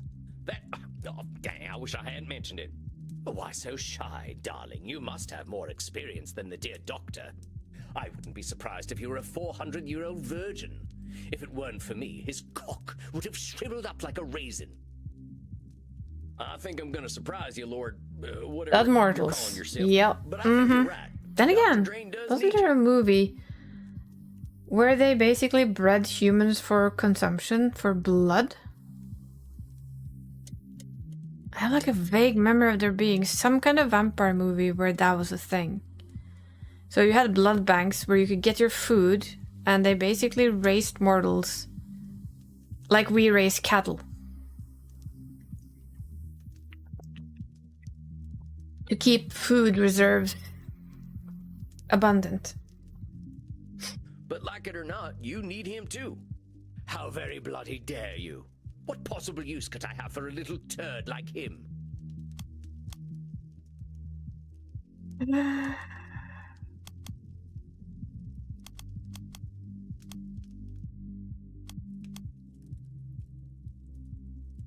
Little turd. This Lord Lourdes is using quite... How very bloody dare you? No. Little Labeling. This Lord Lourdes is using quite colorful language. How very... None at all, long as you keep calling him names. You keep thinking of him as being a turd, and that's all he's gonna be. I admit, Dr. Drain might have a thing or two to learn from you, but he ain't gonna learn as long as you keep antagonizing him. Oh, come now. The little worm likes it. He is far better at hating Dr. Drain than I am, and I find him entirely loathsome. Then you ain't giving him room to grow. How would you feel if someone just called you an animal? I am an animal. Pure and perfect. I don't care what anyone thinks of me. Don't think so. Vampires ain't animals, not even the worst of us. The moment we learned to talk and reason, living like beasts was out the window. What a strange creature you are. You dress like a buffoon, but speak like a philosopher. The buffoon is the more admirable of the two. At least he's honest. You and Dr. Drain lie and lie and lie to justify your existence. It's ridiculous to suggest that I need him. What could I possibly need him for? He knows how to make the stuff that makes you. When I tire, I sleep. When I lust, I fuck. When I thirst, I kill. As it should be. There it is again, that simple thinking and them shoulds that are only yours. Come the hell on. You think we vampires should just go on autopilot? Fuck, sleep, kill, repeat? He does. Naturally, we should ensure that those things are fun. Otherwise, what's the point in doing them? That's it right there. I agree with you entirely. About time. I'll remove my clothing then. Or perhaps I'll remove yours. Not so fast. You're missing the point. If we're doing these things because they're fun, well, everybody's got their own idea of fun. That's our human experience at work. Like me, for instance. I'm more of a high intimacy kind of lover. Oh, boff. You managed to make even delightful things seem so heinous. I'm only speaking the truth. What makes you so damn sure you know what being a vampire is anyway? Why do you think you've got it all figured out? Lie to yourself all you like, darling. We're all alike. I know what you crave. There's loads of us vampires out there, all with different experiences. You really think we're all the same? We are animals, darling. Like all depraved animals, we exist to ensure we continue to exist. If we do not, we embrace oblivion. Well, that's a heck of a jump. We ain't powerless against our baser instincts, far from it. Baser instincts? I thought it would be base instinct. We can be better people. We can live in harmony with others. It is utterly pointless to fight our natures. Why? Oh, that poor mortal had a family. Who gives a damn? I'm thirsty. That poor mortal must consume in order to live, and so must I. He simply pretends not to enjoy it. I don't need to do any such thing. I love to kill. I love the taste of blood. Why would I love it if it weren't the only way to live? Point is, you're gonna get real fucking bored if you don't find a reason to do what you're doing. Do you think I need a purpose? That's a mortal concern. I don't need a fucking legacy. I need blood. The only thing I should do is what I was made to do. It is a bit sad that Lord Lourdes has such a limited view of what a vampire can be, isn't it, Samuel? Do you think I need a purpose? That's a It is a bit sad that Lord Lourdes has such a limited view of what a vampire can be, isn't it, Samuel? I wouldn't call it labeling. Do you think I need a purpose? That's a mortal concern. I don't need a fucking legacy. I need blood. The only Okay, thing so I should disqualifying do is what I positive. was made to do. No? It is a bit sad that Lord Lourdes has such a limited view of what a vampire... Do you think I need a purpose? Okay, not labeling. Okay, so then it's a should statement. If not, we don't have... You're just as bad as Dr. Drain with all them should statements. He keeps So this talking is should about statement, what you shouldn't really? do, and you keep talking about what you should do. Hmm. You both act so damn sure of yourselves. Oh, did I forget to mention all the fucking? I think our doctors Hyde, Jekyll, Hyde, I don't know. Hi, Sal. Celindrail just raided with 8 viewers. How was your stream? Welcome in.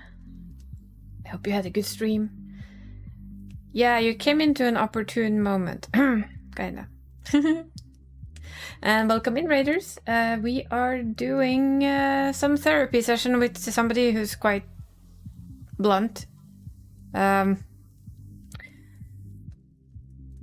Yeah. He has a fairly one-track mind. This is like a Jekyll and Hyde character. So we have the doctor, who's kind of calm. Ooh. Genshin? Looks like Genshin. You choose your time perfectly. So yeah, the last thing he said was basically that. It's a chest here I don't have. Okay, oh. I'm going to bring them with me soon. And yeah, we're basically trying to fix these people, while therapying my entire chat at the same time. And this is our Dr. Jekyll and Dr. Hyde. It's fine, it's fine. And yeah,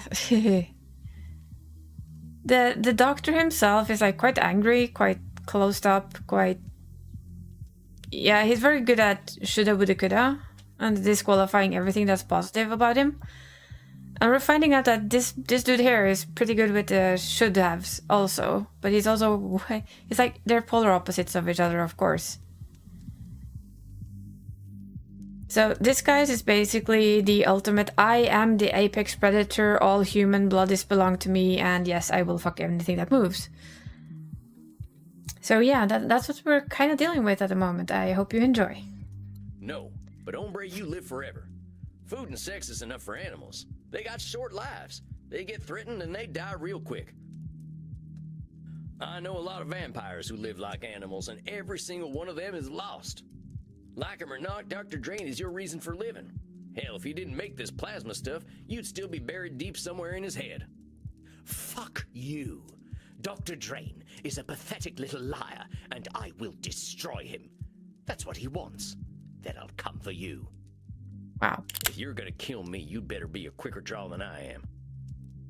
You wanna try your luck, compadre? Oh, there, Sam. Whoa there. No need. I do thirst, though. And I smell something downstairs.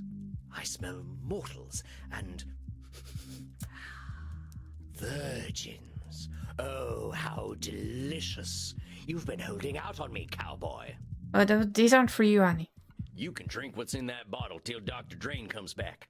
I ain't letting the likes of you near them people. At least you're aware enough to know that I am a ravenous beast. Sure. And beast that I am, I must kill. Can somebody knock him out now? You will do no such thing to my mortals. Restrain yourself. Ugh. Oh, now who is this beautiful morsel? I am far older than any blood you have ever tasted, whelp. Do not dare to think you can overpower me. Don't threaten me with a good time, daddy. Oh god, he had to do that.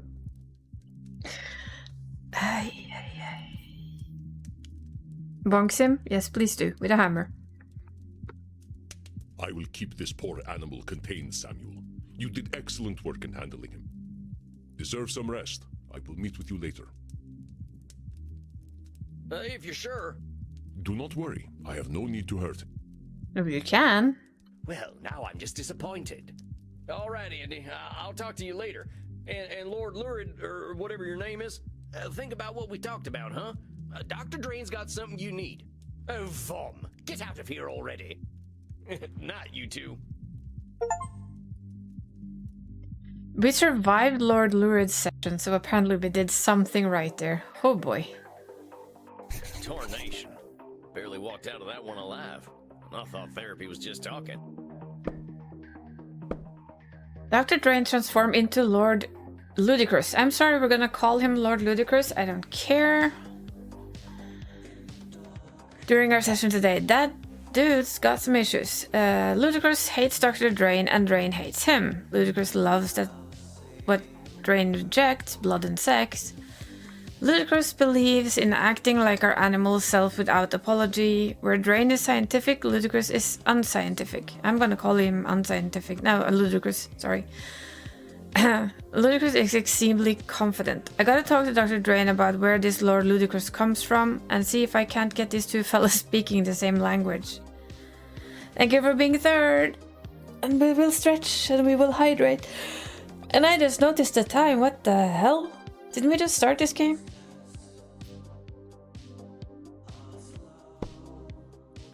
use a drink. I could use a drink? Yeah, me too. If it isn't the Lone Ranger. Hey, Crimson. You look a little down, cowboy. Have a shot. Love her. I don't mind if I do. Time flying when having fun. Yeah, almost a 5-hour stream. Where the heck did that time go? Holy. I've been having fun. I adore this game. It kind of solidifies my thought that if I could ever go back in time and tell my 16-year-old self what to study, I would say become a therapist. You'll actually enjoy that shit. Straight out the window, always. Bye. Rough one tonight. Yeah. You could say that. My client went a little feral. Tried to attack me. That ain't good. I hope you booted their ass out. Well, here's the thing. He wasn't himself. The fella, he can't stand being a vampire, so the vampire comes out in nasty ways. Don't put yourself into too much danger, cowboy. Cleaning up a pile of ashes isn't my idea of a good night. Mm-hmm. So what? He just went and turned into a monster? More or less. Went from a restrained fella to a hedonist beast. Dr. Jekyll and Dr. Hyde. Extremely sexy bartender. I love her. One of my favorite characters. I mean, her blood partner is the guy we saw earlier, that with the yellow eyes and the entirely too sexy voice. How do you think you handled it? Pretty good. Pretty good. I think we did pretty well. Right. I learned a whole bunch of cognitive distortions now, so I was still able to challenge the beast. Well, the way I figure it, he's still desperate for help, even if he doesn't act like it. I can see why Andy likes you. A heart's still beating in there. I'm a creature of the night, too. I just want to help my kin. People like talking to you, cowboy. They can't help sharing their lives with you.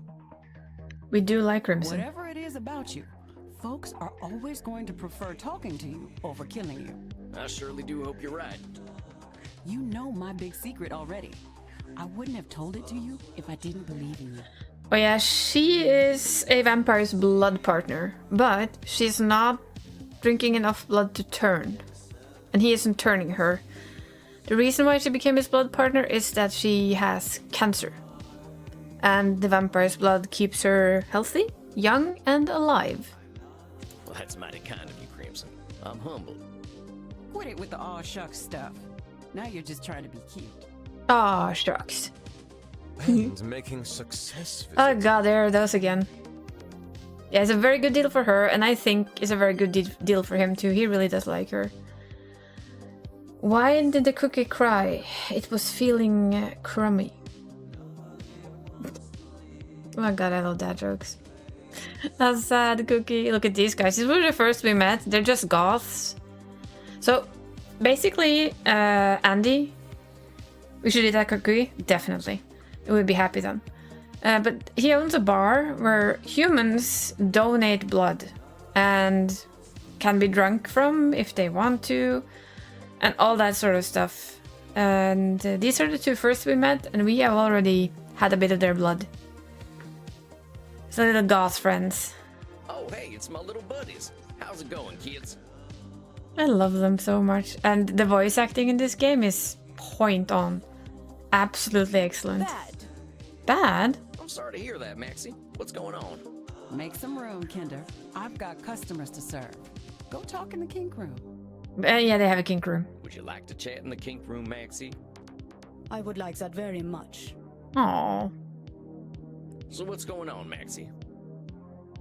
My boss yelled at me today and made me sad. Oh no. Well, what happened? Someone injected a malicious SQL query into our API and used it to execute code. We did not have our queries parameterized, so they were able to drop the user table entirely. Thank you for more BT's tech. Love you. Techlifts Wow. just cheered 10 bits. So, nerd lady then. I warned the backend developers that this would happen, but I got all of the blame. That sounds like a real mess, Maxie. Reminds me of the time I forgot to lock the gate on a cattle drive. By morning, every last cow was gone, just like your, user table thing. Maybe your boss was hopping mad, but I bet next time they'll listen to you. That is true. Am I the only one who is now aroused? Yes, Reinhardt. Yes. I love you as my friend. Yes, I do. And I do say that in like the kindest of ways. Of course I do. Therefore, I love you. He apparently loves everything. Our Reinhardt fellow. I do love their style though. It's so goth. No, Reinhardt, I am also aroused. Okay, get on over here and pass me some neck. Gonna try and bite again? I feel as though all my worries have been sucked away. I am well acquainted with this feeling, Hazi. And you will be once more. I think that's my cue to get to my coffin. You scared the American away, Maxie. I suppose I am a very bad girl. This is quite a nightclub, by the way. All right, I'm out. Bedtime for Sam. I'll see you kids later. Imagine having a nightclub though for vampires where people basically offer themselves up for you to drink from them. Samuel, greetings. Oh god, we have her. Oh, hey, Andy. What is wrong, my friend? You don't seem your chipper American self. God, his voice is lovely. I guess I ain't too happy to be seeing tonight's client. I'm still feeling the Yeah, we're tongue going lash for she the gave me tongue last lashing time. lady. Ah, yes, the Senora d'Este. She certainly has a way with words. It ain't that. It's just this Sansa kid. Like she thinks I can be a certain way just because she tells me to. Aha. At least that makes her core distortion clear, doesn't it? You know what it is, of course.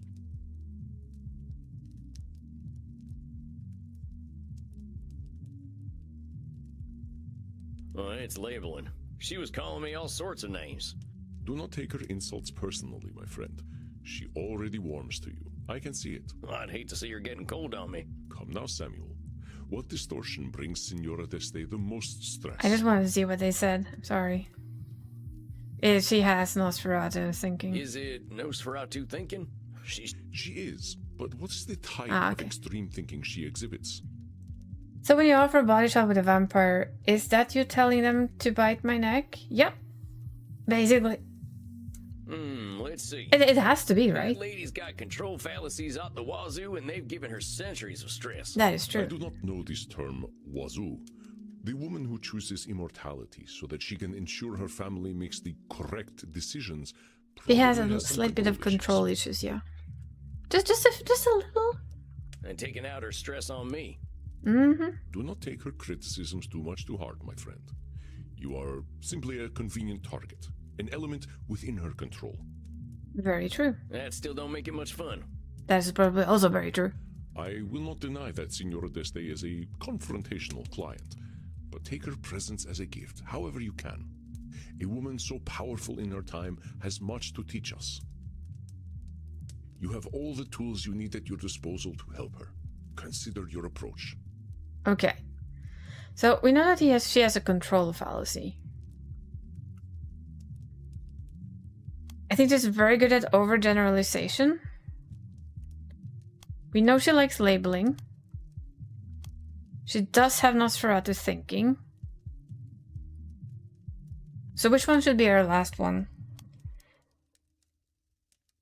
Emotional reasoning, should statement, personalization, or like disqualifying the positive?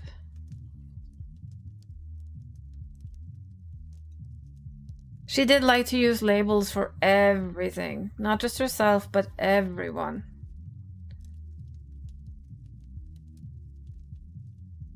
I think she does this too.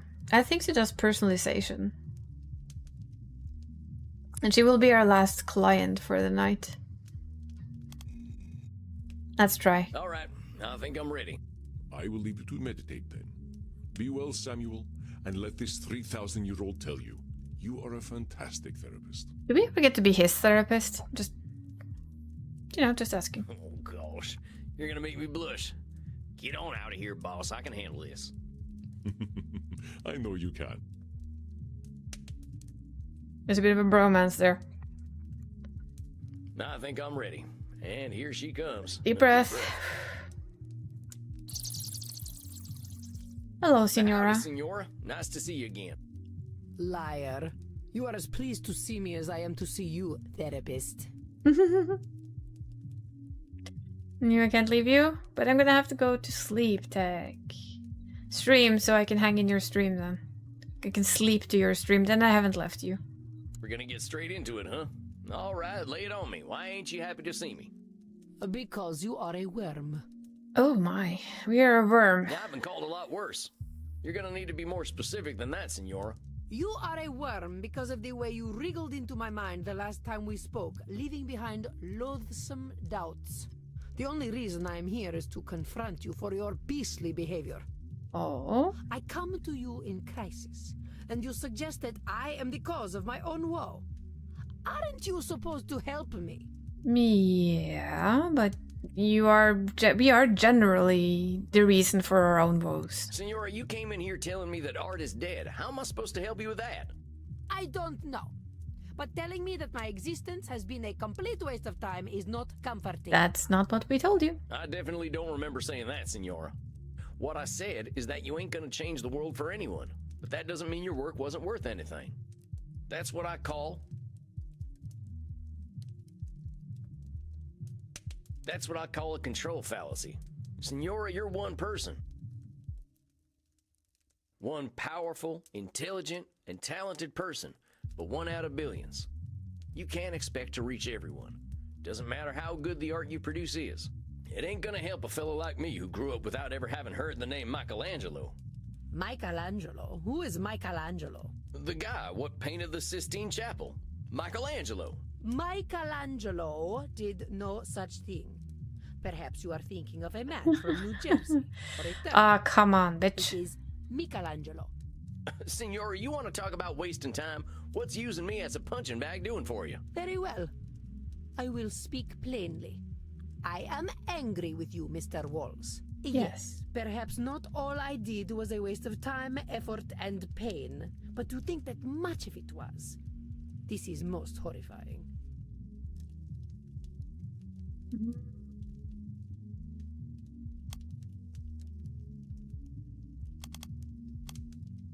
Listen carefully, Samuel. It is not only truth that harms the Signora, but also the way... Yes, perhaps not... Listen carefully, Samuel. Yes, perhaps as an not all I did overgeneralization was a then? waste of time, effort, and pain, but... No. Listen carefully, Samuel. And we're back to Nosferatu thinking. Yes, I get it. Yes, perhaps... Maybe it'd help if we looked at that wording you used. A waste of time, effort, and pain. Not always that easy to get it, huh? Even if you didn't achieve your goals in them efforts, you can't just say they were a waste of time. Now, if you were sitting in bed for 400 years watching bad TV, then I might agree with you. A disgusting notion. I am already dead.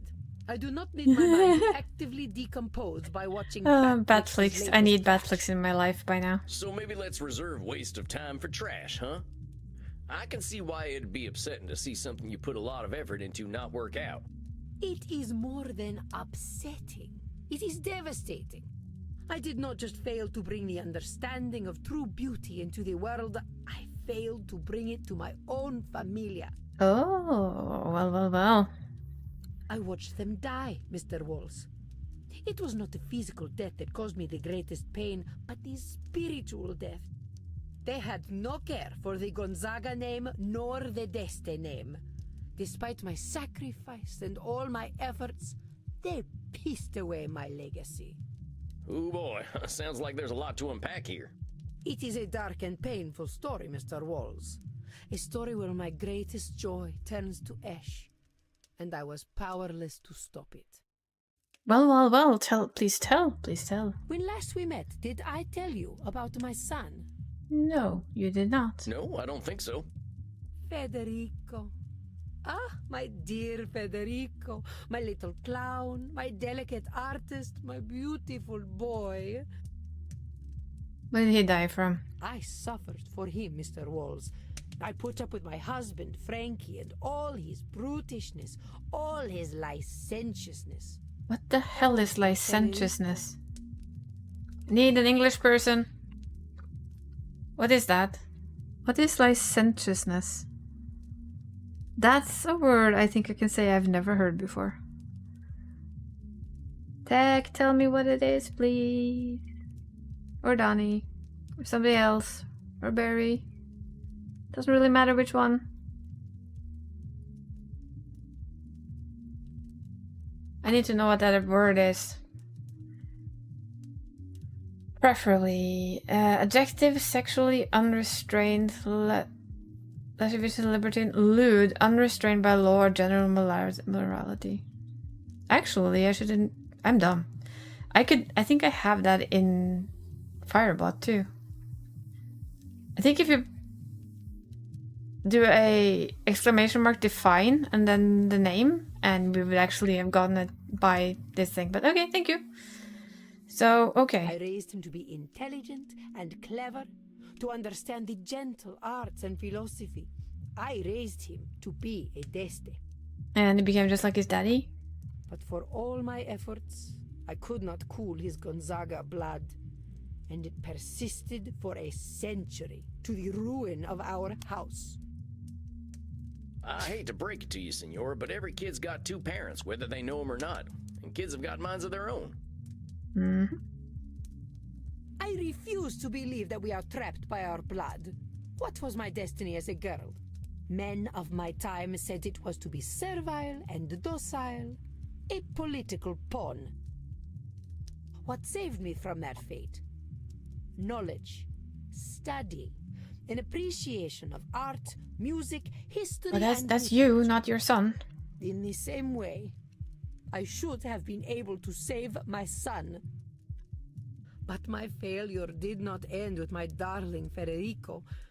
I was only 153 when the once great Gonzaga house surrendered all its honor to the hated Spanish. Uh-oh. I stood by, useless as a statue, as the Gonzaga name burned in the war of the Mantuan succession.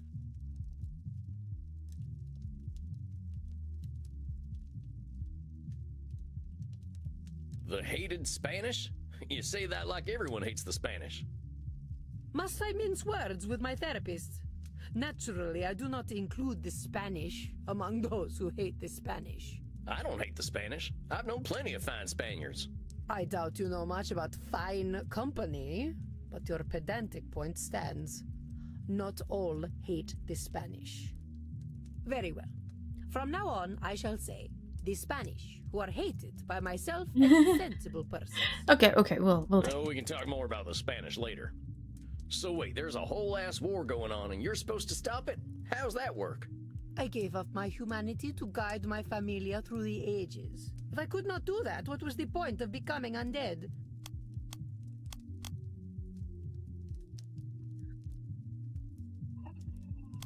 Senor, being a vampire... She's gives us a very lot of control powers, fallacy, this but woman. it doesn't give us the power to control a single human being, let alone a whole dynasty of them. That is true. When the heck have we ever listened to our betters? I ain't no historian, but I know enough to know people are liable to making the same mistakes over and over again.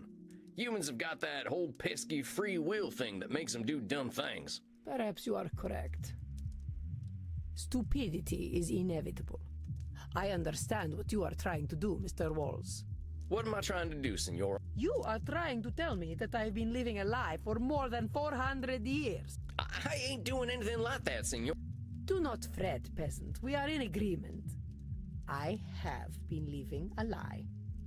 We all have. As I told you last time, I know my own foolishness. But time has not made my mortal concerns fade. In my mind, I know that virtue, love, chastity, wisdom, honor, these kinds of words were created by men to make us supplicant. But, fool that I am, I still love the idea of virtue. I have loved it ever since I was a child. It ain't foolish to have ideals, Senora. She was labeling herself as an That idiot. makes us human.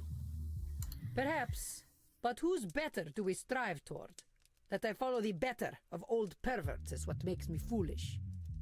Senora, people have been following the ideals of old perverts for thousands of years. Why are you a fool?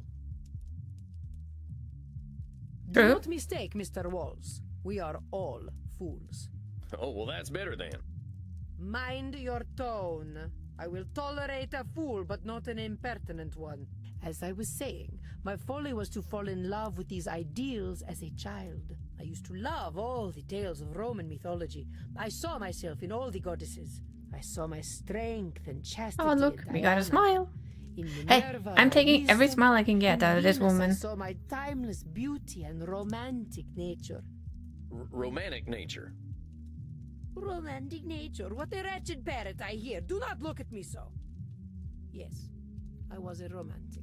Aww. Until reality came crashing down upon me. Look at this painting I had commissioned. Oh. What am I looking at? I don't know much about art. So that's probably her. I like the horsey. The figures standing upon the arch are Venus and Mars. Mars is portrayed by my idiot husband Frankie. Beside him, I stand as Venus. Oh, I'm not sure where I'm supposed to be looking. You may appreciate my beauty, peasant, but do not let your eyes linger upon my once supple body over long. This is art, not pornography. But look closer and you will see that even this art is a lie. This is the dream of a foolish girl. Okay. To be enjoined in pure romantic love with a handsome warrior. I believed so hard, Mr. Walls, that I thought I could make it true. But this handsome man is not Frankie. This is Frankie. He is not Mars, but Vulcan. Well, he's got some abs. I'll give him that. Yes, I did not shy from truth. But see how love's aim goes amiss and strikes his gangrenous penis rather than his heart. Oh dear. See the grapes behind him, for the drunkard is never far from his true love. See how he flails helplessly, as if begging a true warrior to put a sword in his belly. I'm sensing we've got some work to do around your husband. Whatever gave you that impression? I don't know. Maybe the fact that you kind of said you wanted to stab him. And you gave him a gangrenous dick. There are some signs, I would say. There's definitely some signs. The man was created solely to crush my view of the world and my place in it. Naturally, I might have some issues around him. Senora, whatever problems your husband had, they were problems he had before he even heard of you. Mm-hmm. Anyone he could have married would have had the exact same problems with him. Ain't nothing to do with you. Yes, you are indeed correct. One cannot blame a boar for being a boar, even if you dress him up as a man. That is the truth. It would have been better for all if he had married a sow. Also probably the truth. At least everyone's expectations will be lined up, huh? Quite so, Mr. Walls. Hey, she is opening us to us.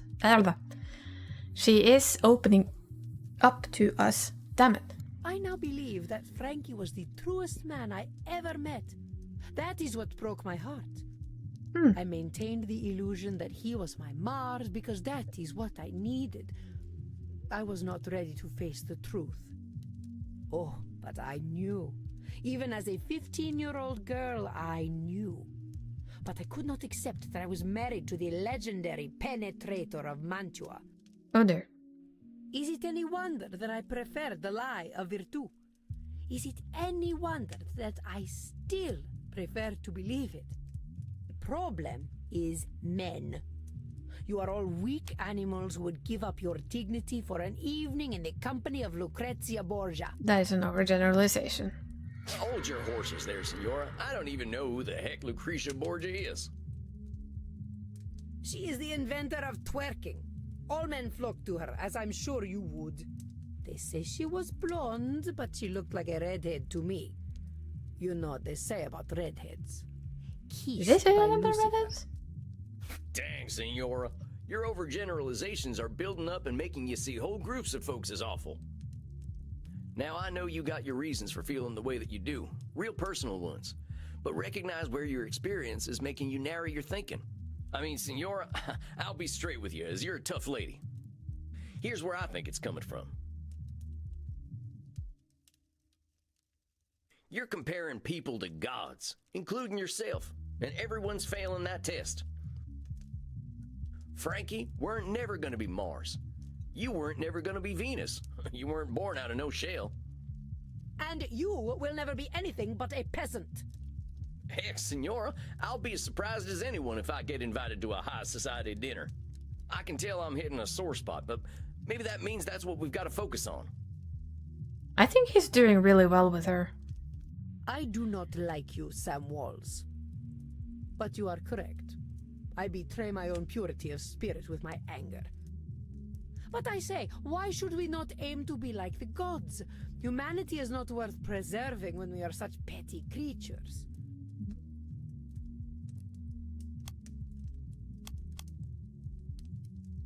I think we're back on her control fallacy, no? The Senora has a rather dim view of humanity in all its imperfection. But I say, why should we not aim to be like the gods? Humanity is not worth Dinner. preserving when we are such petty creatures. Labeling? No. The Senora has a rather dim view. But I say, why should we not aim No, to... okay. Then it has to be Humanity ain't worth preserving. if probably we like one the of gods. these two. Come on, Senora, even the gods weren't perfect. You're ignoring the good about being human and giving the gods a mighty big pass on their flaws, too. I suppose Jupiter was a bit of a fixer-upper. You should hear what he did as a swan. Oh, hey, we got a chuckle from her. No, I think I'd rather not. Senora, humanity is all we got. Even if we're immortal, every word we're speaking is a result of our humanity. Yeah, we make a lot of mistakes, and some of us sound like peasants, but all that messiness is worth something. It makes us who we are. Senora, I don't think you're a goddess. I think you're way more interesting and impressive, because you're real. I agree. Well, you have great wisdom for a peasant, Sam. And your kerchief is a fetching shade of red that matches your eyes. Aww. She flirting with us. Well, thanks, Senora. Let's focus on you, though. What happens if you're not that perfect goddess? I suppose I have always felt that if I could not live to my ideals, I would be left with nothing. I would be discarded like Frankie's mistresses and die of some sex disease.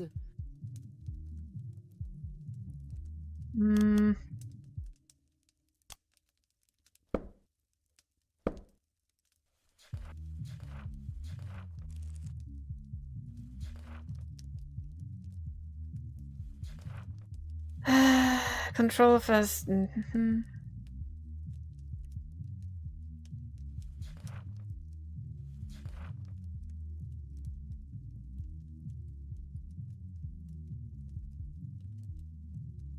Don't think this personalization.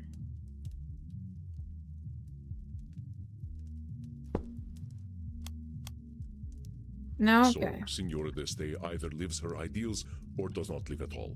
Ah, that's What makes you feel Nosferatu so thinking. strongly? Senora, I don't think there's any universe where you're discarded. A woman of your strength and intelligence ain't ever gonna be forgotten. Maybe things didn't turn out the way you hoped, but you made do with what you had pretty damn well.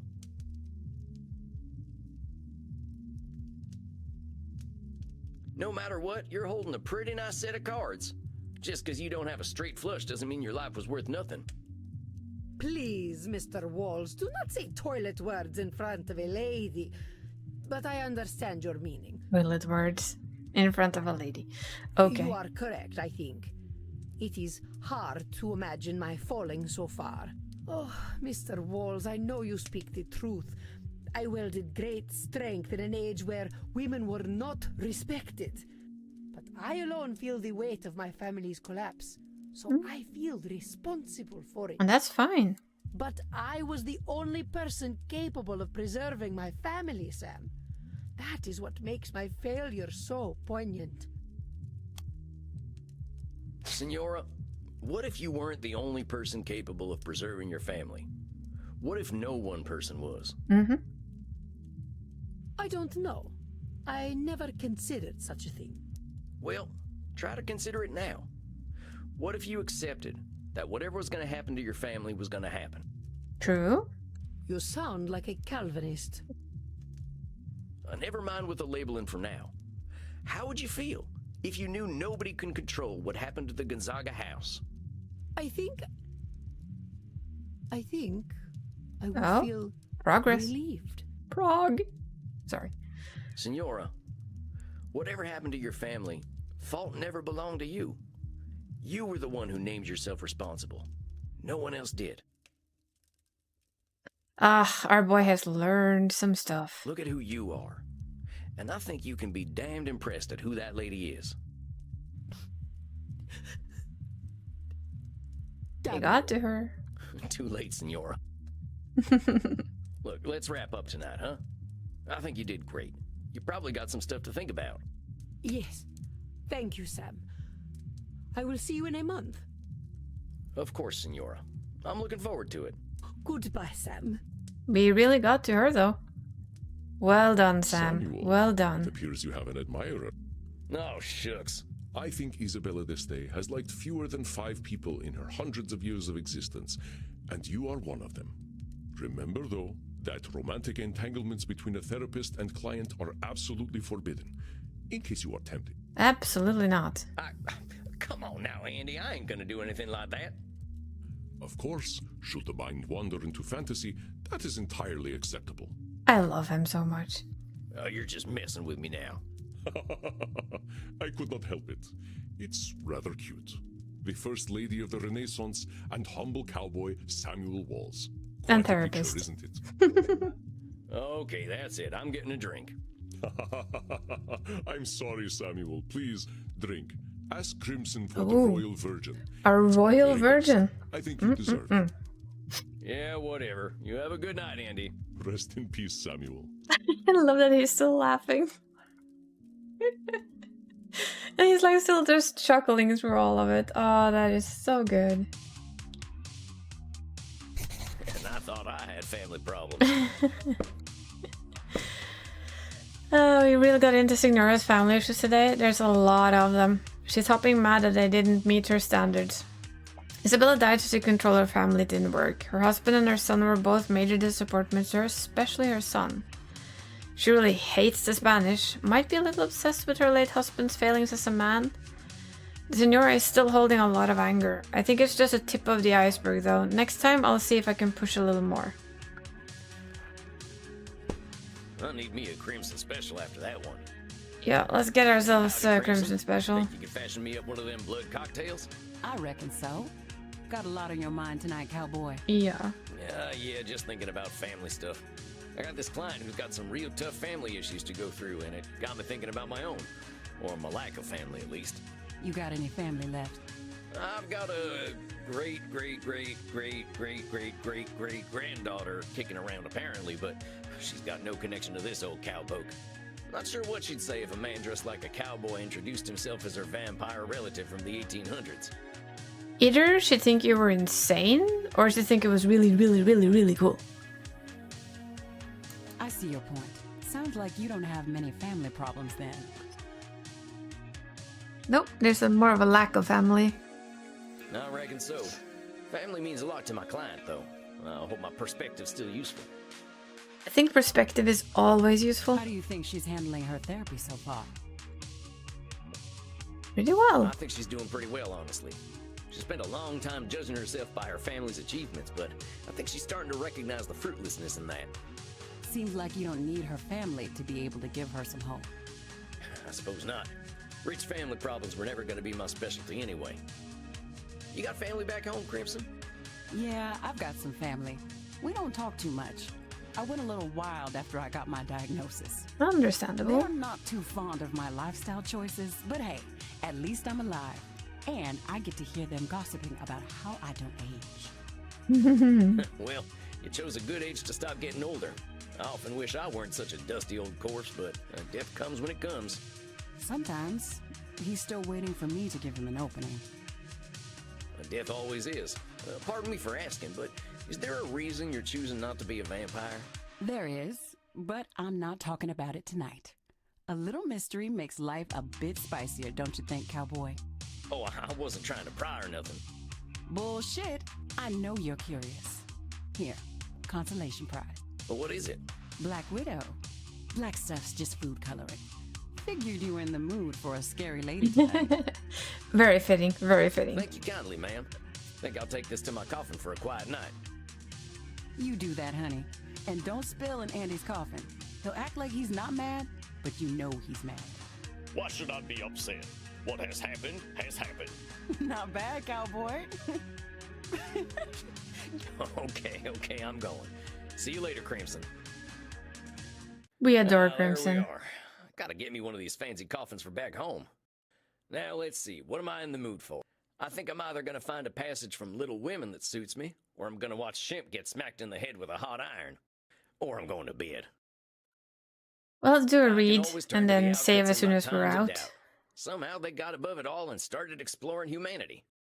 Now, where was that line? All right, here in Chapter 8. I am angry nearly every day of my life, Joe, but I have learned not to show it, and I still hope to learn not to feel it, though it may take me another 40 years to do so. Neat. Yeah, that sounds like the Senora. Hope she doesn't have to wait too much longer, and that I'm not making it worse. I don't think we're That's making enough it fun for worse. one day. I think we're doing very well with Good Signora. night, son. See you in hell. See you in hell, son. Son.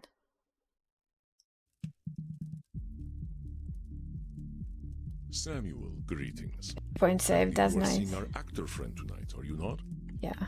But we're also not. Yes. Because it just saved, so we're good. But yeah, that will be it for today. We'll continue this next Thursday because, hey, I need more answers. We need to ask more questions and be more of a therapist because this is fun. At least for me. I hope it is for you. Let's see. I guess I can send you over to CK. That seems like a plan to me. And I will just thank you guys for hanging out as per usual, keeping me company, lurking in the background, and just... Hopefully I didn't put too many weird thoughts into your mind by playing a therapist. This is really a good game. I'm enjoying it, so I'm looking forward to next time. Sunday it will be chaotic. You already know what that means. Oh boy, I'm gonna have to study that so much. Yep. So I will see you guys for Sunday. And for now, we're gonna send you over to CK, who is playing stationary still, I see. And I hope you all have an absolutely amazing rest of your evening. And have a good night's sleep whenever that comes along. Yeah. So again, thank you guys for hanging out. Thank you for being here. Take really good care of yourselves. Don't overthink all of the therapist questions we just have in our mind. Love you all. And enjoy a bit of CK radio voice before you go to bed. Toodles!